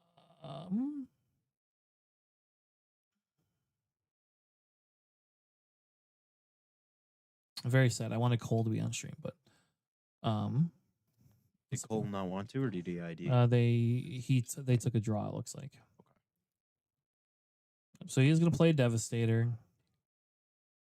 Yeah. Okay. Look, he's not playing Shatterpoint. Why is he not playing Shatterpoint? I don't know. I would play that over the emergency powers any day. And those Marins, like they don't seem like they're doing a whole lot. Yeah. So yeah, I think that becomes this right here is that it doesn't matter. It's in game. Yeah, You didn't Corey have just to- claims some wins here. Or he can just, buff and take away the counter for the... Yep. All right, on to game 3.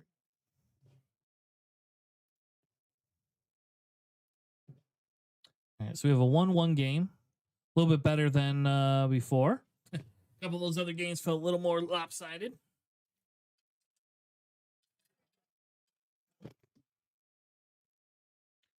Go back to thing. I think not having the shatter points and the Talzin red is a mistake. Like it feels like it's a full aggro deck, but then he was using it as a control piece. And I don't know if that's what you want to do, right? Yeah, you could tell he was kind of using it like a toolboxy deck, playing control when you had to control, aggro when you needed to aggro. But if he doesn't have all the things that he needs to have that toolbox, like it doesn't fit all together. I don't know why some of the choices there are for the deck, but that's just because I'm not a Talzin player and I don't do a whole lot of blue villainy anymore. Yeah. So yeah, the Talzin thing, I think, I think because it feels like it's more of this aggro style type deck. Using Marin, using a little bit of that. You have the Sun, which just kind of like helps end games. But you only have 7 events and upgrades. And so hopefully he brought those condemns in. True. Did we see him? I didn't even see either of them touch their sideboards. I think they did. I think they did because he brought in the Lost Forgottens, right? Yeah. I don't think those were main decked. We need new chairs. I'm gonna go get my camping chair in my car. You want this one? No, I think that one's just as uncomfortable as this one is. So it probably would help if I stood up a little bit more. We need to get a stand-up table in here. There you go. Well, we could just tilt Mike up, you know. No. Oh, we'll see. All right. So we have Gunji and a Karis starting off. It looks like in his hand, I can't tell if he's got a Yoda. I think he has a Yoda in his hand. Yep. that he's obviously holding on to. And we see a Devastator being held on to. And he looks like he has a Hana. But the question is if he has a turn 2 play. But he's no disintegration. There you go. So no disintegration's pretty good. You can wait. I think you swing in and get your force is what you really should do. Swing in and get your force. Get the force going so that you have it. But he doesn't seem to use the force in the same way other people do. So Yes. but yes, I would if it were me, I would no, because he's gonna no disintegration him. Okay. So now the problem is if he plays an upgrade on him. Okay, so he has no upgrade. Oh, he's just gonna kill it. He's not even gonna reduce it because he wants to keep that force for later on. Yeah. Okay. I mean, if he has a Talzin's Assassin here, he's gonna jump up and down for joy. Plays a 3/3 in space. Yeah. And we do not see it. We see duplicates of what was already in his hand. Yep. Feels bad. Don't put the Devastator down. Get rid of the DACA. You don't need 2 DACAs. Keep those Devastators. You want to gonna have need 2 them. Devastators over 2 Dakas? I wouldn't want 2 DACAs now. I want my Devastators if we're gonna go late game. That is true, and both of these decks have been. Based on what we've done already. So he knows he doesn't have a Talzin's Assassin because he would have immediately played it. We do get the Hana down. So he's going aggro is what he's gonna do. So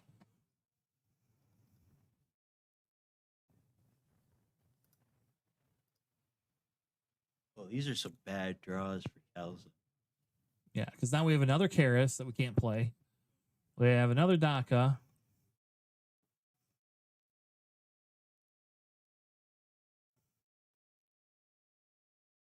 Yeah, see now we have a System Shock in hand, which just is pretty good because you can use Karis to trade, or yeah, you can use Karis to trade. Okay, so he didn't go to base, or he did go to base, which is a smart move.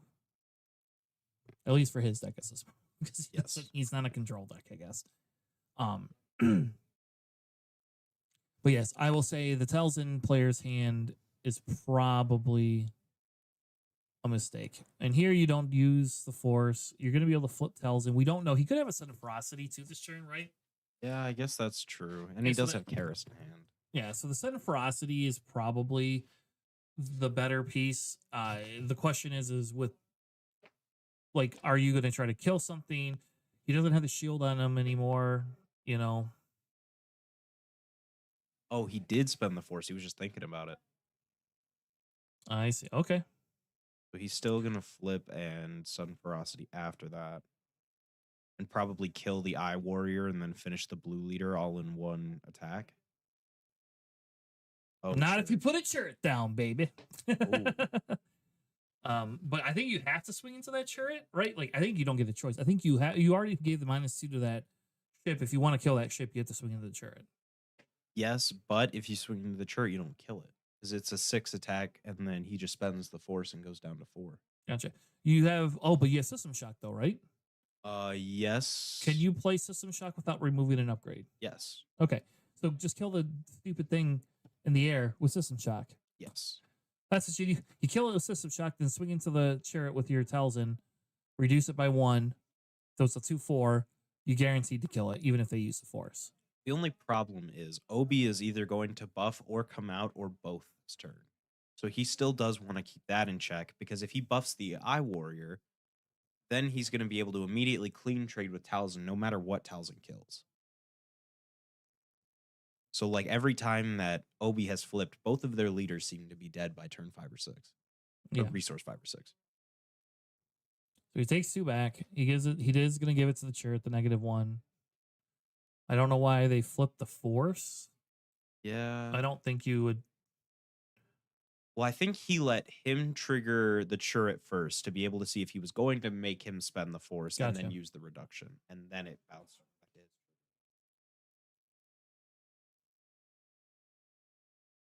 Is the Talzin player tapped out for some reason? He only spent 3. Oh, he uses 2 resources. Oh, he's played the Karis. Okay, so he's not worrying about that blue leader at all. Yeah, and maybe it's just that's a problem for another day. And see, now Obi has to decide here, is Obi going to just go base or... True. Yeah, and it looks like he is, so... Yeah. Not being able to take care of that blue leader isn't the end of the world, but I will say that is a 3 damage threat that Yes. needs to be dealt with sooner than later. And I don't know if they have. I mean, can you eat 3 damage a turn? And he's gonna buff it this turn, so what he should be doing is using the system shock. Is that what you use first? Or do you use the problem is that you use system shock, it stops him from trading into the Talzin. I would personally just take Hana right into Eye Warrior, heal the 2, and be on an even playing field because your board is still going to be better than theirs. Or take the Talzin into the Eye Warrior and reduce it so you don't die immediately. Like, that is immediately your biggest problem. Yep. See, so that's what he's going to do. He's just going to make it so Talzin's living through this turn. Oh, he killed Obi, though. Oh, he did. Uh-huh. And he's going to play Last of Forgotten. Interesting.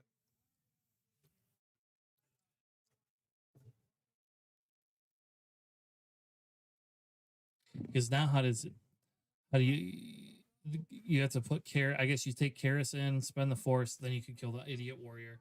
Yep. I mean, I guess that's fine. You still haven't played a unit this round, right? You still have 6 resources. You can play Daka, not gonna. Yeah, just have a 6/6 body. Yeah, you wanna return your Talzin back to hand, buddy. I've done that before, or I've seen somebody do that on Carabas before, and It just kills their Talzin. it kills their Talzin, and so then I message them. I was like, "Are you sure you wanted to do that? I don't think you want to do that." And they're like, "No, I didn't mean to do that. Will you let me undo it?" Yes, 100%. Like we know you didn't. Nobody would ever in real life. I guess if I was in a tournament and you did that, then that's on you. You know. Well, I mean, no new information has been revealed, so we can easily just say I'm taking it back. Yeah. But I think you put the Gunji down here, right? Yeah, you don't need a Gungi this late in the game for anything.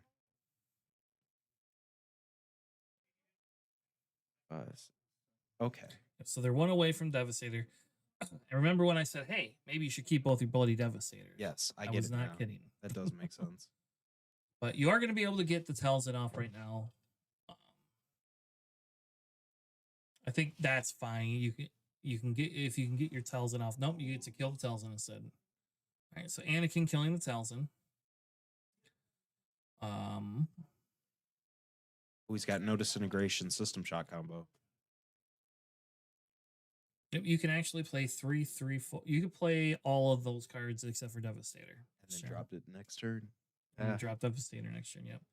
I think you just go, 6 to base. Because even if he no disintegrations here, it's still going to kill the buff if Obi tries to buff to protect it. Yes. Yeah, so here, now Obi will go ahead and buff Anakin. Unless he does, I mean, he could. Oh, wait. He just didn't pass?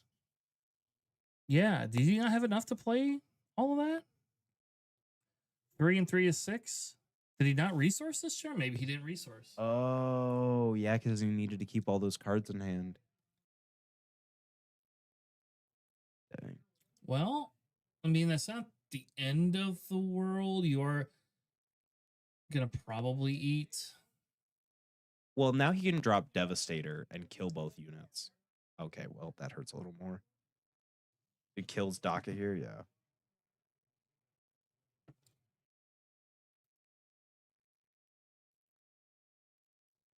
Yeah, so now we're. Oh, so he did have 8 resources.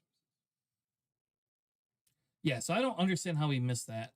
Then I think that was just a miss on his behalf. Yeah, it looks like it. And then here, depending on what they do with the. Obi just claims. Yes. Because Obi can't buff Yoda, which is not the end of the world. Though I will say, if he has a shatter point, I mean, I see, he pulled another Yoda. A constructed lightsaber is in hand. And I can't tell what that last card is, but I bet you it's a shatter. That event is some sort of blue removal. That artwork is really familiar to me for some reason.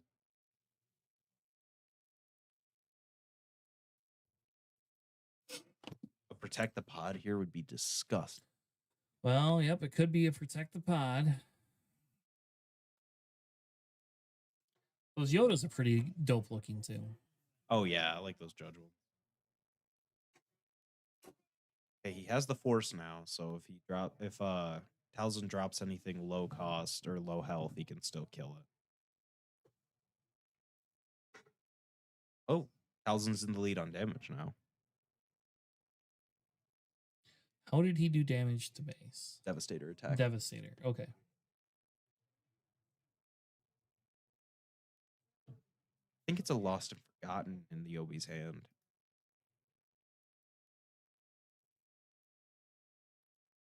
Shatterpoint. Yeah. This is where you could use your other Devastator, baby. Is that the third Grand Inquisitor we've seen this round? Probably. Now there's a Oh. constructed lightsaber on Yoda.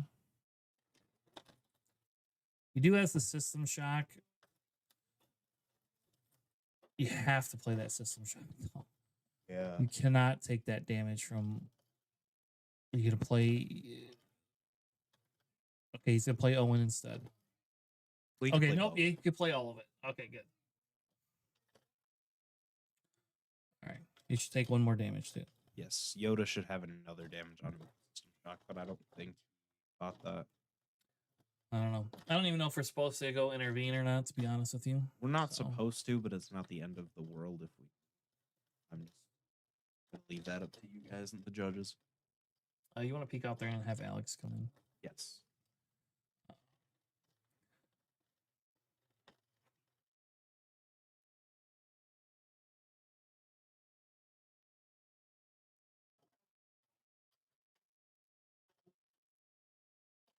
I think he should have one more damage on his Yoda.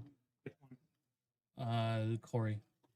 Corey needs one more damage. Yeah, on because he Yoda. played System Shock and he didn't take a damage for it. So I don't know if it's a I don't know if it's a must or a may. So yes.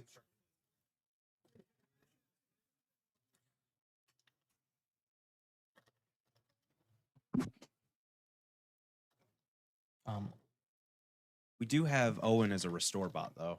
Oh, here's Alex. Okay. Yeah. Because that way, I don't know if it matters. I mean, it does matter because if you don't play the something to upgrade Yoda, like you can't trade with it, but you can put the 4 damage into it, right? And then kill it with Telson. And like that is gonna matter. and even if he buffs, he can then just take the shield off of Krennic and attack into it Yep. there. If you want to let the judge know too that You know how much later the stream table started after round 5? good. That's what I was actually just gonna go tell him. All right, so he did put the Grand Inquisitor into him, Sorry. Wait, but then it he was only attacked with Grand Inquisitor, or he got attacked into? he by- attacked into Grand Inquisitor. Oh, okay. Yep. And then Krennic finishes Yoda off, but we know he has another Yoda, so Right here, like he has another Yoda and an God. Obi. and he just kills the Krennic. But Owen is going to heal back down to making them have the exact same damage. Do we know if Talzin spent any resources this turn? No. Okay, so he's just going to empty his hand, playing the third Grand Inquisitor, and then the other, I believe it's Krennic that's in his hand. Yeah. Sage.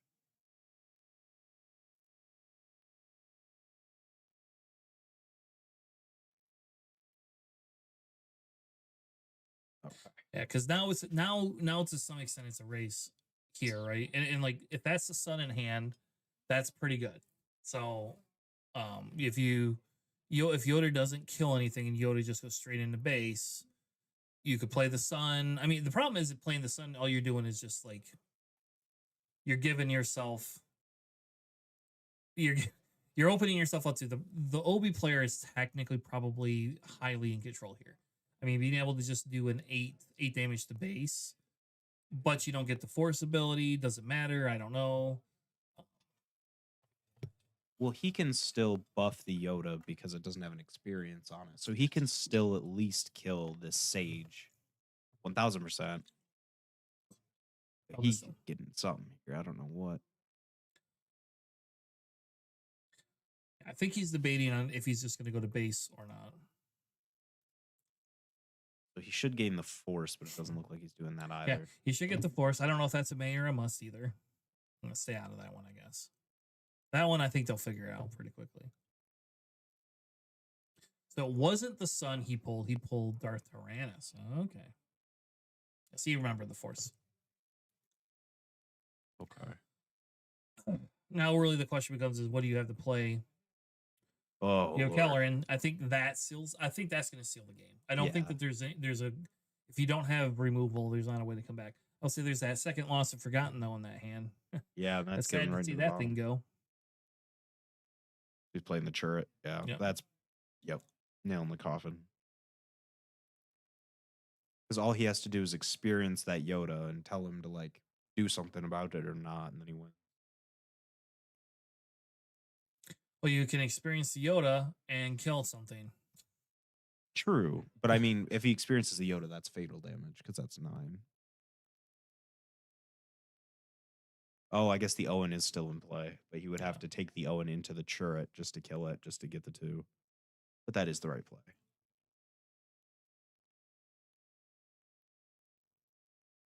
Wait, how did the thing just?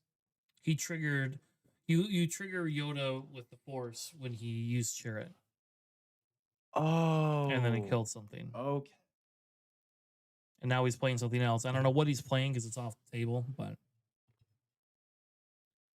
because now the real question is do you restore, sacrifice your Owen to try to get a Force unit of some sort, like a Talzin's assassin? You have your some resources, right? So Yeah. I mean, I think the Talzin player can definitely make a comeback from it. It's just like dependent on draws, I guess. A No Disintegrations and a Talzin's Assassin is the only way he gets out of it. Is he needs to pull both of them off top deck.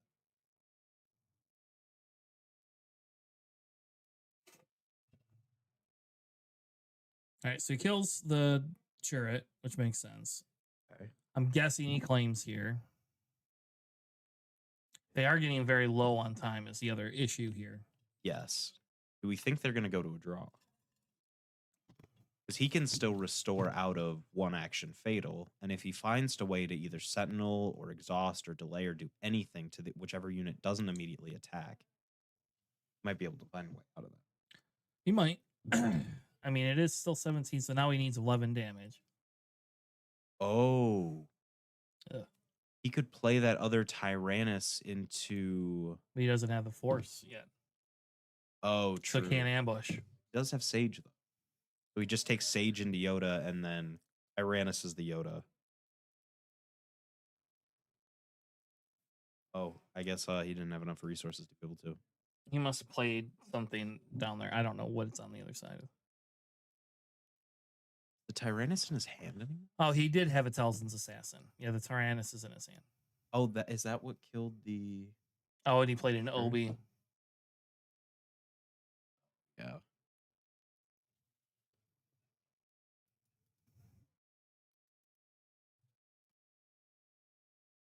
Yeah, so now he has one action lethal no matter what. Yeah. All right. And he's just going to call the game there. The Obi-Wan Kenobi takes down the Talzin. Pretty good. Very entertaining game, Sam. I was Very. actually very entertained this game. This is a lot better than a lot of the Obi games I see. I won't lie and say I love some Yoda play, so there is always that feature. What we're going to do is we're going to take a quick break here, and I'm going to refill my water, I guess, and we'll be back here in about 10 to 15 minutes.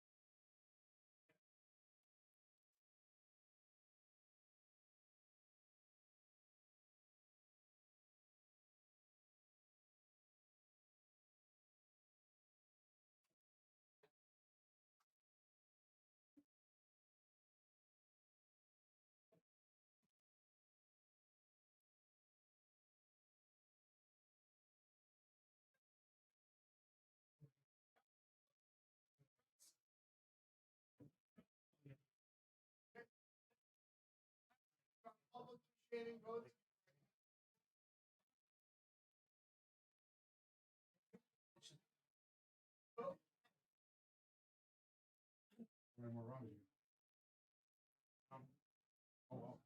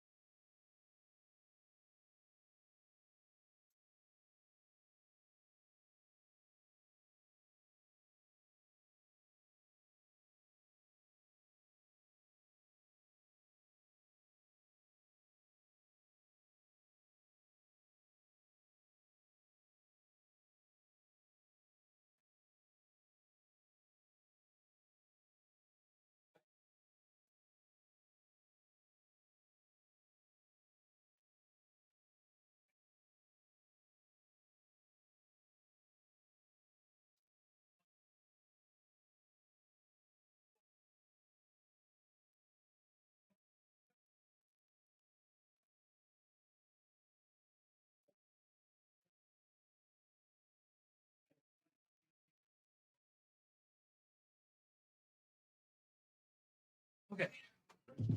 Almost ready. You could do the top. I'll leave the door open and I'll pop over there whenever you need. Just give me a job, boss.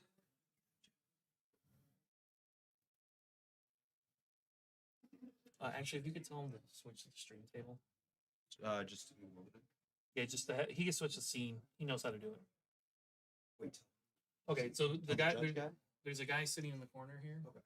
His name is Alex. Just tell him to switch it to the stream table.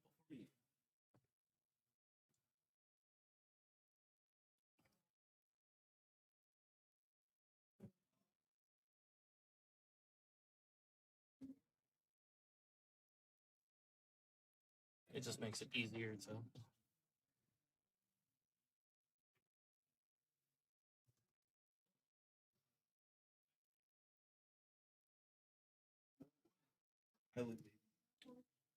Yeah. Let's see what you want. Well, I mean, I'll be honest with you. Like, I would have taken the other one. I don't know what their records are, though.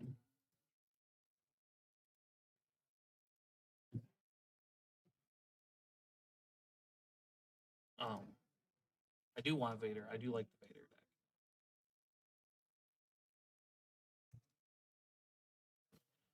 Which one is it? Don't fail me now. No. Darth Lord of the Sith. No. Victor Squadron. Thank you.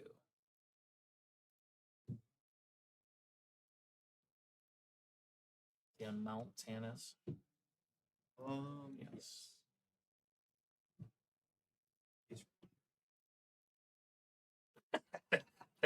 Thanks, Sam. So we have Cole and Brennan. Oh, there it is.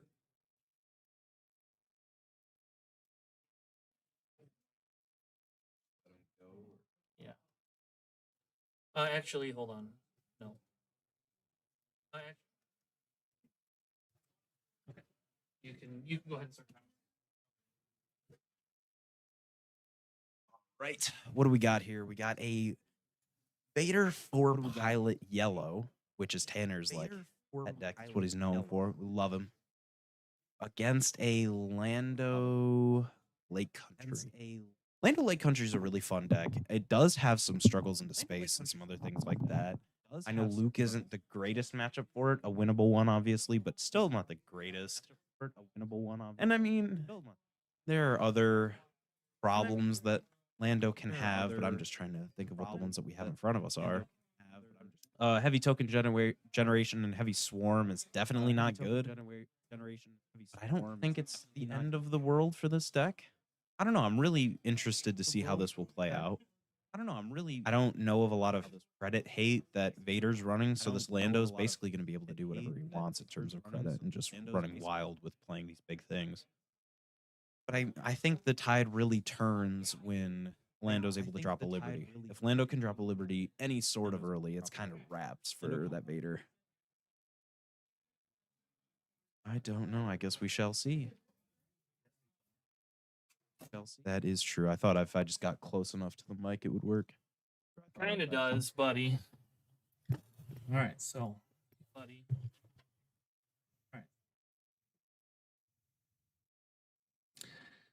All right. Well, here we go. All right. Here we go. Codebreaker start. I don't hate that. I think we're digging for a faith in our friends. We're going to try to outswarm the Vader deck for a faith. So it's Tony versus Alex. Okay. So I got the names wrong. Okay.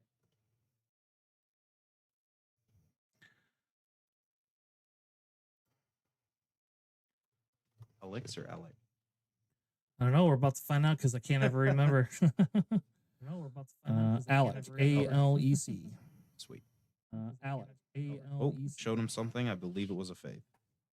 If not, it was a watch this. Check this out. I don't remember what it's called. It was check this out. What is check this out? Come on, man. Well, it's one of the two. They both sound similar. Check this out. I don't even know what check this out is. Which card is the one from the Watch It or something like that? Watch It. That's what it is. Or Watch This. Yeah, there you go. The Watch This makes sense, but not the other one.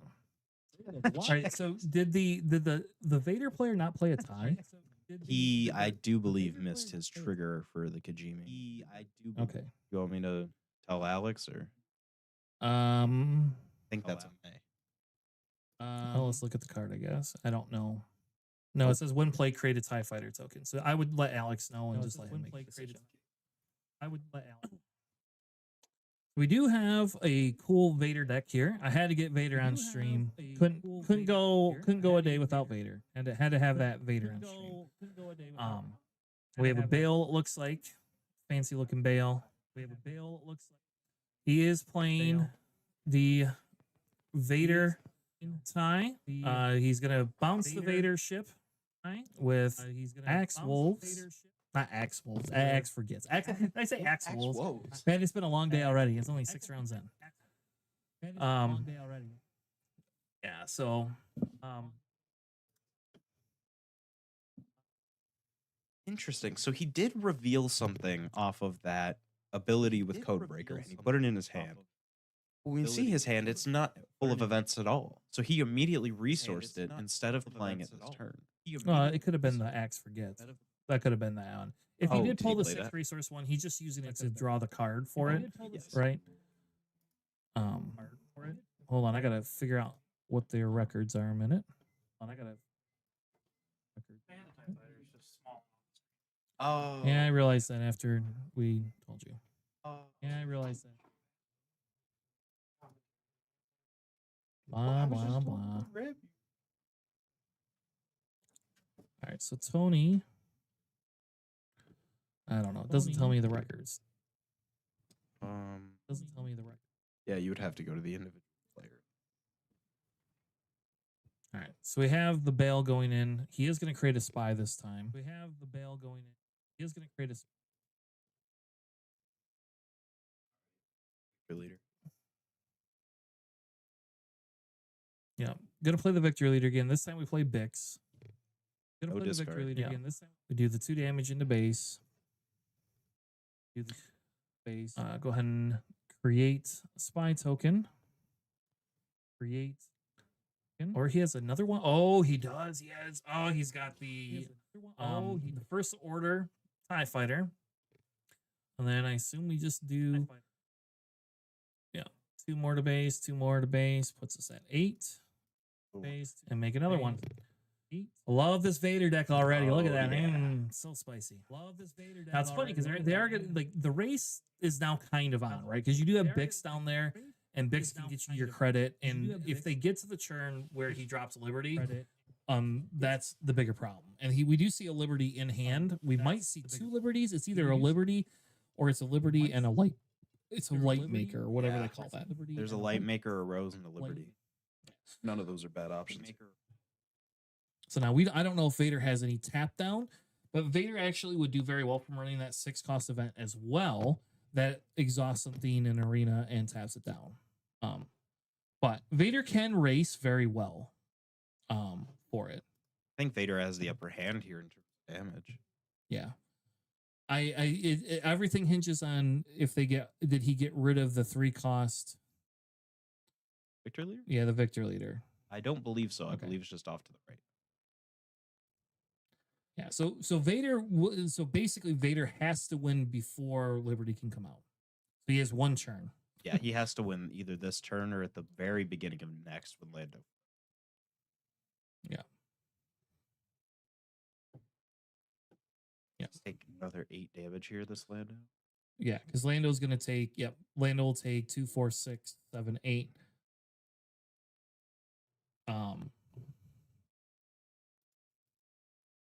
And in fairness, I guess I just keep putting damage everywhere. So the funny thing is, so we've seen that it looks like he resourced a Liberty already. So well, that's crazy to me. Against a Vader deck, I don't think you resource it. And the difference is like even if you do play this, so you're gonna play Rose ready. Rose is gonna be able to give him that extra 5 damage. But Vader also has not played anything. And what is that card? What is that card? That's from this set. The one that artwork was revealed and everybody immediately didn't care about with the villainy aspects. Defeat 1 that are equal to the villainy aspects that are less than. It's absolutely great tech. I love that. Wow. Like it does. It means you're not like you're not pushing any more damage, but I don't know if it matters, right? Because now we're at 20, Yeah. and we still were able to play another ship on top of that, create a tie. So now it's going to take Lando 2 turns to get Liberty down. There's Yep. 2 turns it's going to take Lando to get Liberty down. Can you win in 2 turns? Can you flip Vader? Or do you? Okay, here you go, Sam. Here's a bigger question. Can you just go to base, right? So he claimed you create your thing. You don't flip Vader into space. You actually flip Vader on the ground and then put the Sentinels down with Palpatine. Yes. So now you have Palpatine, Vader on the ground. If you could swing in here twice. I'm going to be completely honest with you. I don't think the Liberty matters anymore. I think even no matter what he does, he can take a tie token plus Vader on any ship, trade that into the Liberty, and still have multiple Right. units that all have 2 damage on them. Just So to he take his base. play. Oh, he's playing a Crucible. I Oh, mean, you're right. You could just kill. You could literally just kill that Liberty, yeah. Now he just flips Vader onto anything and immediately kills it. and you don't bother bringing Vader out until he taps. Now the question is you have 2, 4, 6, 10. So he would have to be able to play Liberty and a pump to win, and I don't think Lando carries pumps. So Or does he have the this- resources for it? yeah, so you flip Lando and you convert and you immediately swing in with your 4 damage ship. You swing in with that 4 damage ship is what I would do. Expecting to do that. Yeah. Oh, Victor Leader is still in play. It's just very off camera now. Dropping the Liberty. Yeah. So now he does the Liberty and he can exhaust something. In this case, it doesn't matter what you exhaust, but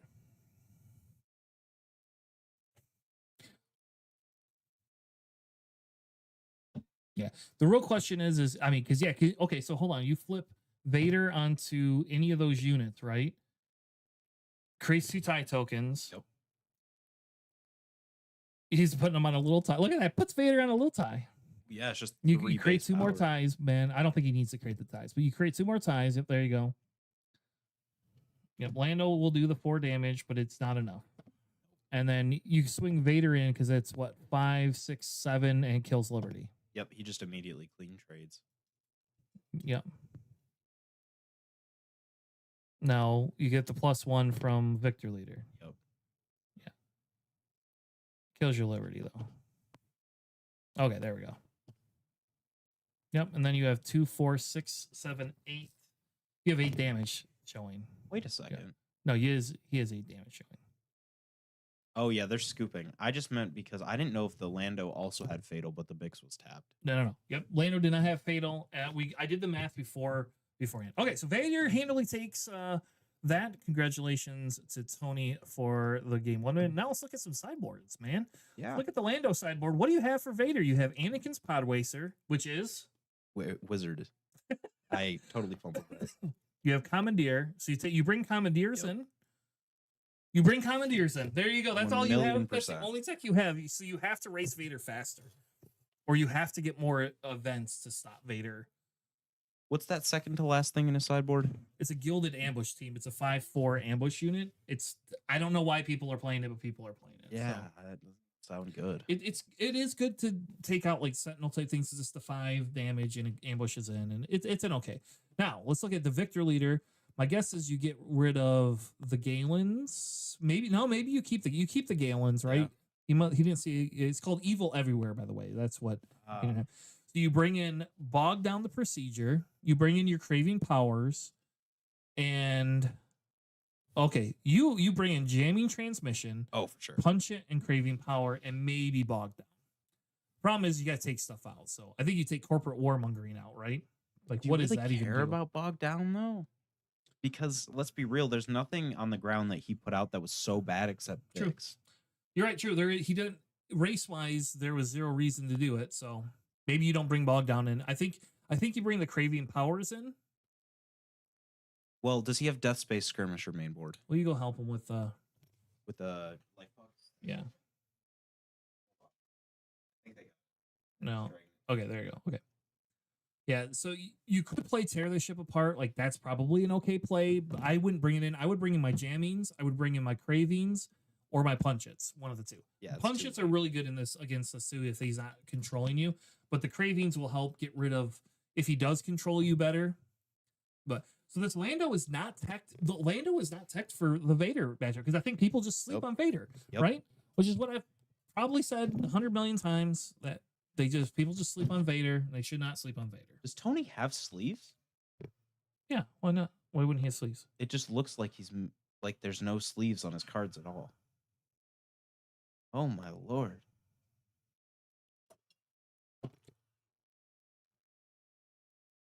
Okay, yep, those are sleeves. It's just the Yeah. art sleeves looked really weird from the top. No, he's view. got the cool First Order sleeves. That's what he's got. Though it does, he should have the Vader sleeves from this Yes. set.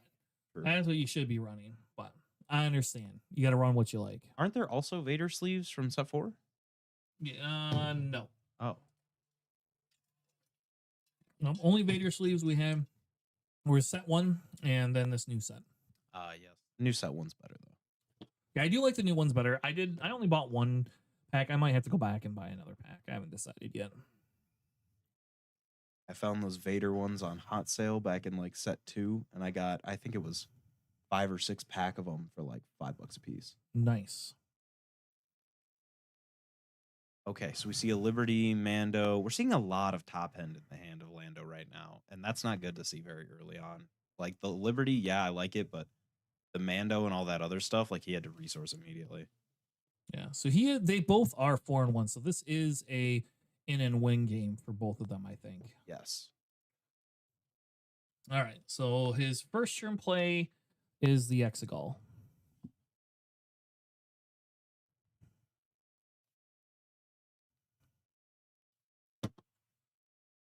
Yeah. So first turn is the Exegol. He does get that Canyon one. So really the Canyon one just kind of stops that Exegol. It does allow him to start the token generation, but it will stifle a little bit of the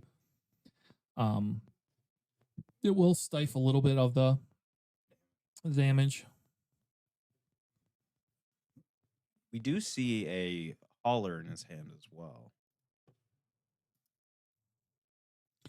Yeah.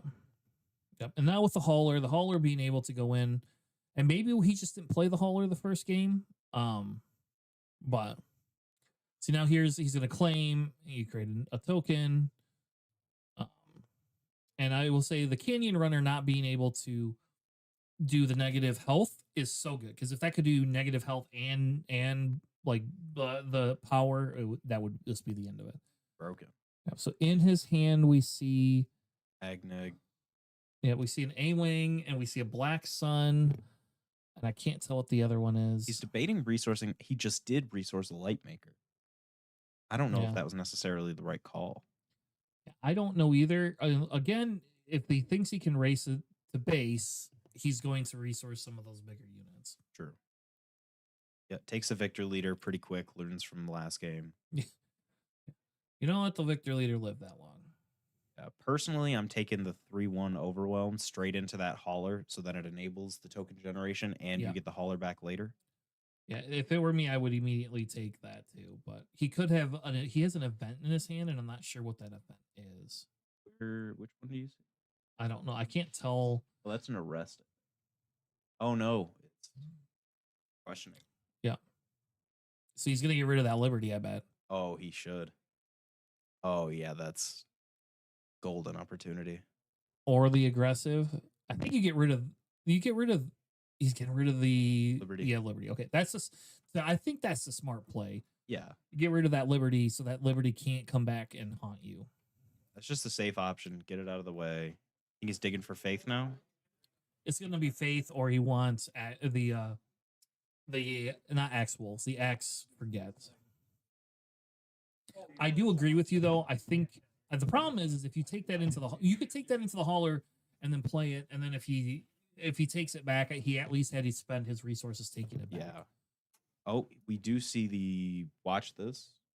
Is that what he took? Yep. That's what he. I mean, that's what he needed last game was that watch this. Yes. But he did not have that. Yeah, he didn't have a lot of removal. I think he went more aggro. But if he shows Tony and Tony knows that that's coming, you could kind of play around it a little bit. Still haven't seen anything with that hauler. This is a very exciting game, Alex. Yeah, this I is like this. I think this is fun, man. Okay, he did. Yeah, do so the he did what we thought he should do, but he didn't get. There was no overwhelm because they only had 2 damage. Yes. But you still could play it if you wanted to. Do we think he's going to? If it's me, I would. Yes, absolutely. Yeah. Force him to spend his removal on Yep. that. Make him use the resources to get it back. 1 to base. I don't know why I thought he just attacked that credit token.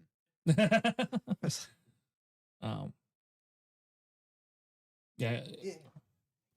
Now, in fairness, he does know he has the Axe Forgotten, so you could just actually let that thing sit. Yeah. And just be done with it. You just say, fine, nobody gets the hauler anymore. He can make the token. I mean, he might as well make a token. True. Is he giving it up? It doesn't seem like he's playing it. He's slow playing okay. He's dirtling on purpose. Yeah. So now the question is whether he's going to pick it up or not. Because what's happening is the Lando player is passing because the Lando player still has 2 resources up. So the Lando player can then just take it back. Oh, with code breaker. Today, right now. Yes. So yeah, so he's gonna let it die. That was probably a smart move, knowing that he had that. Yeah. And seeing he has a commandeer in his hand. Why isn't he resourcing the aggressive negotiations? Like that's you don't not ever gonna help him. no. You don't resource that. That's your end game. That's part of your end game as Lando. Oh, I guess I'm not as familiar because I haven't watched a lot of the Atlanta stuff. Yeah, the Lando likes the aggressive negotiation purely for the fact that you have the ability to be very aggressive at the end. Yeah. Now, I will tell you, this puts the Vader in a little bit of a precarious situation. Because he's not pushing any damage. We don't have to worry about Liberty yet, but Well, does he have one anymore? I don't think so. Oh, he's just gonna blank a credit or a token. yeah. Which Tony's better off just playing cards, and if I'm Tony, I claim here. Like if he plays a card, the Lando's probably Lando's playing some sort of a card, playing Commandeer. Oh my god. He used his credit Yeah. for Yeah, because then it can trade into one of the spot. It could trade in, and so now you go ahead and swing in. You go ahead and swing in with your 1 tie. Yes. Honestly, there is a chance that I see this Lando player just claim after the swing. Yeah, and the sad part about this is he's not going to have the ability. Like he's going to get the victory leader back, but it goes to his hand. So Yeah, I mean, if he has Palpatine, he's in a fine spot because then he can still drop the victor leader next turn as well as have Palpatine to control the ground arena a bit. But that's a big if. yeah, It's the 1 to base. Fair enough. yeah. And here you you could just claim. I think. Yeah. The other thing doesn't hit for anything. Can't generate a token this turn. Like there's nothing productive you're going to be able to get done.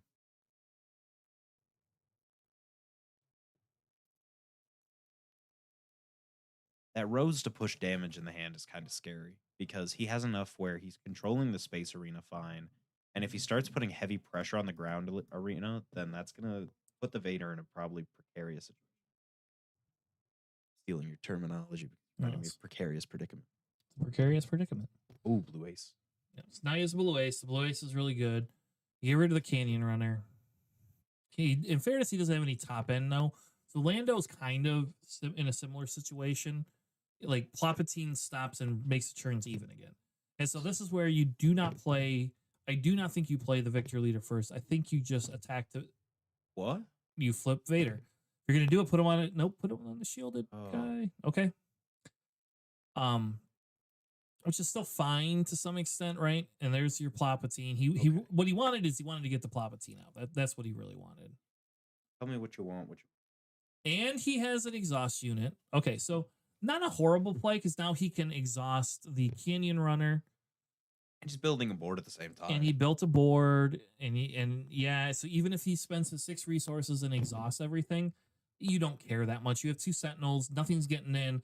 Lando just wasted his whole turn 2, and now you have a bigger board than Lando. Well, this is also good because of Blue Ace. If he tries to do any of that, Palpatine gets ready, he can attack with that, or How does Palpatine get ready? because Blue Ace readies an exhausted enemy yep. unit, and the only space unit would be that 2/3 that there's no point in him ambushing into. So he's going to do the credit token. He's going to bluff. We know he's bluffing. For Tony sure. doesn't know he's bluffing. Like, so yeah, Tony swinging. He should have swung with your Vader. But okay, so we'll take the 2 damage. He's scared of that Liberty. I feel like he's holding that to be able to go into the Liberty, and I don't Yes. think that's the right move. Only because he would have to take so much of his board and fully trade it. Well, I mean, you have to kill the Liberty if you kill the Liberty. But I think the thing is so we know.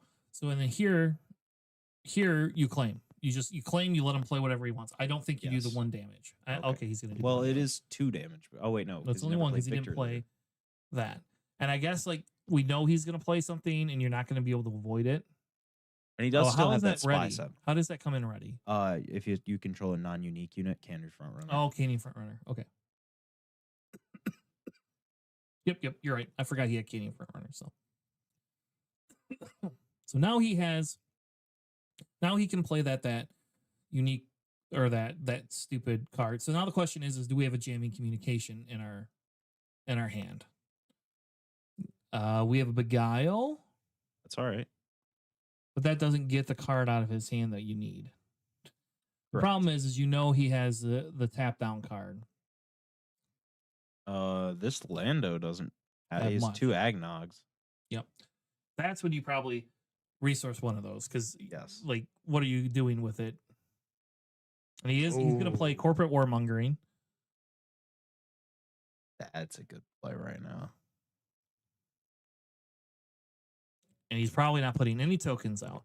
But again, unless I don't know. He just gave it to a random tie. Yeah, because he doesn't know he has Blue Ace, but he probably assumes there's a Blue Ace or something that can stop him, that can come in and like stop him. The biggest thing is what happens if you just tap the board down? Like, Yeah, watch this. I mean, I don't know if watch this is just like, I mean, maybe he's resourced it by now, but I swear he had that in his hand earlier. We'll have to go back and rewatch because I'm not sure. Turn it on. Yeah, that would be huge for him right now. Yeah.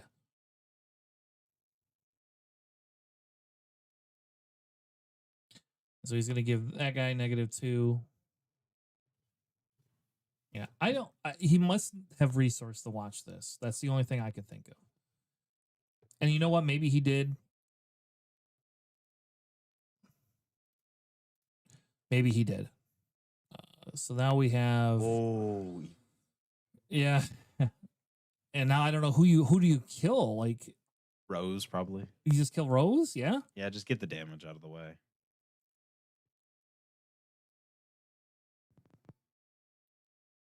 Or do you kill? You gonna kill Canyon? Don't kill Canyon for anyone. Kill Lando then if you're not gonna kill Rose. Well, you can't kill Lando; it's non-leader. No, okay, kill Rose then. Or kill the stupid 1/4 guy. Yeah, just kill something. He is gonna kill. We know he'll kill something. But yeah, I think yeah, okay, so why did you say it's non-leader? Is it really? Isn't it non-leader? I'm like 90% sure. Just called you. No, defeat a unit that costs equal to or less than number of friendly weapons. Yeah, so no. So in a swarm deck, it works out very well. Yeah, that's really good.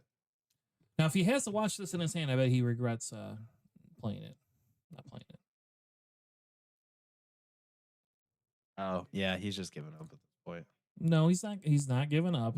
He still does 8 damage to base, right?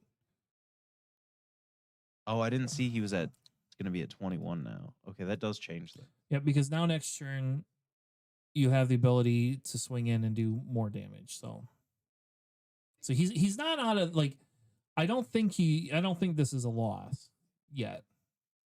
Well, we're going to go up to 23 damage for 25-26. And that's without the buffs from Corporate Warmonger. Oh, and he's got Palpatine down here. Yeah. Yeah, so I think because you're doing because it's 3, 4 minus so you're doing 2, 4, 5, 6, 7, 8, 9, 10, 11, 12. You're doing 12 more damage. Plus whatever that card is in the corner. So that's 3, 6, 7, 8, 9, 10, 11, 12, 13, 14 at least. Yeah. Which leaves him one short. Oh, but then he has Palpatine for 16 damage, and that does it. Well, did he resource the other aggressive Oh. negotiations? No, he didn't. He has it in his hand. I think he does all that damage. They're probably going to call it judge, because there's a lot of weird math going on. Yeah, because that one was also reduced by Canyon Frontrunner. Yes, by 2, but buffed by 3. So Yes. but although with the way the fear mongering works, right? Like again, we can bring it up on screen, I guess. Right? It's called fear mongering or warmongering. Corporate something. Corporate? Yeah, it's corporate, and then whichever word we're thinking of. All right, I'm just gonna go. Oh yeah, it's that fourth one. Corporate warmongering, yeah. So and it gives every other unit +1 for the phase. Yep. So Palpatine is that's 3, 4, 5, and then he had 3 other units. So he was that exact lethal. Okay. So if he didn't resource the watch this, he could have dumped that churn at least. And it doesn't win him the game, but it does allow him to do some extra damage. So all right, so we see Vader pulling it out. Vader going to the finals. I'm excited, baby. I hope you're excited. We're planning Face Syndicate. We're going to the top 8. Sorry, going to the top 8. Yeah, so I'm excited. If you are excited, I love that play. I will say corporate warmongering, save the day, at least once for this team. And Evil Everywhere is the new card to play. There you go. You heard it first. Buy all of them up, so they're worth a lot of money. So, all right. So with that being said, we're going to take a quick commercial break, and we'll be right back. Play some Jeopardy. You can just come into the thing.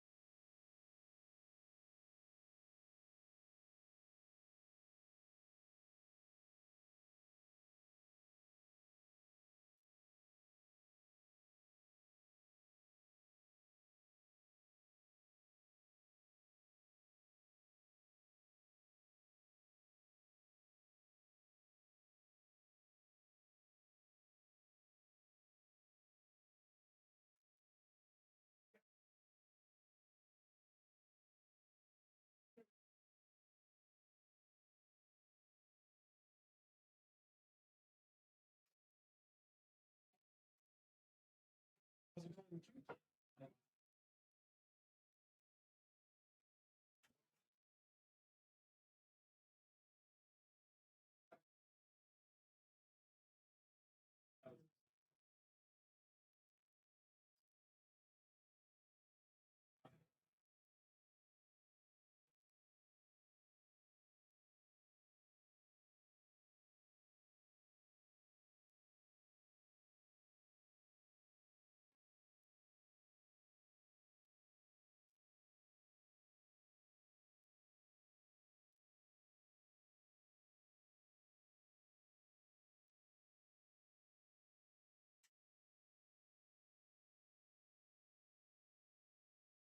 said he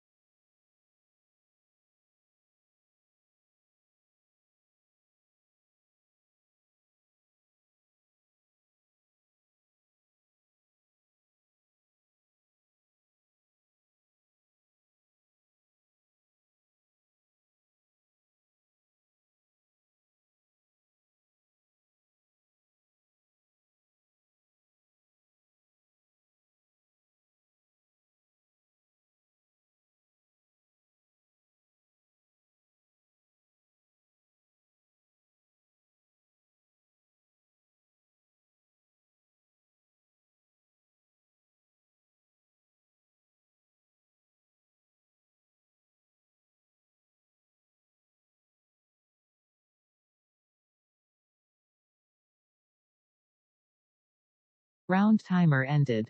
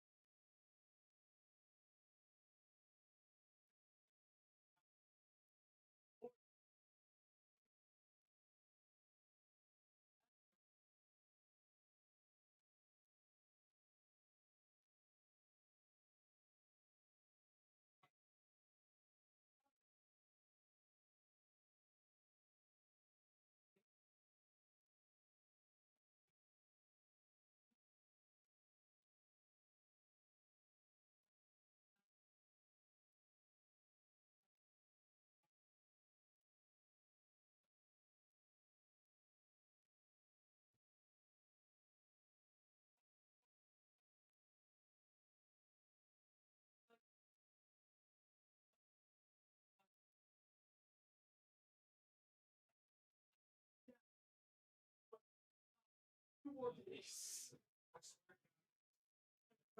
I need just a few minutes. Like, I haven't helped this thing up like 6 times.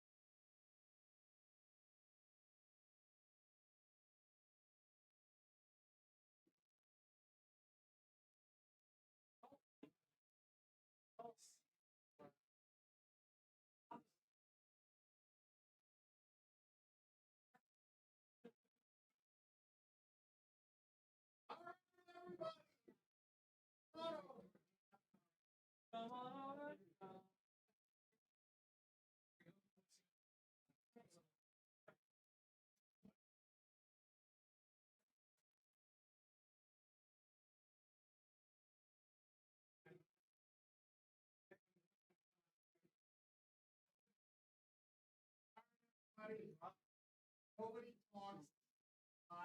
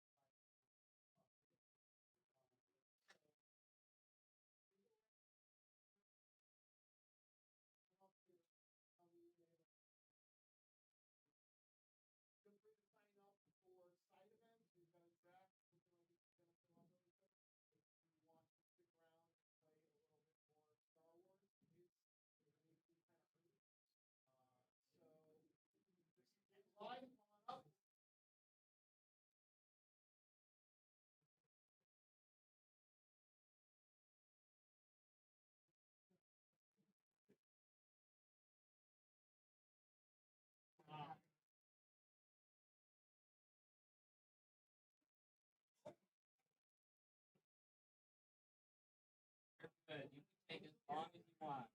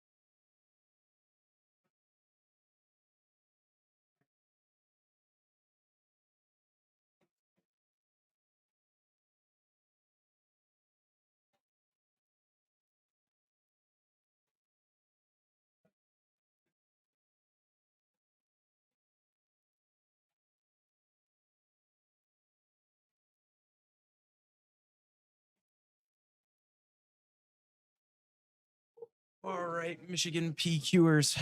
We officially have our top 8 standings and we have everything laid out as follows. Let me pull this up here.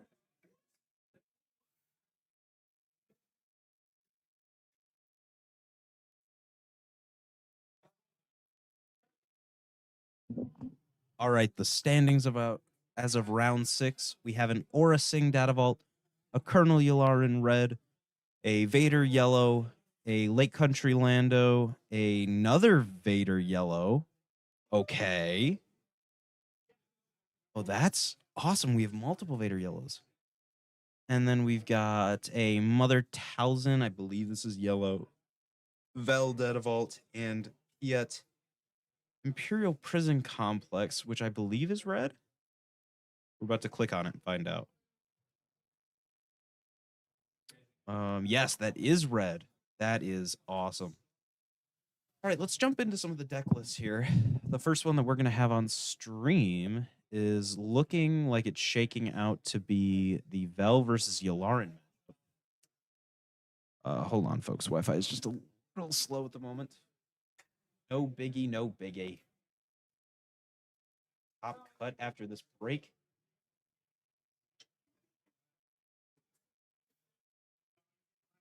This has been an awesome, awesome PQ. Could not have been happier, even though I myself did not do well. I'm very happy for a lot of my friends that did do well.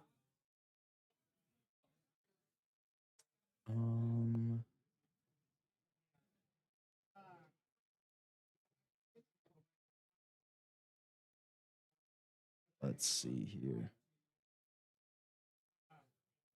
Let's jump into this Fel list. I played against it earlier today, and I got beat by it in round 2. I'm just going to go through things that are out of the normal. Looks like only 2 Queen only 2 Queen Amidala's and Leppy Lookouts. I mean, that's not too crazy. 3 Mon Mothmas, though. That's a really interesting top end that I wasn't expecting. I would have expected more leaning towards the Kelleran and the Bows. But that works. I mean, we have 2 Galens here. That's obvious credit hate. No third one on the side. We do have a third bow, however. Looks like we got a few rays on the side. Looks sweet. Not wait to watch it on stream.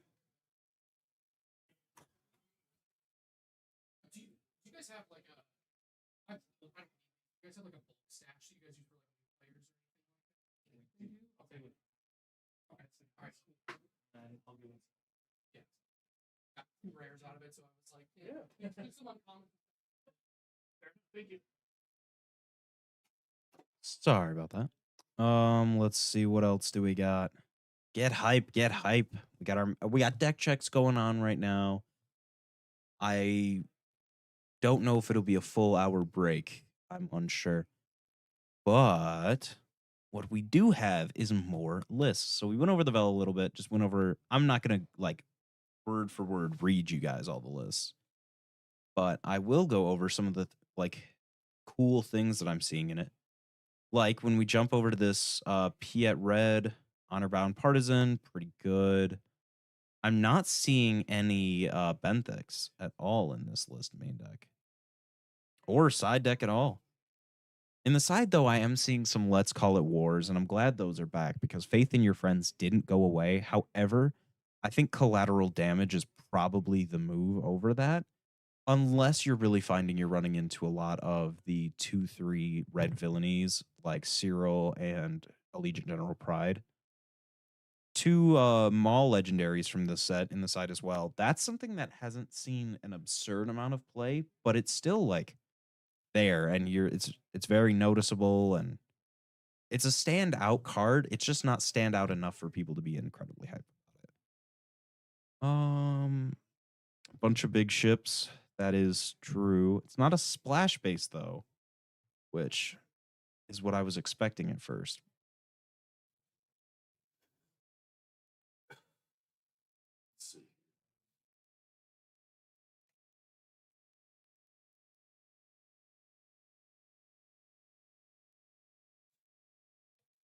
Oh, top 8 gathering for a photo. Oh, sweet. Look at Tanner and Alex over there taking pictures like proud parents. I love that. Oh, the dude. Oh, wait. Oh, we have one straggler. All right. Congrats to our boy Ryan Stanizeus. Congrats to all the top 8. Like, all these people did great, and there's a few people that I played against that did a great job, and it was just a super fun day for everybody, it seems, whether you win or lost. That's what I like to hear. Oh, let's see.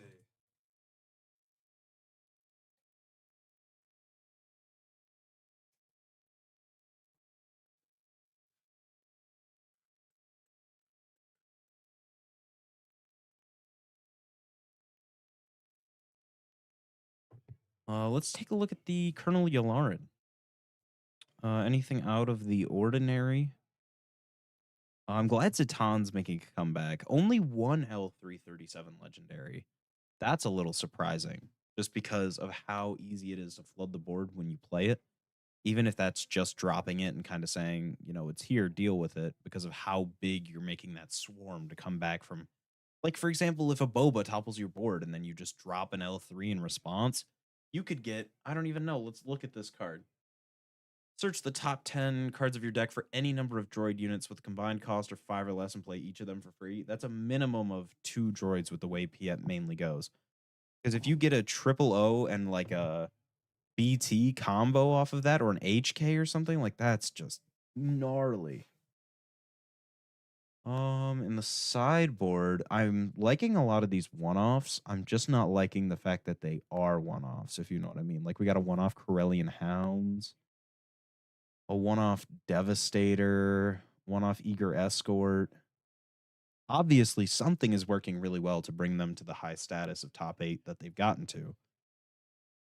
But just not the things that I would have expected.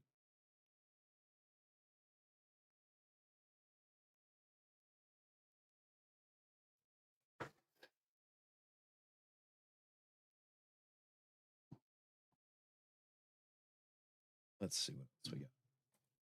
Aura Sing Data Vault. This is a deck that we're all very familiar with. Out of Aspect Galen Ursos. Now that is what I like to see. I like seeing all this crazy spice. Perimeter ATRT, kind of understandable. We've seen that in a few of the main lists. Annihilators. I like that we finally have a deck that's getting that late again. It feels like we haven't had a deck for a while that gets us to that late point and can stall out the game so they can throw down these big things to turn the tide of the game in such a way. Only 2 main deck Anakins. That's not too crazy. I mean, 2 Landos legendaries. That's pretty good if you're just trying to heal, stall out, smack around some of their stuff. Eventually work up to smacking around their bigger stuff. Knowledge and Defense. Perfect card. That's one of my favorite cards from my Yoda Blue Day, or my Yoda Red Force days. Hyperspace Disaster, Tragedy of Plagueis. Now that is an absolute beauty to see. Tragedy of Plagueis main deck and anything is crazy that I love it. Single Reactor Ignition, just a one-off. Not too bad. I mean, you do have to pay 10 for it, but it is a complete board wipe plus damage, so understandable. 2 Tyrannotech in the side. Like that. 2 Terramin in the side. Just credit hate. Some retaliations. I love that. I don't know. This deck list is crazy enough that I think it's one of my favorites. Let's see here. Went over one of the Vader lists that we saw on stream. Let's check out the other one. We're seeing some Garindans in here. We're seeing the other Galen Urso, the yellow one. We're seeing a one-off contracted Jumpmaster. Now, that's not too horribly crazy, but it is still, like, unusual. Like, because usually you would see at least a 2 or a 3 of if you're going to include it at all, and if you're not, then you just don't. What? Hearing, like, a doorbell ringing there. Am I just hallucinating? I don't think so. Okay, Emissary Sheathapede. I don't know why that's in the side. It's just a 2/4 in space. It's probably for any of the decks that aren't space heavy at all. Just 1x Commandeer in the side, and there's none in the main, so just a 1x Commandeer. instead of 2 or 3 in the 60 is a little odd, but I don't hate that. Like, I probably would go 51, 52 cards just to have 1 or 2 of them in the main.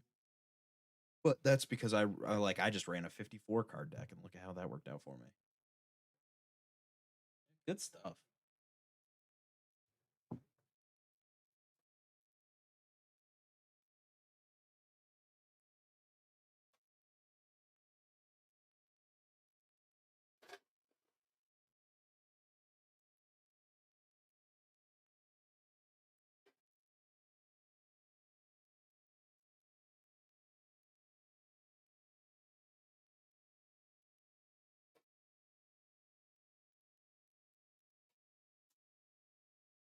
All right, lock in.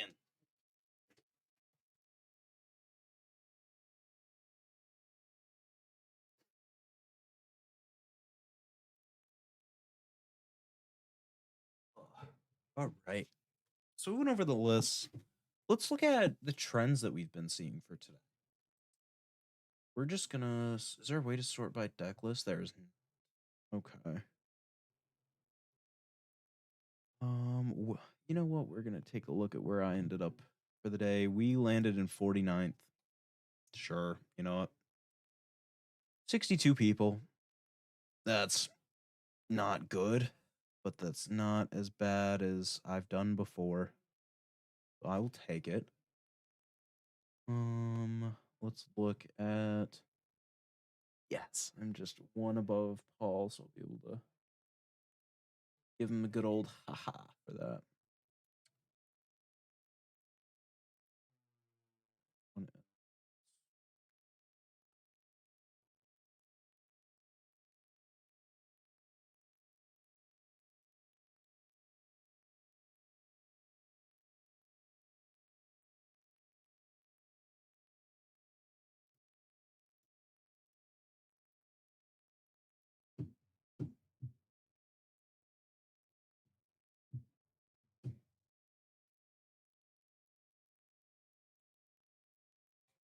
All right, I'm also gonna take a break and just walk around for a hot sec. I'll come back though.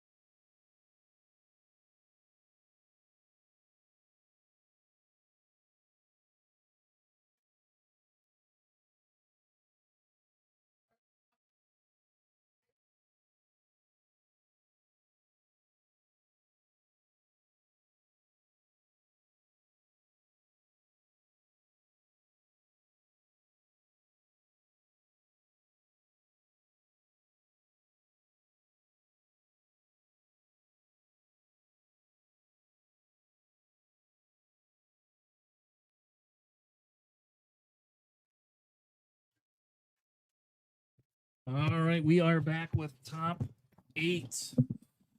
We curated the table a little bit. It is no longer everything you wanted it to be. We decided we would. Oh, those are the standings. That's why. Oh, We yeah, decided we are going to put the Yularen back on stream. But yeah, we're going to put the Yularen. We're going to have a Yularen versus a Val deck tonight. So I thought that would be kind of fun to put up there. Yep. Yeah. Can you shut that door though? So all right. So we're gonna start out. We got a Val. What is the Val base, Sam? Did you already go over all the lists? And I did, yes. Awesome. So thank you for doing that. I didn't say like every.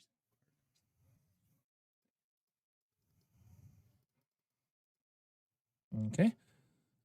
And so we have the Val. What is the person's name? That's the Vader deck. Val is Izzy. Izzy is the Val deck. Okay. Awesome. And then the other one is Yularen. And I think we had the Yularen on stream before.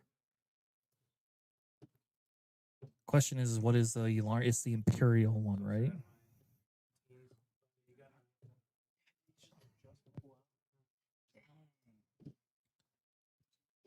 All right. And then we have Ryan. So it's Ryan D again, who was on stream a little bit earlier, but I told him he didn't get a choice. So. For it. So if you would like, Sam, you can go let them know. They can start whenever they would like to start. Okay. So but yeah, so it should be it is no longer Swiss. We are now into top 8. The timer is actually 75 minutes, so they have a little bit longer for each of the games. That was something new FFG started recently. And yeah, so it should be fun. Hopefully we'll see kind of how the Vel player works their magic, if they are competitive enough with the ability to actually go into this aggro type deck.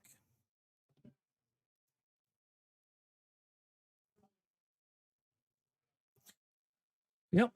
I will go over. So Sam already kind of went over a little bit of the top 8. But we have one Aura Data Vault. We have a Piat Blue, a Lando Lake County, the 2 Darth Vader yellows, a Yularen red, a Val Data Vault, and a Mother Talzin yellow. So pretty well rounded out. We had, like I said, we had a couple of the people on the stream already. But I am excited to kind of go through and see what some of these decks pose. We did not get to go through the Val deck yet, so that'll kind of be the first deck. Like what are they going to play? Are they going to have a bunch of cool stuff? Is there anything different in there? I did see that they are added queens as an addition, which is hilarious because I was running queen in there because I think you should just always win queens. So. Looks like they have some Lost and Forgotten, some Protect the Pods, Direct Hits, and Hyperspace Disaster in there. So they are technically for space already when it comes down to it. I do not remember what his record is. Does not show me on this.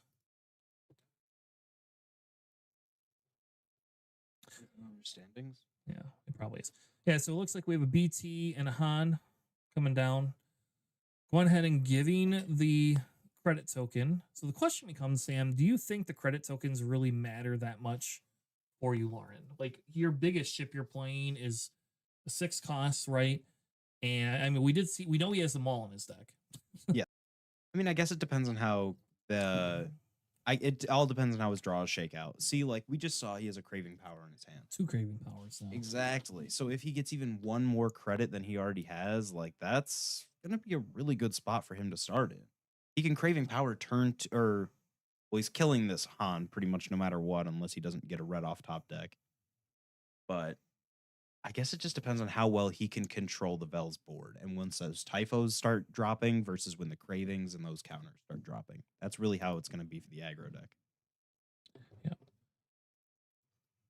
Yeah. Yep. So it looks like we put 2 damage on base. He's gonna go ahead and give him that other counter, which here okay. So now he has 5 resources. Do you just kill the Han? Do you just play Yes. Craving Power and kill the Han? Yes. And then like I mean, I know Izzy hasn't played anything yet. Nope, he's gonna Oh. play a BT1 and he's gonna bounce keep the credits. Maybe he wants the invisible hand next turn. Could be. And that would be also a very good play as well. We don't know if he has an invisible hand in there, but we do know that Han is insanely big now. The Han can now double kill, which is really what that Val deck wants to do. Is that Val deck wants to do silly things. And so now we put the lots down. The lots can get rid of the shield and trade into the C3PO villain droid. Yeah, we're No. probably going to see a triple O just come straight from like attacking into that Han, making sure that's a clean trade. Or, like Vel's still up in base damage, but I don't think this Yularen can afford to race and let him just keep building this board. Yeah.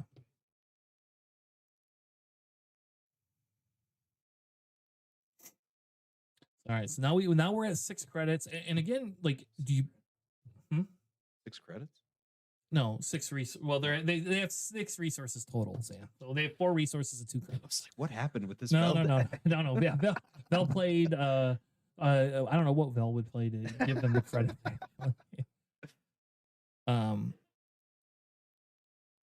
So we'll see what he does. He's just doing 5 to base. Okay, so he is just gonna go. He is gonna play the base race game.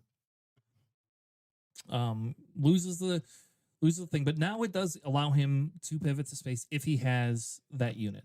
I think you could have Craving Powered right there too, and killed that Han, and then had the other ability. But this is a good play too, like because this burns the resources, so he can't use his credit hate against him, and it's going to allow him to get a second unit out. So there is hopefully a droid in there. There's at least an HK in there. There you go. There's an HK. I don't think the HK is long for this world personally, but the HK is there.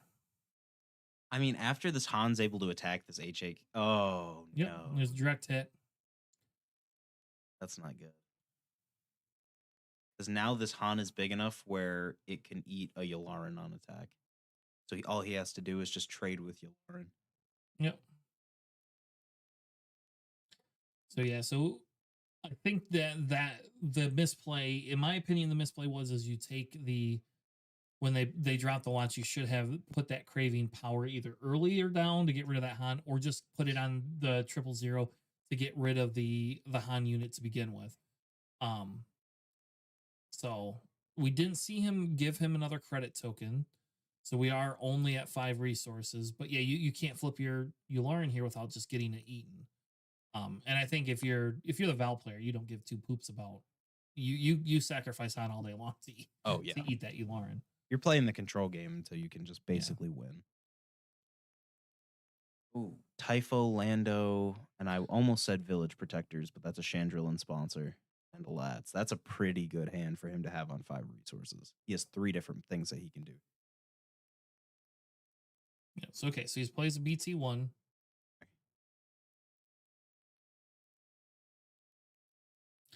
And I think he's debating.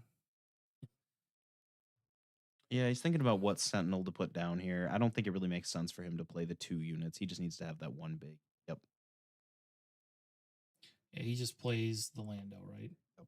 Or the Typho. No, he played Lando. Yep.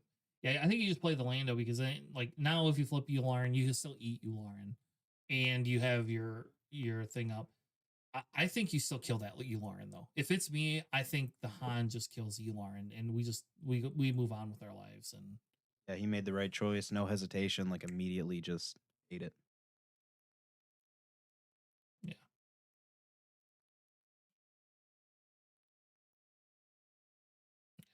Yeah, I think without we know what he has in his side. We know he has a Commences, I believe, in the side, and like that's a great card, right? Yes. And we do know he has these droid things, and you can absorb some of that damage. I think if you're Val here, you claim. Yeah. Okay. There you go. So Yeah. they can't hear us this time. Not like last time. Nobody what? can hear me say they should claim. But yeah, I think you just claim because you don't care as much about the 2 damage. Your goal is really to is to stifle the board and then be able to bring Val out, and then you're just kind of teetering Val, and Val's your win condition. Yes, in the same regard, though, wouldn't it have been just as productive to just give him a credit buff this lats so it doesn't immediately die if BT decides to swing in and just sacrifice to get rid of that damage? No, I think you're fine because you don't care as much Oof. about that.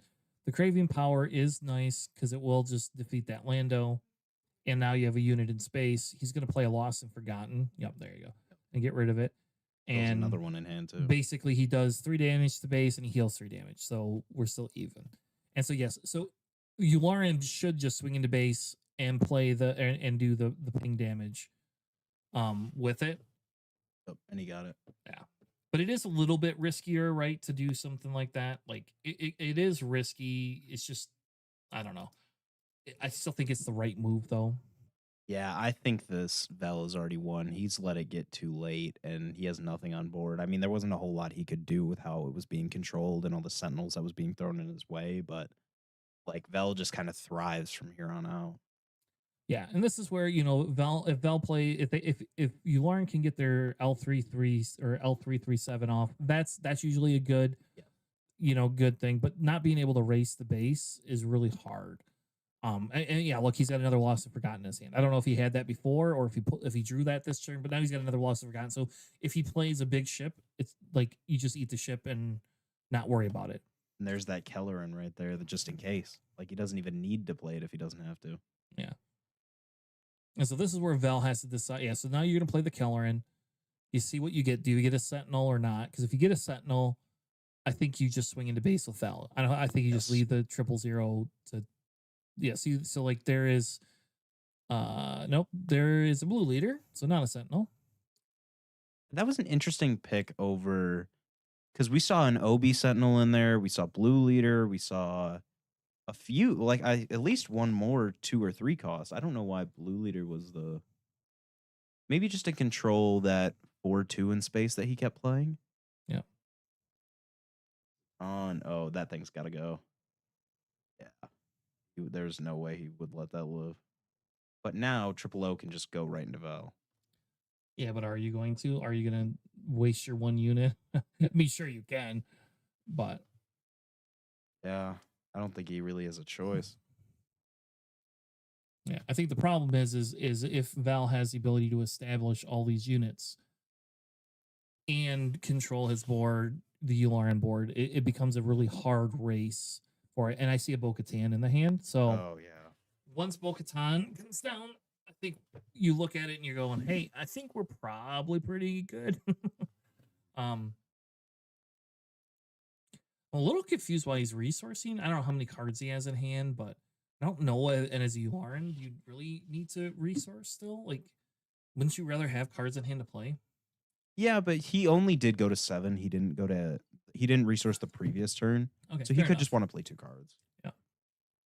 Oh yeah, he's just going right to base. What red card are we putting on the bottom? That it matters, but he's being specific. BT. Yeah, and I don't know if that matters. Oh, it won't. Because Val already caught up the damage race in 1 attack. Yeah, and you have a Kelleran, so you're gonna go. You have another 10 damage you can do right here, and he hasn't played a card yet, so. I mean, even if this Yularen were to have, let's say, a Devastator, we Mhm. still have seen the Lost and Forgotten in hand, and it's not going anywhere. He's just waiting for the only thing that might be a problem, just so he can immediately take care of it. Like, there's nothing stopping this Bell. High Singer, this is a good little push. I just don't know if.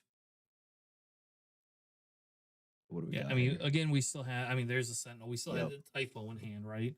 Yep. And so now I got a Typho in hand, and I have 2 units that can do 7 damage each. Well, technically 8 next turn, right? Yep. So like, and and we still haven't had blue leader swing. Mm. Yeah, I think this Val deck has the advantage with all these Sentinels. Once we sideboard, there's a little bit there, for it, but Oh, he's killing one of his own credits to ping the Sentinel for one. That way, he can use a double attack. And I believe if he does this correctly and has initiative, he can kill the Sentinel and Vel in the same. Turn. Yep. Yeah.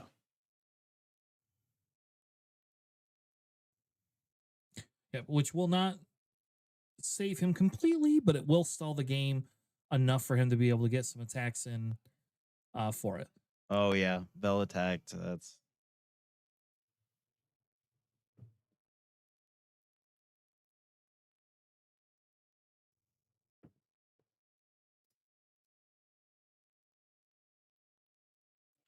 Yeah, so now we're just down to, he's got 4 health left.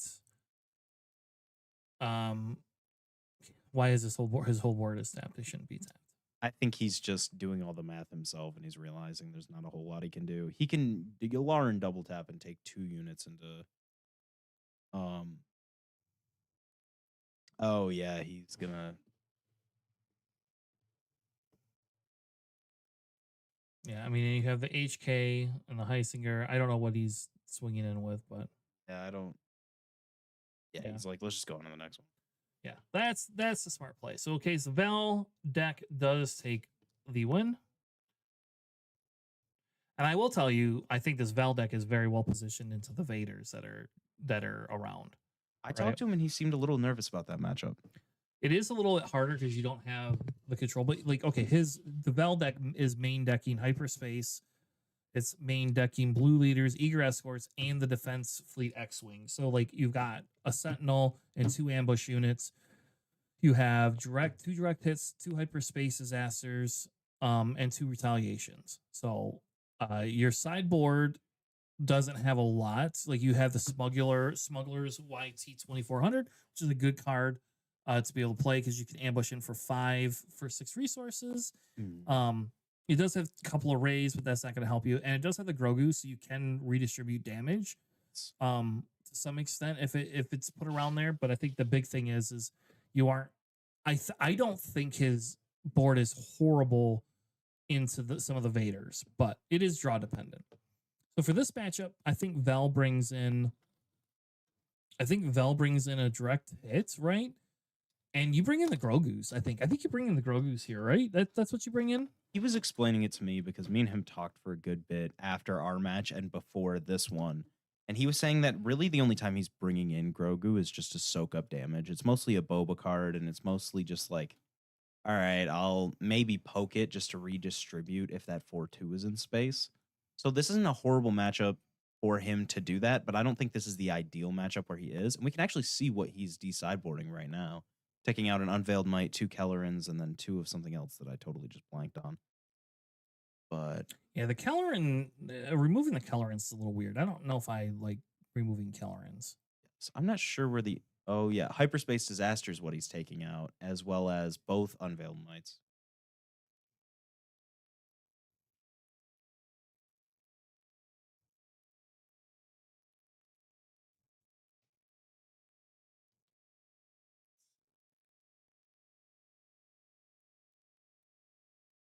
All right, so yep, we'll go on. So that's what. Let's look at the Yularen deck again, I guess, because I do think we could talk a little bit about maybe what the Yularen deck should sideboard in. You're talking about that Commence. Yeah, I think Commence. Oh, this is the one that doesn't have Commence. Oh. Is it? This is the Yularen that doesn't have Commence, right? Oh, that's crazy. No, that's something that you need in this matchup. Did I pick the right one? This one has. This is the Battle Fairy one. Okay, so his sideboard stuff to bring in, probably the L337. You bring the Maul, you bring a Sudden Ferocity in. Maybe the Devastator, because the Devastator does just help you get through that end game. You could bring the DK1 probe droids in because she is throwing experience out, right? So I guess you bring in the DK1 probe droids. I would bring the Devastator in. I would bring L337 in personally myself, and I would probably bring in the Maul. Because the Maul has an 8 health butt, so the Maul does not always lose to stuff. Yeah, I think if it's me, I think that's what I would bring in. I will lie and say I do like this Val Data Vault deck. I played a little bit of this. Yeah. Before. I was talking to Alex about it, and he said this is probably the closest to that Ray Data Vault that I was playing for a few months, like probably a month or two back in set 6. So it's definitely worth testing. Yeah. And I mean, it's performing already top 8 at a PQ, so we know it has results.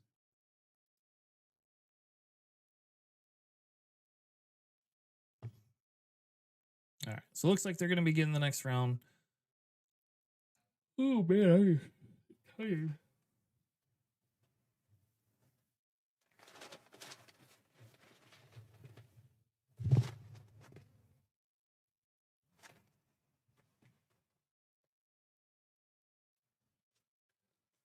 All right.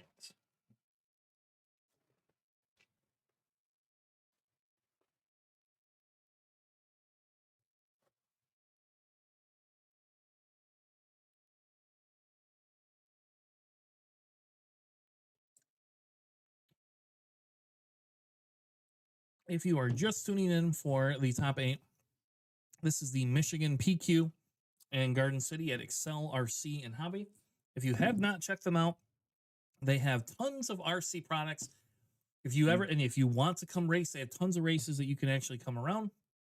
You can actually race. So the area that you see when we kind of go to commercial or whatever you want to call it, like when we go to the other screen while you're waiting for us to come back, that screen essentially has what the RC track is. So where they're playing is actually where the RC track is, which is actually a really cool setup. And I really enjoy that piece of it, being able to come in and play the RCs on other days off. So yeah, so if you've never been there, it's definitely worth coming to. We got a Leppy Lookout and a Dark Trooper.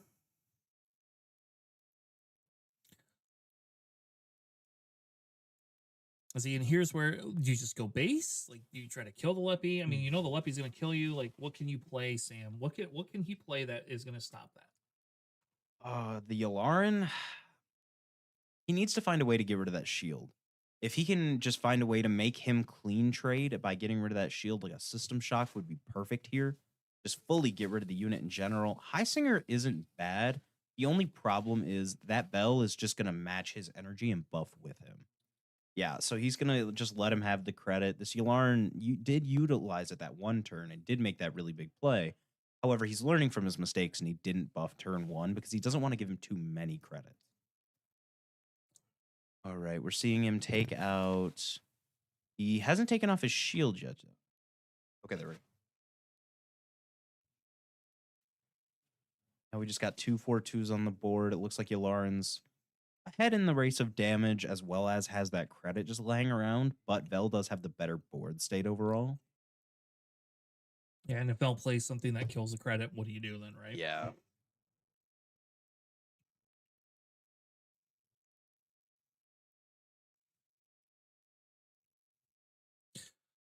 The conditional sentinel, I think, is okay. I mean, because the question is if you play something that allows you to play, you utilize Highsinger death ability, then you lose Highsinger, so you lose the 4 damage. And I will say the Vel deck doesn't have healing outside of the Lost and Forgottens, right? So once the damage is there, it's there. It's not like that Obi deck where it can just heal everything. So yeah, so we do see it just go to base, which probably is the better play. And here's where you need if you had Aura, you could just kill that. Oh, that's right, he does have Aura. He does have an Ezra in his hand, which I'm not sure why he didn't just activate the conditional sentinel himself. Although I guess the Yularen did have initiative, so even if he did, it wouldn't have mattered a whole lot. Yeah. And there's that Leppy Lookout. That thing has just done so much work. Yep. It's taken both Imperial Dark Troopers now. Yeah. It does the 1 overwhelm. It's a base. Oh, he used the credit, so now he's back to just a normal 4 resources. Yep. Now he gets to heal the Obi. Yep. The Obi Sentinel, not that it matters. Gives him another credit, and we're going to buff the Ezra. He's making really strategic moves as to when to credit, when not to. It would be kind of bad for him if if we see an invisible hand right now, but that's just because we are looking at his hand and we're seeing no direct hit. He could be trying to bluff that at the table, and that kind of does appear like what he's doing. Yeah, because that's what he did last game, and that I think that swung the momentum almost instantaneously last game. And I bet that stuck with his opponent, and that's why he isn't jamming it as fast. Because if he had it, he would be throwing that on the table if he wanted to do it. And now we have an Ezra that's too big for the well, I guess is it 5 health? Yeah. It's a 5/6 right now Yeah. that also has raid 1. So it can again eat the Yularin if he like dares to flip out. Yep. And it looks like we're playing another Sentinel, I'm guessing. That was Mina Bonteri. We're playing Mina. Okay, so we played Mina. Well, that's fine. because he has a 2 and a 3 cost. He's just trying to utilize. He also has an Eager Escort. Not the best thing he could play right now, but it doesn't seem like he has a whole lot of options because both of his other cards in his hand are very top hand. Oh, okay. So he is doing the invisible hand. He just waited to make sure that he used more than 2 resources or 2 or more resources, so there wasn't a direct hit. Mm-hmm. HK off the pole. This is looking like a pretty good board state for the Yularin. The only problem is if he flips now, he won't have that Plopatine protection. So I bet we will see some pass action of just him like trying to go the Ezra to finally swing. Yep, we're buffing the OB because OB's either going to eat the HK, which is probably what I would do here, just to make him have less units, or at least fully trade into the triple O. OB isn't a card you entirely care about going into the 6R turn. If you like, he does have Kelleran on 7, and that does look like a good play, but that's not anything that's particularly amazing right now, is it? No, because I think you have to deal with the thing in space is what you have to actually deal with. Yes, that is the big problem. So I don't know what he's looking at his resources for, unless he's trying to determine if next he's going to have a plot. Mm-hmm. So you're right. He does eat the HK, which again does make sense because he's still holding that. He's still holding that Yularin hostage. Yes. Okay, that's why. So he did that because he knew the Yularin was going to wait. Yeah. And now if the Yularin does decide to attack into either of the units, whether it be Obi or Mina. Oh, wait. Yeah, he only has the raid 1 on his attack, so Ezra is now dead, but Mina can also go into that. Because Vela has already claimed. Oh, we do see the direct hit the hand. That thing's probably going to be slammed as soon as... Yeah. What do we got? Yeah, so if he wants, it depends if he wants to control now or if he just wants to be the beatdown.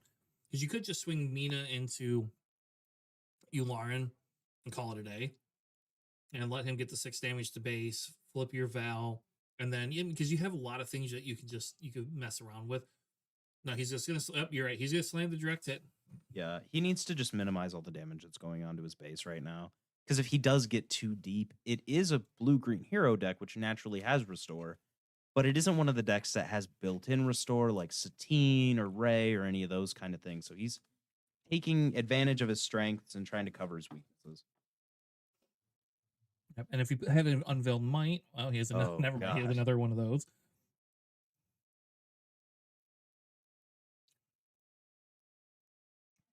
All right, let's see what we get off that one.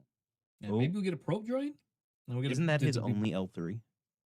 He has one side, one main. Yeah. Okay. I believe he would bring the second one in. Yes, in this matchup, I would. Because it just helps you refill your board.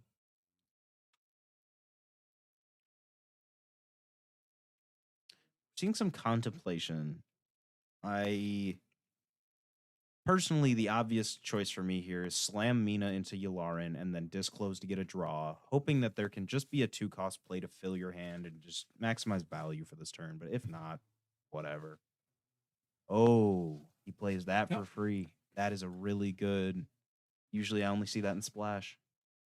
Now he has to discard a card, and it's most likely going to be that Escort. Yep, it was. Interesting. Because now you force Mina to trade into Yularin. Yep. Disclose both. Oh, and that was a Bo-Katan. So he has top end galore from.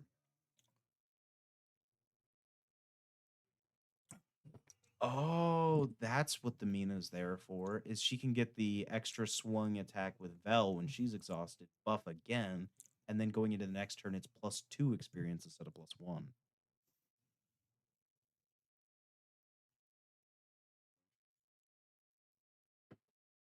I think Vel does come the beat down here. I think at this point you can. Like at this point, because you're just gonna be able to buff your units. He can't play another invisible hand. Yeah. Well, one's already dead. We do see him resource up to 7. Yeah, I don't think he'll stop resourcing this game unless he hits like.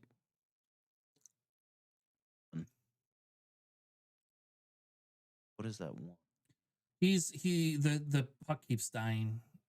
It's probably at the end of it. I've had him out all day, so it's probably at the end of its life. I have to have Alex swap it out with one of his. Those life pucks are great, but sometimes the batteries don't last forever. Yeah. So we are gonna go in and we'll just do the 6 damage right away into base. It's a good call for the Alarm player. Get it while you have it. You don't know if there's a direct hit or not. And you might also get another one of the tapping droids, which then allows you to tap Val down, and you can tap Val down, and you feel super good about it. And Seeing something. HK. So we get an HK. So not the greatest pull, but it is a pull. I don't hate it. Okay, Obi's gonna trade with it. I don't know why he didn't buff the Obi with the Vel attack and then take that attack. But I guess he does still have 7 resources unaccounted for. Mm-hmm. So both of them like haven't played anything yet. They're kind of just waiting to see. Vel's playing reactionary, which I definitely like.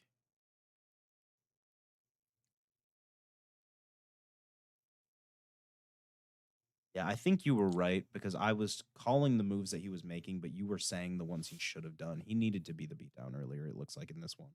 Yeah. Now, I think they're calling the judge over. Interesting. If you want to go grab that life puck for me and just tell him he can use the damage on base, I'll charge the life puck for next round.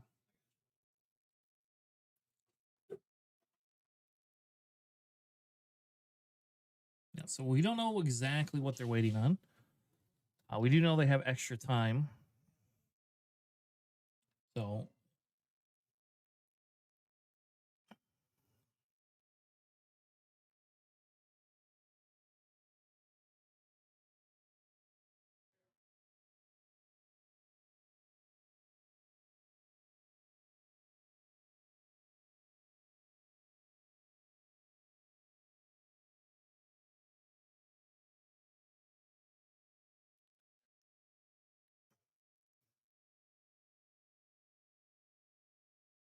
yeah, so not 100% sure. I guess we could go ahead and look and see if anybody else has had their game done.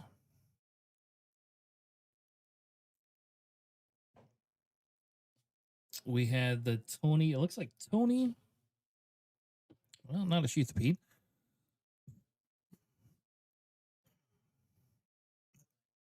Looks like Tony won over the.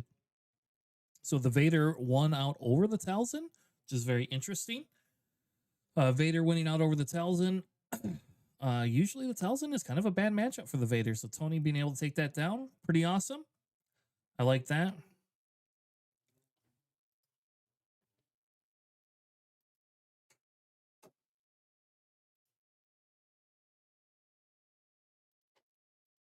Judge was looking something up. Figure out what they were talking about. Oh, that's not true.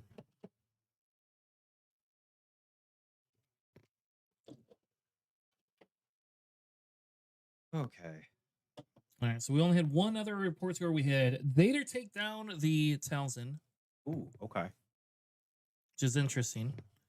I know that Staniszewski and Cole were still playing. Yeah.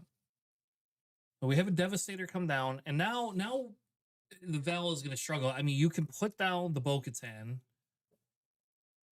You can swing into base. But if you don't have the hyperspace disasters or whatever, which I think he took the hyperspace disasters out. Did he only have 1 damage on base before this? Yeah. Yes. Oh. He was just controlling the board, Oh, which again, in a Val deck, that makes sense. yeah. Now we're doing now we have the color in play. I don't hate Chandrillan sponsor here. Yeah, because it's the restore. You get the restore, but you can also Oh, plug that in. You get the 3 damage into the thing, but you're almost too late, right? Unless you could take care of both those units or heal. This well, turn. he's gonna drop Bo-Katan next turn. He's just hoping he won't swing with Devastator first. But he's No, very he much Kelly. conceded. Right? There you Yeah. go. Okay, he did concede, and that makes sense. Like, let's concede, move on to the next one. So we have a 1-1 game, very interesting.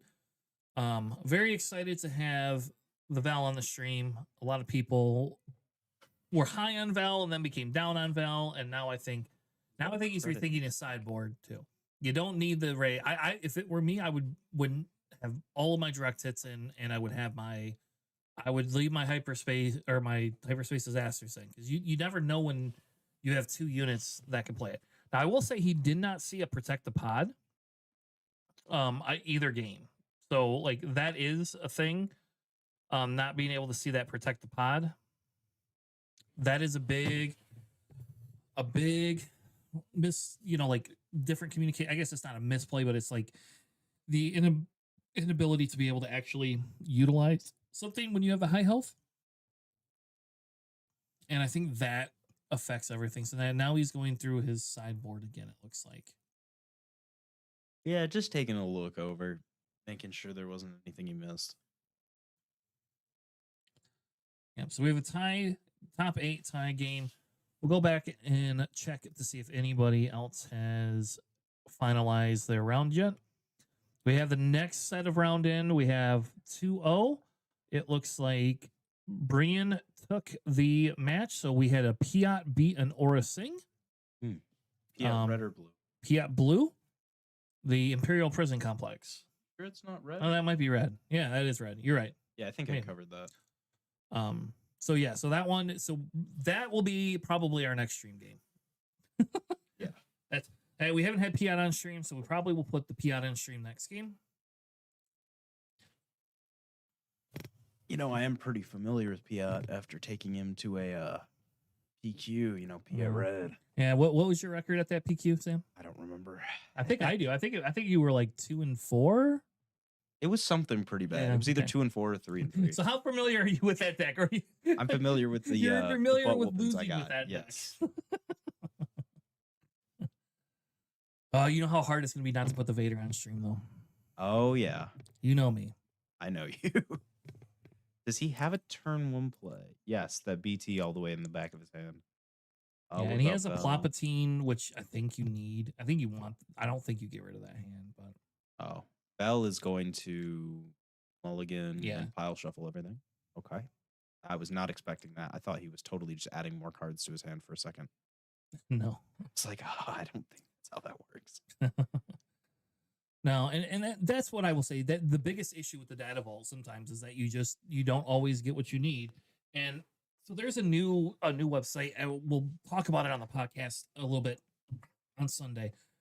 And there's a new website that like helps do like the math calculator. Mhm. And I think we've talked about this before on the analytics side of things, right? And we talked about it where if you have a card that does the same thing as another card, even though you only have 3 of those in a deck, it doesn't matter. So for example, Merciless Contest, Power of the Dark Side, almost identical. So when we talk about like a removal for things, I would always say, well, I have 6 3-cost removal, that type of thing. And I think like if you look at a data vault deck and you have units that do almost identical things and cost the exact same, then you can count those as similar moves. You can actually look at the like how often you're going to draw that for that cost. And like this Val deck does not have that. So like the Aura deck does have those things, but this Val deck does not have, like, they have units and every one of their units does somewhat similar things, but not exactly the same. He did choose not to buff the Mina. Yeah, I mean, that's understandable. He has no way to take BT and fully trade it into Mina, nor do anything really substantial with that damage. If it was an Aura Sing, that would be different, but... And here we see Exenta come down, right? So, like, one of his better Sentinels, he is probably going to buff it. If BT doesn't swing in or have a way to get rid of Cinta, he's just going to buff that Cinta and it's going to become a Sentinel.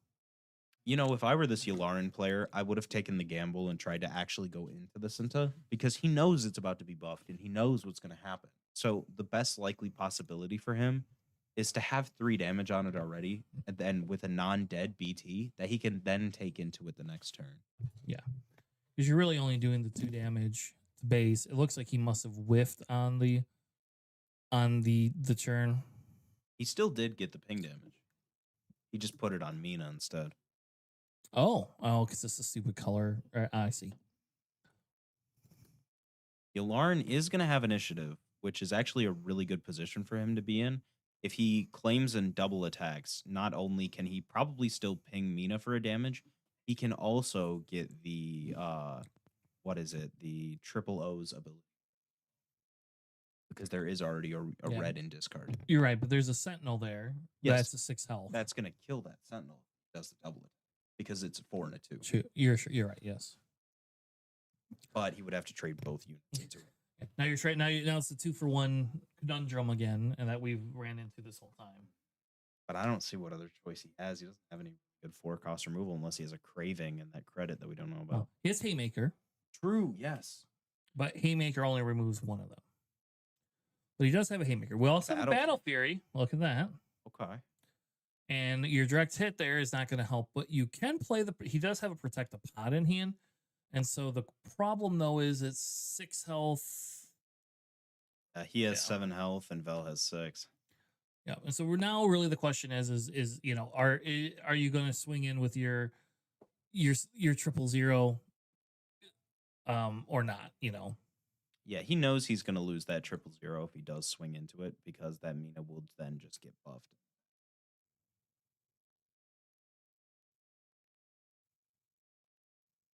Yep. So they're going to buff the Val.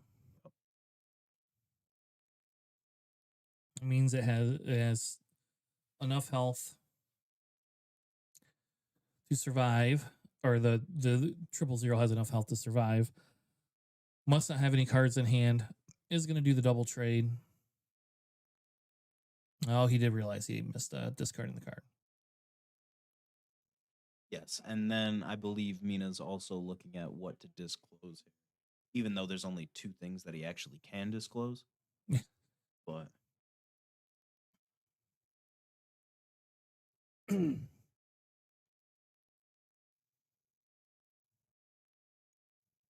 There you go. He discarded something. We don't know what it was. okay, and then that Mina's gonna go ahead and trade just to finish it off. Yep. Draw. Yep.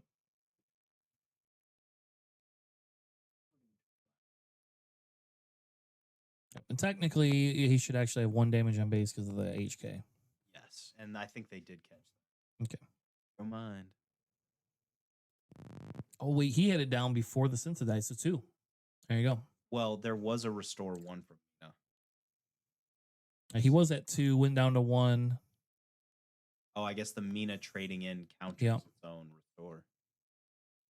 Oh, so he just plays the Ezra naturally to become a threat. I don't hate I mean, you don't really have anything else to play anyway. True, and like 1 buff does again put that Yularen like back in the corner. Be a little hesitant, but we did see in the opening hand that he did keep a Chancellor Plotpatine. Yes. So we probably are. Oh, I forgot he had the credit. We're seeing an L3 bomb on the flip turn. Yeah, and I think that L3 is actually an underrated card in this deck. Yes. It's one of those, and I wonder if the Piat red is also running it as well. I mean, you could just play there, and there's a tap, so now you could tap the Ezra. Oh, we still got 3 more costs that we can. We see any? Okay, Yep. we do see 1 more. All right, I like that.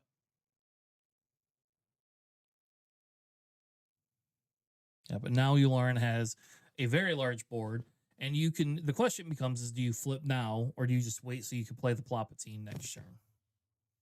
I mean, the Plopatine is more of just to insulate so he can't get eaten right away. So like now that we have all these other things on board, it doesn't matter all too much. He takes the action to buff. I would flip with Yularen. If he plays a card that I really don't like, I would claim and then start with a double attack. All right. Well, how much health does Ezra have? Ezra is a 5/6 right now with raid Yeah. 1. So you know what kills Yularen? Ezra. But Ezra's exhausted. So you know what else kills Yularen? I'll protect the pod. Protect the pod. Good call. Wasn't thinking about that, Yeah. but we have seen that in his hand. Yeah. So now he's got Sentinel. So now you don't flip Yularen and you just claim. Oh, so we did see the Vel sided Oh, in he is gonna- retaliation. Yeah. He is gonna here. He is gonna flip. I mean, you could just take Yularen and HK together and just kill that Ezra. Oh, wait, I guess you do have to kill the Sentinel first. Yeah.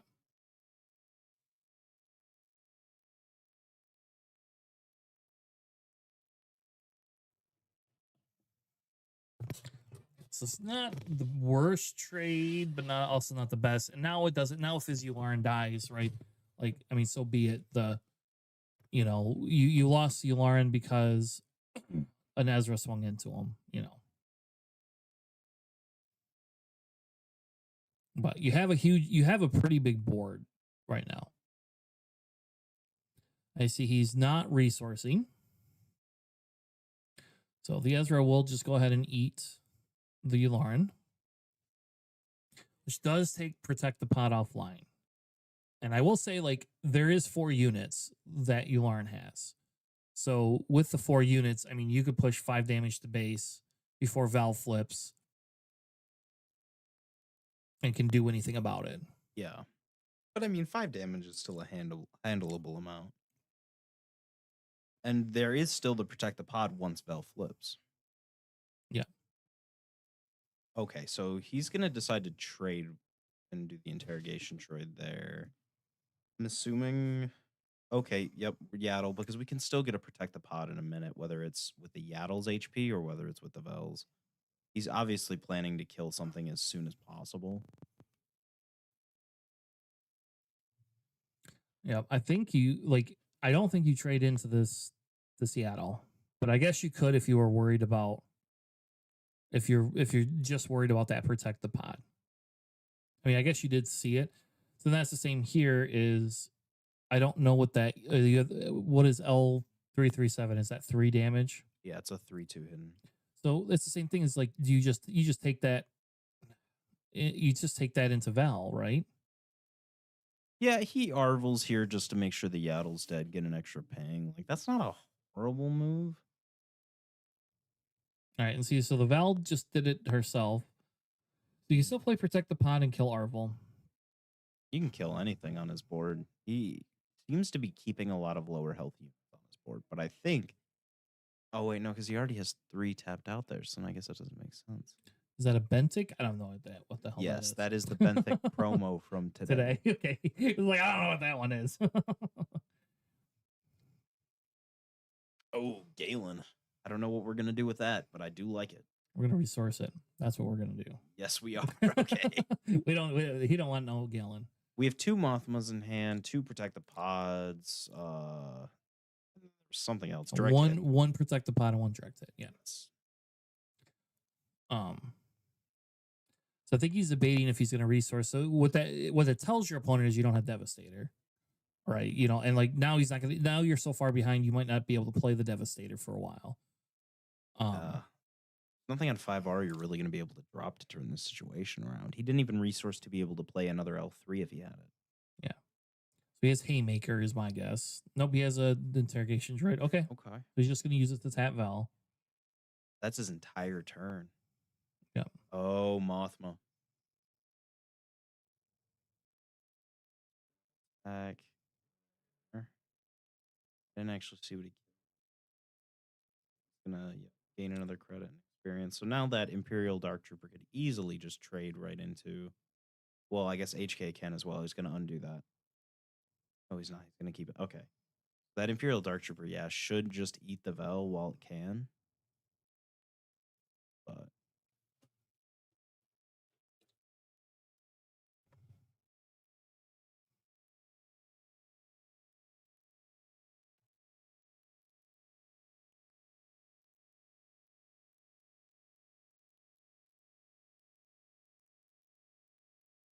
All right, we have a System Shock. Oh. Wait, that's not going to kill the Vel. We'll still have one.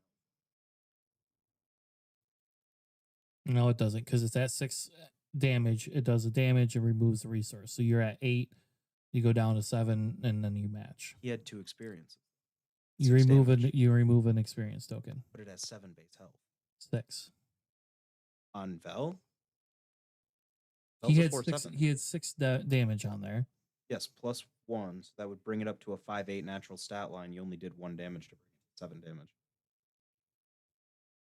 And you defeated a thing. So You had 2. You would go down to 1.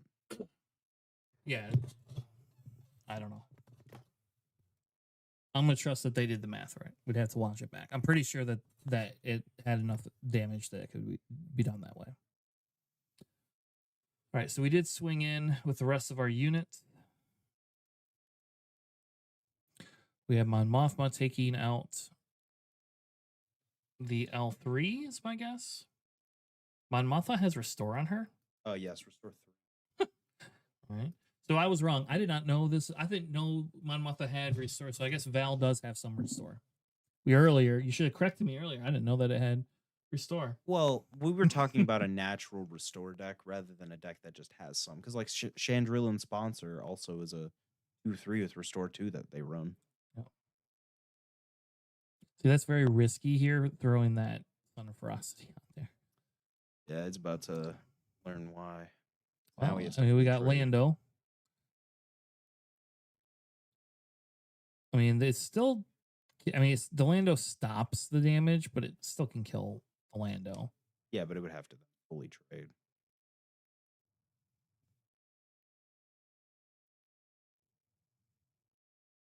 This HK is getting a lot of burn damage. Yeah, this HK is like, woohoo. You can play another one. I think that's the 3rd Dark Trooper we've seen, right? If I'm not mistaken. Yeah. All right, so final game, still going really strong. No more Devastator plays, unfortunately. He might be deciding to resource here to go up to 6.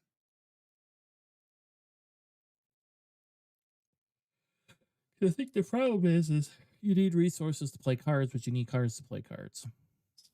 He doesn't seem to have a whole lot, or he might be just building to Eggnog.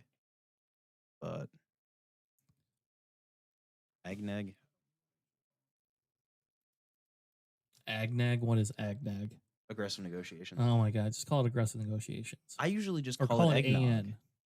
You can say AN. I call it Eggnog. It's not Eggnog. That's with an E. Yeah, but it's not. Don't make me hit the mute button on you. I have the ability. I can mute your ass on stream. All right. Anyway, so we see the HK trade in to the Vel finally, or not the Vel, the Mon Mothma, and I bet you they're gonna play another Mon Mothma. Oh, there you go. Yeah, that's just a tank. We do see an aggressive negotiations in Ryan's hands, so that's why he hasn't been resourcing. He just wants to keep as much as possible if that ever does become available. Yeah. There we have a claim. He doesn't have anything else he can play. Oh. Nope, he does. He has an HK. Oh, yeah, he was debating if he wanted to use it. Because now you're down to 1 card in hand. You're going to draw 2 more. Your aggressive negotiation doesn't do much. Sucks you got a Palpatine. I mean, like, I think you keep the Palpatine because you need units. I think the problem's going to be is like, if you trade into here. Oh, yeah, he didn't play the Palpatine to begin with. I mean, it doesn't give you the spies, but. True. What else are you going to do? Like, you don't have that many other units. And if you can't, and the problem is you can't get this thing off the board. It just keeps healing all the damage you're putting on there. Yeah, he's looking through his discard. He's seeing all these duplicates. Like, I'm sure he's probably just waiting to find a invisible hand or a craving power or just a buff or a big unit or something. And he's really just not been getting that. What he needs is his maul. Yes, if he has it. Yeah, he does have 1 maul in the sideboard. Well, I mean, if he decided to side that in, Yeah. we don't know. And play the Ezra, heal the damage. Good move. Hopefully the gate doesn't go to time. Oh, yeah, you work caffeine, I guess. Whew. Hey man, I'm off an all-nighter. I don't. You're nuts.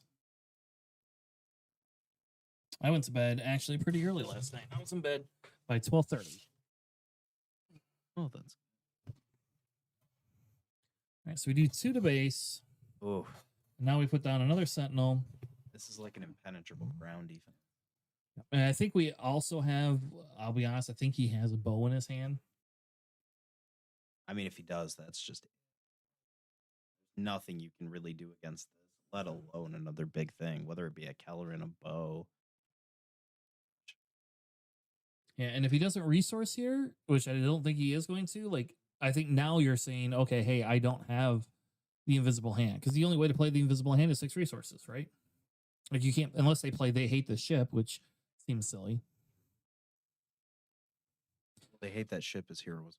You could play it off suit for 3. True. Good. So he's going to use aggressive negotiation. It does get up to 16 damage. And then we heal 3, so. For a minute there, we did.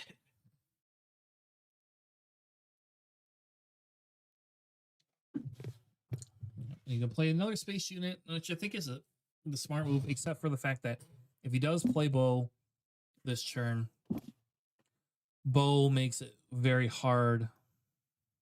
You have 5 resources. How did he play 2 3-cost units? He didn't. The 1 was already on there. I know, but there was an aggressive negotiations. I don't know, maybe there's a hidden resource we don't see. Yeah, it could have been a credit too. Yeah, well, there you go. It's a credit. That's what it is. So then it does a 3 damage. He puts only 1 on base. And 3 on Ezra. We're going to play direct hit. Oh, so we soaked all the indirect on Ezra, but then took the HK-ping. Yes. And now he's going to put it all on Mothma. You know that the actress from Mon Mothma played with the KTOD guys. Now she actually knows how to play this game. No, I didn't know that. That's hilarious. I don't think he's even played in Val's played anything this turn. Nope. Okay, no, he did. He did. He must have played The something. Eager Escort That's right. and the something else.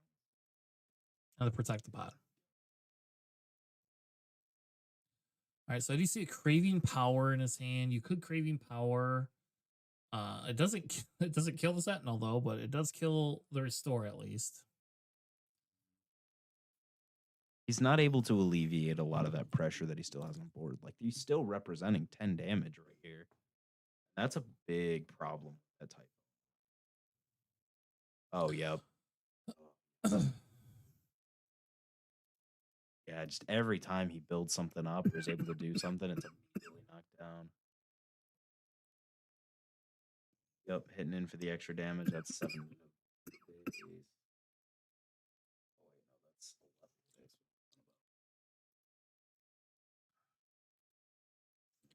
Yep. And you just get the swing. He doesn't have an answer for it. And we have Izzy moving on to top 4.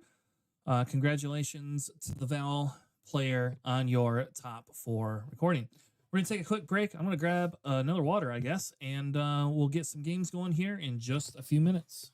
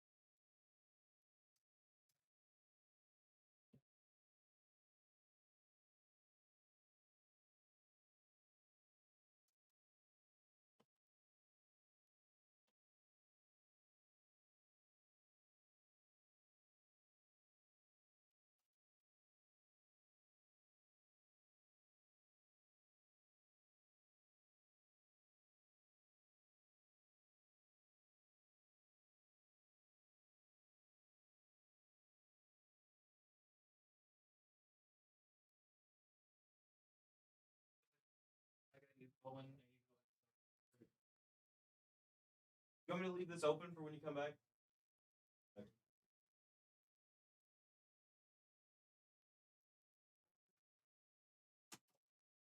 Get ready to rumble. Oh, yeah. All right. We have got Cole versus Brennan. We've got Admiral Piet versus Darth Vader. Not an incredibly cinematic match, or is at least one as you would expect. But this is definitely going to be a huge game. Let's go over the big stuff. Let's see what Piet's got packing in his deck. I phrased that wrong. Let's see what Piet is running in his deck. Let's see.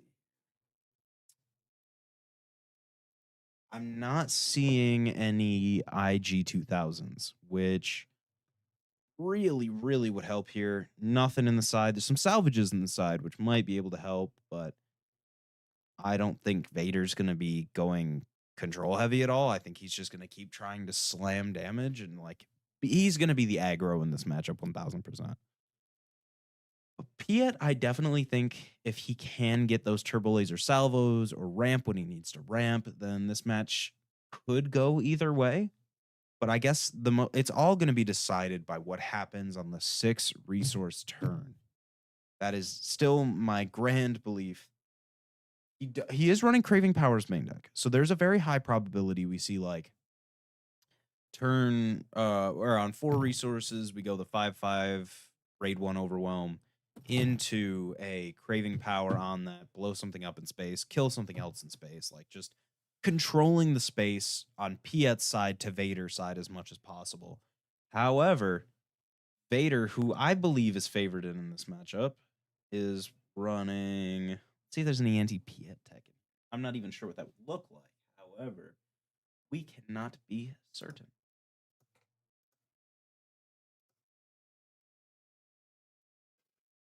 Oh man, we got a Garindin, we've got Yellow Galen, we got an absurd amount of tribal space, but I mean it's Vader. What did you really expect? Already went over the contracted jump master. We are seeing a lot of the 2-drop, but we're not seeing Kajimi like we saw on the other list.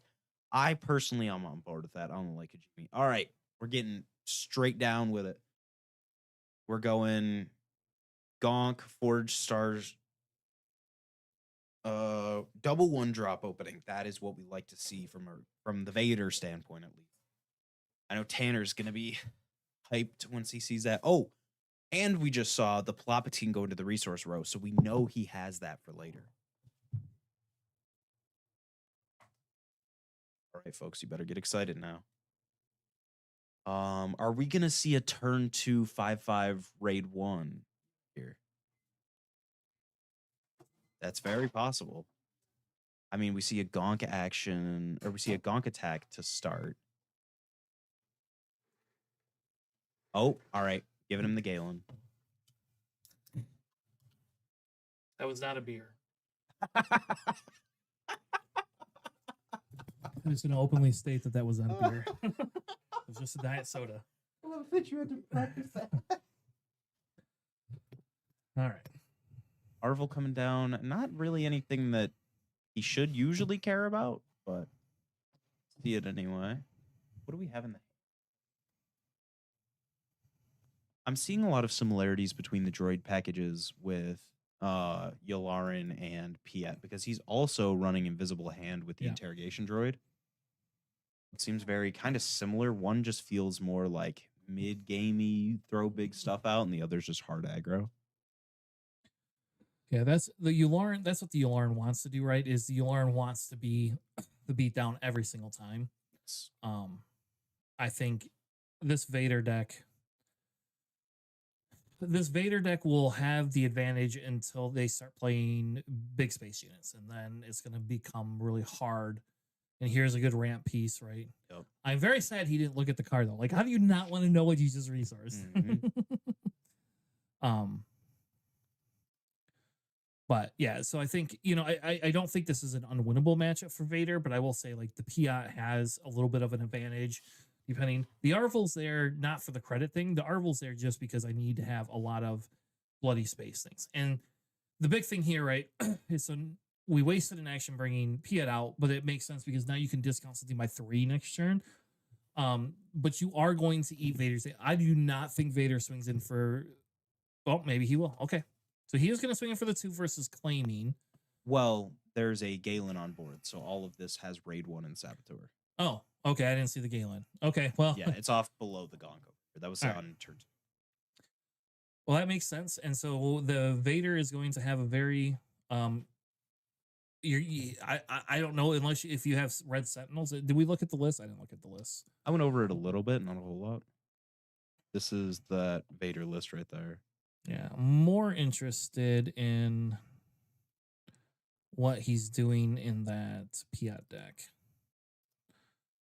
But All right, we just see a Devastator coming down and almost wiping the entire board there. yes, and that's why. So that's why I didn't know if you claim right, you have the ability to do. There you go. See, like you have the ability to do some other crazy things, with it. You do see the trade. The question is now: are you going to forego your 4, 5, 6, 7 damage on the ground to take initiative to kill that clone trooper? Well, he can just as easily take his unit right into the Devastator and clean trade, but there's no reason for him to do that. Yeah, so I definitely think the Devastator eats the clone combat. Yeah, and I do think like if you put Vader on the ground, you can. There's a couple of things you can do, right? You could flip Vader out onto the ground. Oh, no. What? Turbo Laser Salvo in the hand of the Piat player who's about to wipe the board of the.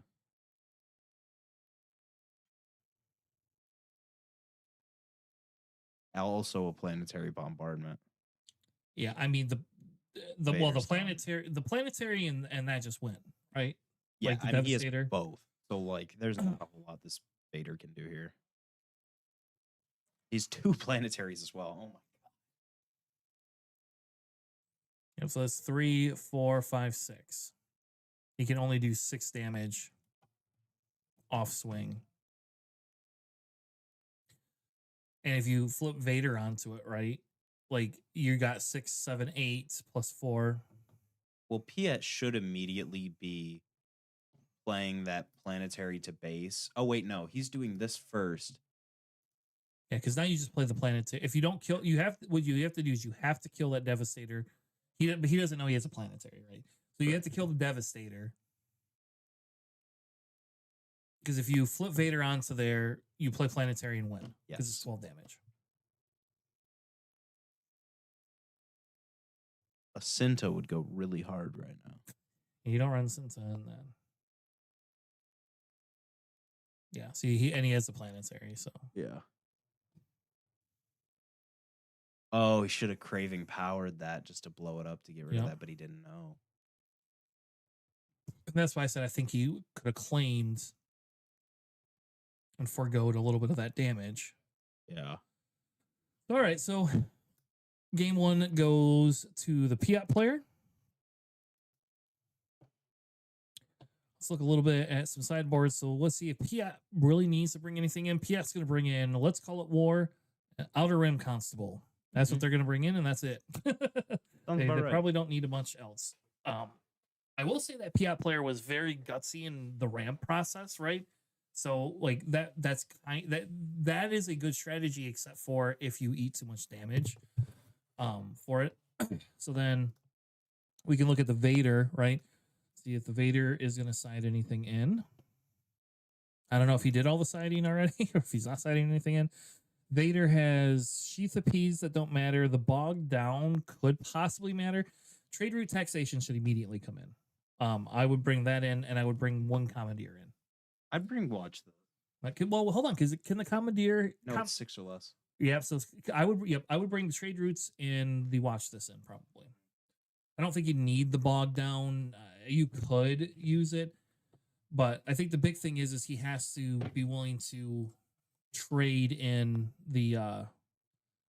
He has to get that stupid Gonk droid off the board, because that's what the Piat player is going to do. Is I'm going to ramp and then decimate everything. Yep. Well, there's the Outer Rim Constable they told you he was going to bring in. So, as a Vader player, what do you think the reason for Emissary Sheath to beat in the side is? So if you're playing against like the Luke Data Vault deck, it's that extra health against a Chewie and against a Boba. So against a Boba, it allows you to throw the indirect damage on there, and you don't really care about giving them the extra thing. So really, it's genuinely more for absorbing damage than anything else. Like we run Sheathopede in Chewie specifically because of the damage that you can absorb on it, right? Yeah. Because you can't blue leader it, you can't. The only thing that kills it is the eager escort right off bat. But other than that, it's not that great of a card. A lot of Vaders were actually running at main deck before, so Fair enough. this is our top 4 game at the Michigan PQ. Thank you all so much for joining us. It says top 8. Yeah. Because I don't know how to change the overlay. And Sam obviously didn't either. It's the top 8. There you go. They're top 4. Both these players played in the top 8. But... yeah. So I think, because what Vader really wants is he wants the aggressive start, and then he wants those craving powers, and he needs to use those craving powers earlier in the game. But I guess we could go through the list. He does this one. His basically Vader's removal package is Hold for Questioning and Beguile and Craving Power, right? Whereas that other Vader deck that we watched or we saw earlier has other tools that help it in the late game. That Evil is Everywhere was gnarly good. Yep. Awesome. Yep. So now we have a Gonk Power Droid on the ground there. And look, we see the ramp in his hand. Not that he can play it this turn, but if we don't take care of that Gonk Droid, you don't have what are you doing, right? And so I think this is where Vader swings in, right? Gets the 2 damage in, has the ability to create a tie. Spun that Gonk around like there's no tomorrow, man. Yep. And now we have a Dorian. And he's going to put it on that because in the long run, it probably just trades with it. He has to debate about. Personally, I probably just claim your victor leader's dying, whether you like it or not. I would rather have that 2 damage swing to start than have the extra. Yeah. Yeah, we're not playing in a world of Power of the Dark Sides anymore.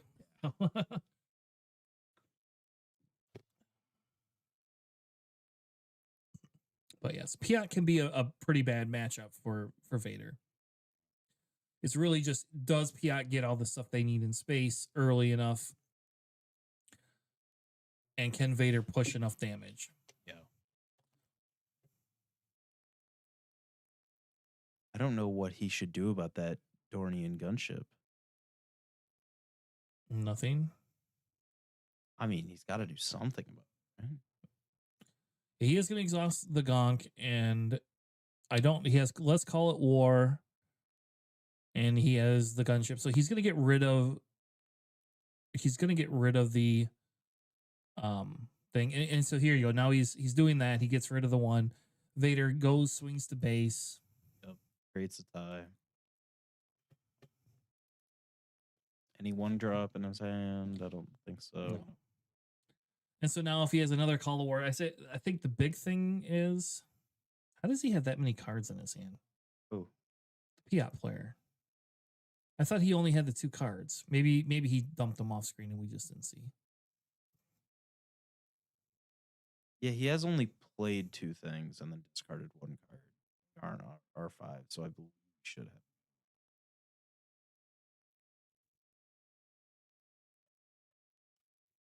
He didn't take the 1 to base. There you go.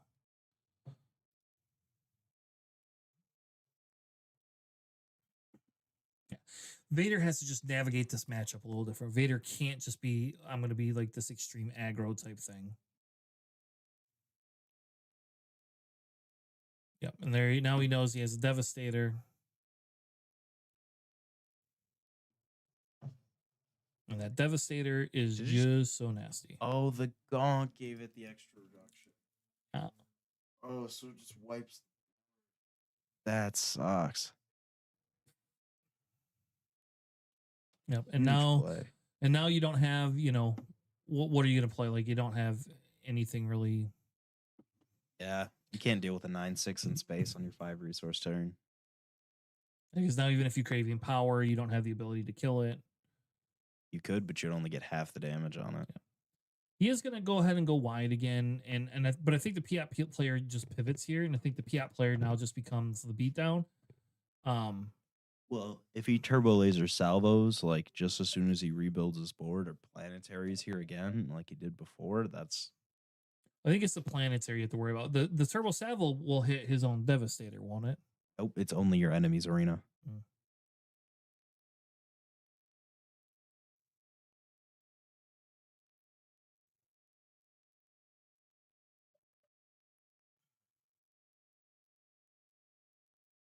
Yes, I think you just swing in with the Devastator. Yeah, probably. I mean, we don't know what is in Brennan's hand. Now we know there's a laser turbo in there. We is do know there? that, yeah. And he does flip Vader on the ground, so now it's going to force him. Which arena do you want to wipe? So they're only on 6 resources. So you can't afford it yet. That's true. You can't afford it. I'm dumb. You can't afford it. And if he had that Planetary, he would have jammed it by now. Yeah, because that has it precisely enough to just wipe his entire board for 12. yeah. And this is what a smart player will do, with their Vader. They won't throw him on a ship just specifically, for it all the time, right? Yeah. Yep. Now we have a Craving Power, and that just takes care of the Devastator, which is really the big thing here. You still can do the super lasers, but it doesn't kill Vader now. So he's probably gonna do it in space just to clean up anything that Cole does put down there. Because if he does do it in the ground arena, he still has to throw like Piet into it to fully clean trade and to fully kill him. yeah. So I don't think he's gonna sacrifice his entire board for it. Unless he has. Yep. And who knows, maybe he draws into another Devastator. He has 3 resources left, and I think he's debating on what I think he has a Let's Call It War in his hand still. That's a good play. That wipes both space units. Yeah. Yeah. And that's what I think you just do, is because you just have to you have to clean up. I mean, Cole has taken back the lead on damage.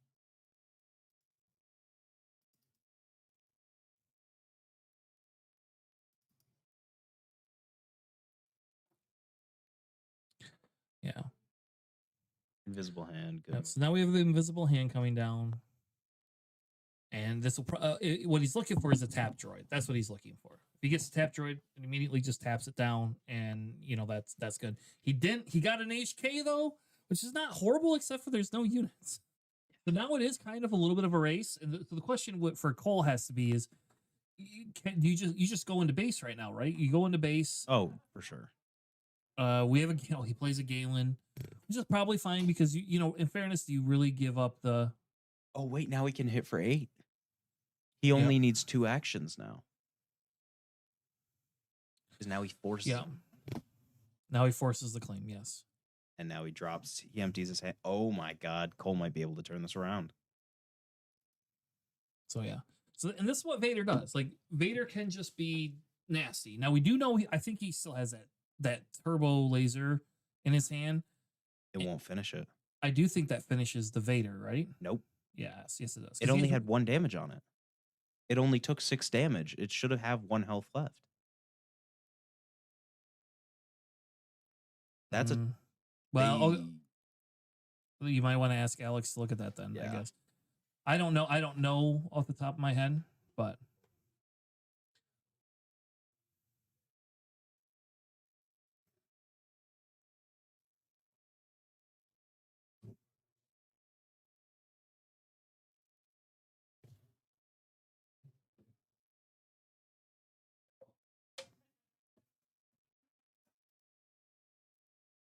So we are going to play a Palpatine anyway.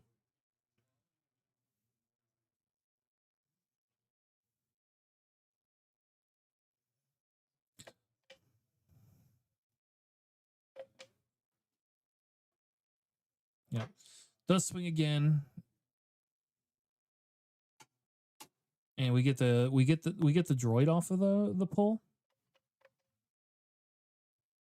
It was just a mistrigger. Like it was correct and it only had 1 damage and should have lived. So they aren't going to roll it back. All right.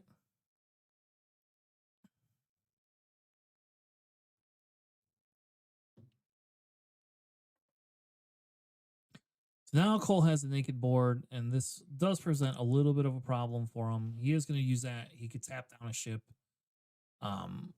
Maybe he has another card he can play. This does get him out of lethal range for now, though. Never mind. That puts him back. I don't know why it keeps doing the weird things. Yeah. So then he has enough to basically do that. So it looks like the Brennan, the Piat player, is moving on. What we're going to do is take a quick break and prepare for the finals of the game. So welcome to the finals in Michigan GT. Thank you all. We'll be right back with more PQ in Michigan. Peace.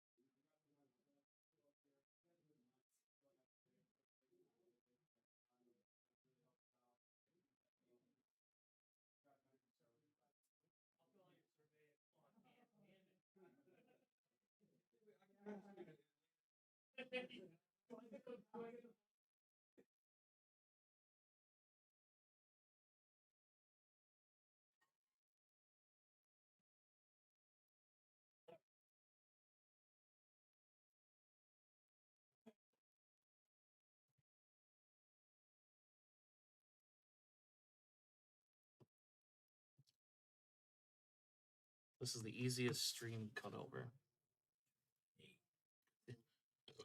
Just have to change the guy's name.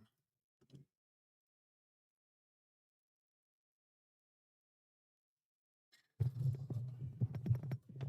right, I'm gonna go grab my other soda. I don't know. Come over and you can go ahead. I wanna grab my Are you ready? All right. Let's see. What do we have here? As you can see, it's looking a little like we just saw. We're going to see a rematch of Vader 4 versus PF4. Brennan versus Tony this time. Cole tapped out, Tony tapped in.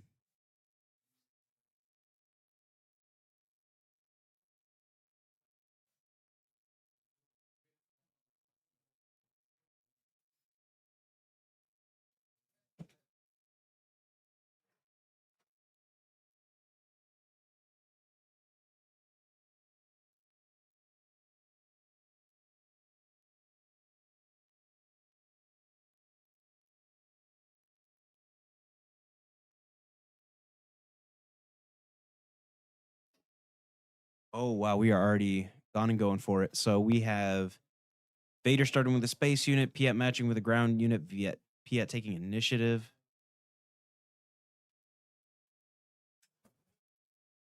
Yep. Yeah.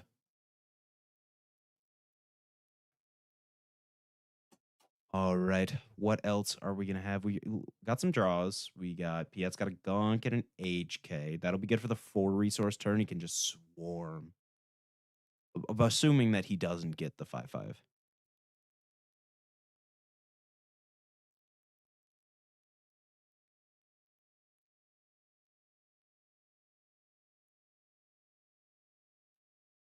Okay. All right. It's looking pretty even.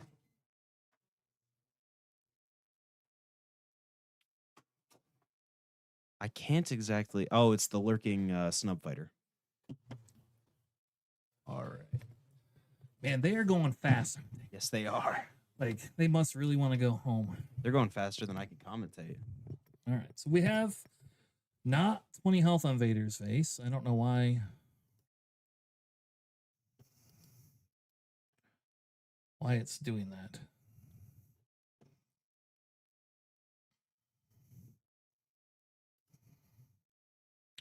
Hey, there we go. Look at that. It fixed it. Sweet. It's all right. So this one's a little bit different, Vader. We actually had this guy in stream earlier today. Just like 2 rounds ago, right? Yep, and he's got the hold for questioning, which is going to allow him to start stripping hands. And I will say, like, I don't know if this Piat looked at his list ahead of time or not, but this Vader list is definitely different. And there is quite a bit of stuff that he can kind of that he can kind of do with his list that the other Vader didn't have in terms of removal and some of the different buff cards that the Vader player has. I still think it's an uphill struggle for him, but it does allow him to do different things that he wasn't able to do before. Yeah, it is going pretty fast. He's got ramp on turn 4 into 5, meaning he can flip now, meaning it's a Devastator looking like next turn.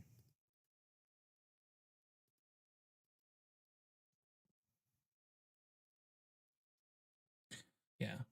And which means he can wipe the board, you know, if he does do that, like, but he has to play. So that's the thing, is he has to be able to swing with the gonk first to be able to do that, though. Because he still is only at 6 resources. So plus Piet is out. Oh, PS out? Okay, well then he can 'cause just play resupplied Devastator. carrier on 4. Yeah. Yep, so then technically you can play your Devastator if you want.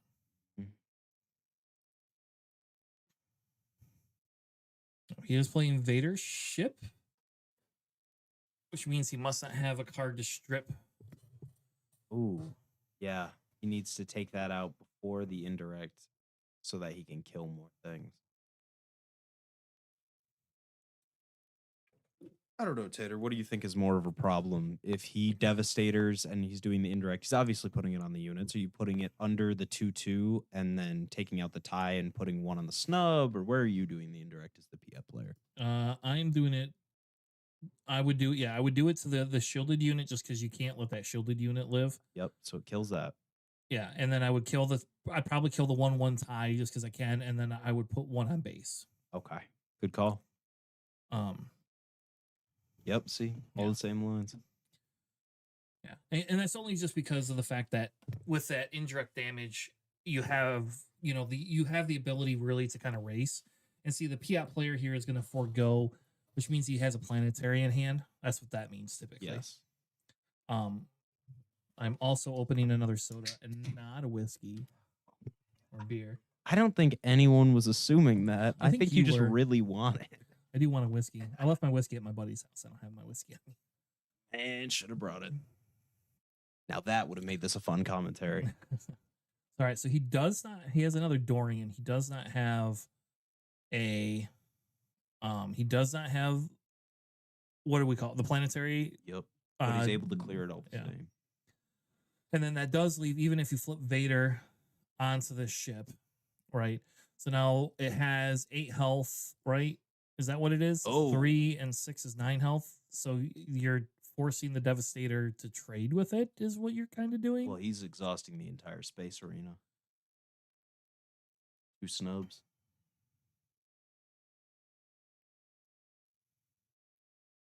That Devastator's definitely getting tapped down. I don't know what's going on with that. But I think he's just debating. Yeah. So, and I think that I didn't know he had 2 of those, but I think that's a smart play. Then we have Oh. Haymaker. Haymaker just oh, that's brutal. kills Devastator Yeah. or kills the Vader ship. Yeah. Like I said, this Piat match is kind of like when we used to play Boba Green into it. Yeah. And see, he's just conceding. He's conceding the game. No, don't do it. Play it out. No, that's okay. It has been a long day. It has been a long day. This is the top 8 of a PQ. So the Piat player takes the first one.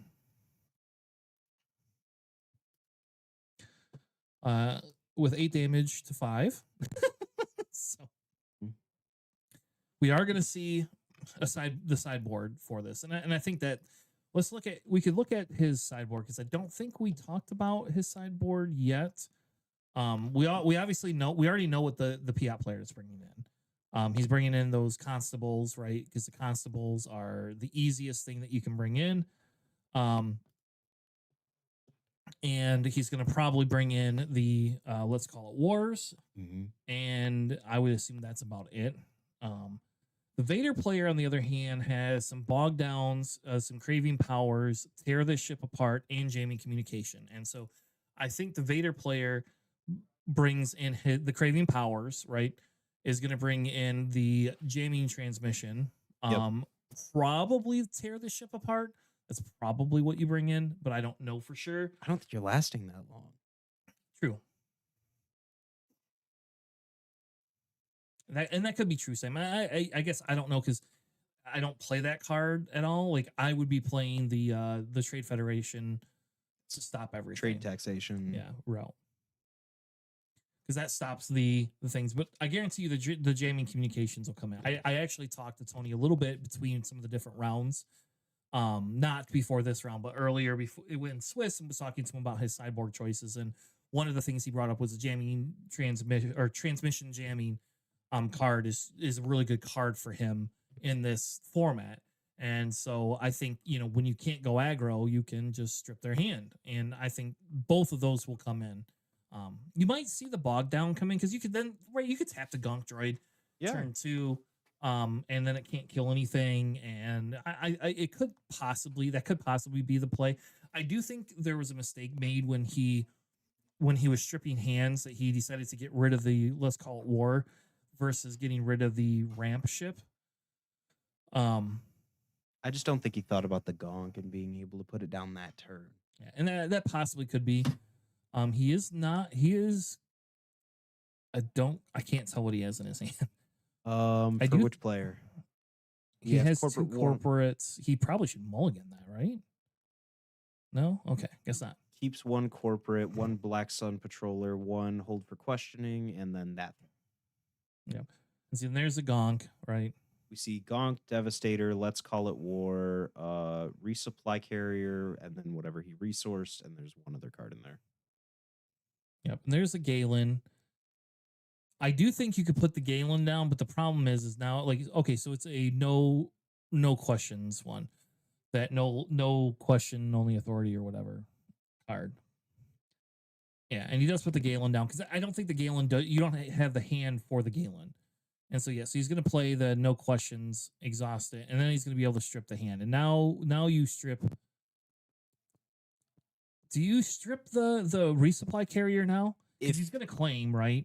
If he has a turn, or if he has a play this turn that he can snipe, he would take that. If not, it's that resupply carrier every day. Yeah, because he could play that Let's Call It War, right? So if he still has Let's Call It War in his hand, I know he has Devastator. Wait, He did get. I think he got rid of the Let's Call It War. Yeah, can't because it's a red card. And it only has a green aspect on the gonk. Oh, then maybe he didn't get rid of it then. I don't know what he got rid of. I couldn't see what he got rid of. So he's going to get rid of. He's going to play the here. He's going to swing in with the gonk, and then he can play the ship cheaper.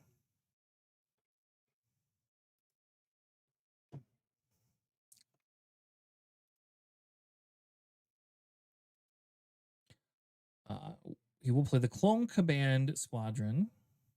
Good play. Yeah, and so here we get the ramp card. We're going to see a PF flip.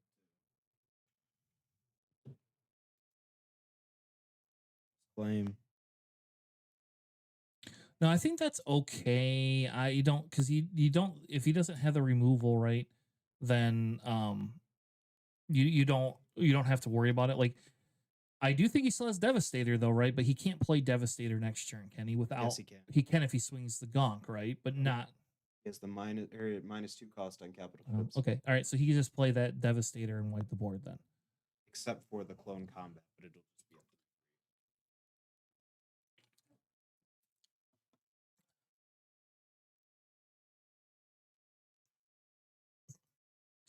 Yeah. And I think now the problem becomes is, like now what do you do, right? Like you could go swing in for the 10 damage and have 10 damage on base, but you're gonna lose your ship. You could play the corporate warmongering on just the one unit. You could play if you play the Victor Squadron, you just immediately are gonna lose it. So you are gonna play the corporate warmongering, and it gives it a little extra health. So now it's a 5/5 with 1 damage on it. So at least it takes out the ship. It would actually be a 6/6, so he can trade into the Devastator because it's a +3.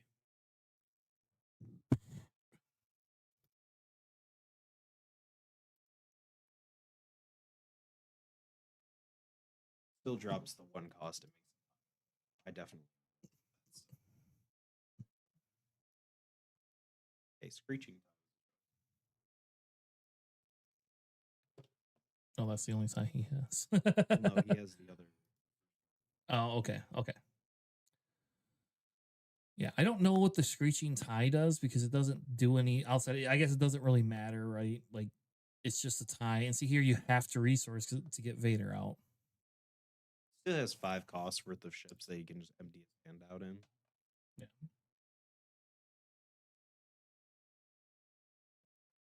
And see, so the Piat is it is gonna kill that because then it doesn't get the other thing. And the question is whether you refill your board. We don't know what he also has. Like we don't know if he has Palpatine or something else like that. He is gonna flip onto the ground.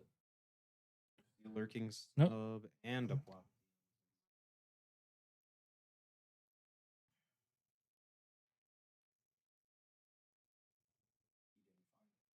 So maybe he didn't have the Palpatine in there. He's going to exhaust Piat, which, whatever. I mean, it saves you the damage. He is going to look at this turbo laser salvo, I think. Or does he have another Devastator in hand that we just can't see? I don't think so. think it's an invisible hand. Yep. Okay, so he does have the invisible hand, which I think that's a good play because that's going to get you it's going to possibly get you the tap ship or the tap droid, right? And if you get the tap droid, Vader doesn't do anything this round. Does not look like he got the tap droid. He does get HK, which we saw HK do so much work in the other couple of rounds for it. We do have a Vader's ship being played. He is just going to claim because what is the Gonk droid going to do? And then I think with the Vader, you swing in. Well, he also has Victor Leader he can still play. He did play as Victor later. Yeah. Oh, he did. So it looks like he's playing a little bit more control-y, using the Vader to do the damage to take care of that invisible hand. And it's going to be kind of the same thing. Like the Piat, like you have the Dorian, right? And not one ship can take the Dorian off. But if the Dorian swings into, let's say, the Victor Leader, now you can just kill, you can kill it. So I don't know. I think if you're PI, I think you take your okay, never mind. I forgot you had that. You just play the Super Laser Salvo and cry. I think that's it for this. That wipes everything. Takes 5 damage to base on top.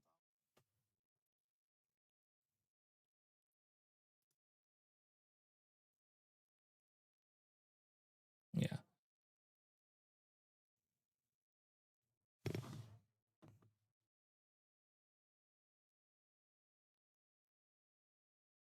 Play a naked Crucible. I think if you just go into base now, right? If you're the Piat player. Oh. And I guess I would know with all my You mean the game, all the games you lost there, Sam? Yeah,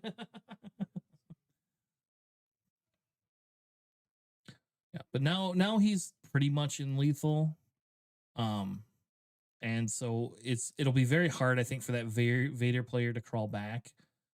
There's a couple of ships on board, but I mean, in reality, just the stuff sitting on the ground gives you enough to essentially like win the game, I think.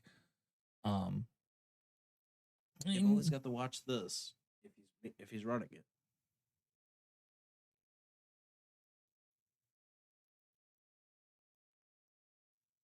Oh yeah. Yeah.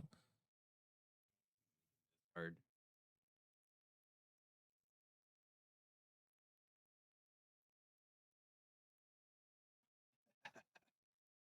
Yep. Unique rule, baby. We'll get +1 that one. Yep. Yeah, which still, I mean, 3, 4, 5, 6, 7.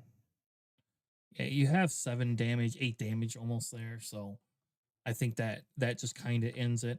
Like I said, I don't think the Piat matchup is super really good for Vader, especially if they have the ability to ramp and you're not able to get that transmission jamming card out, which is really good. So we have a Piat final winning the PQ here in Michigan. Thank you all so much for joining us tonight. It was a pleasure to cast for you all.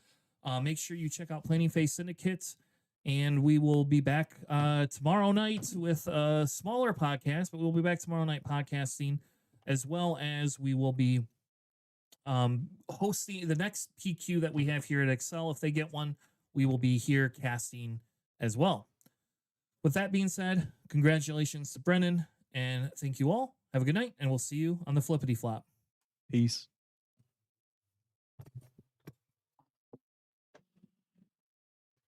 I let you do it. Going to I let you do it this time. if you can edit it.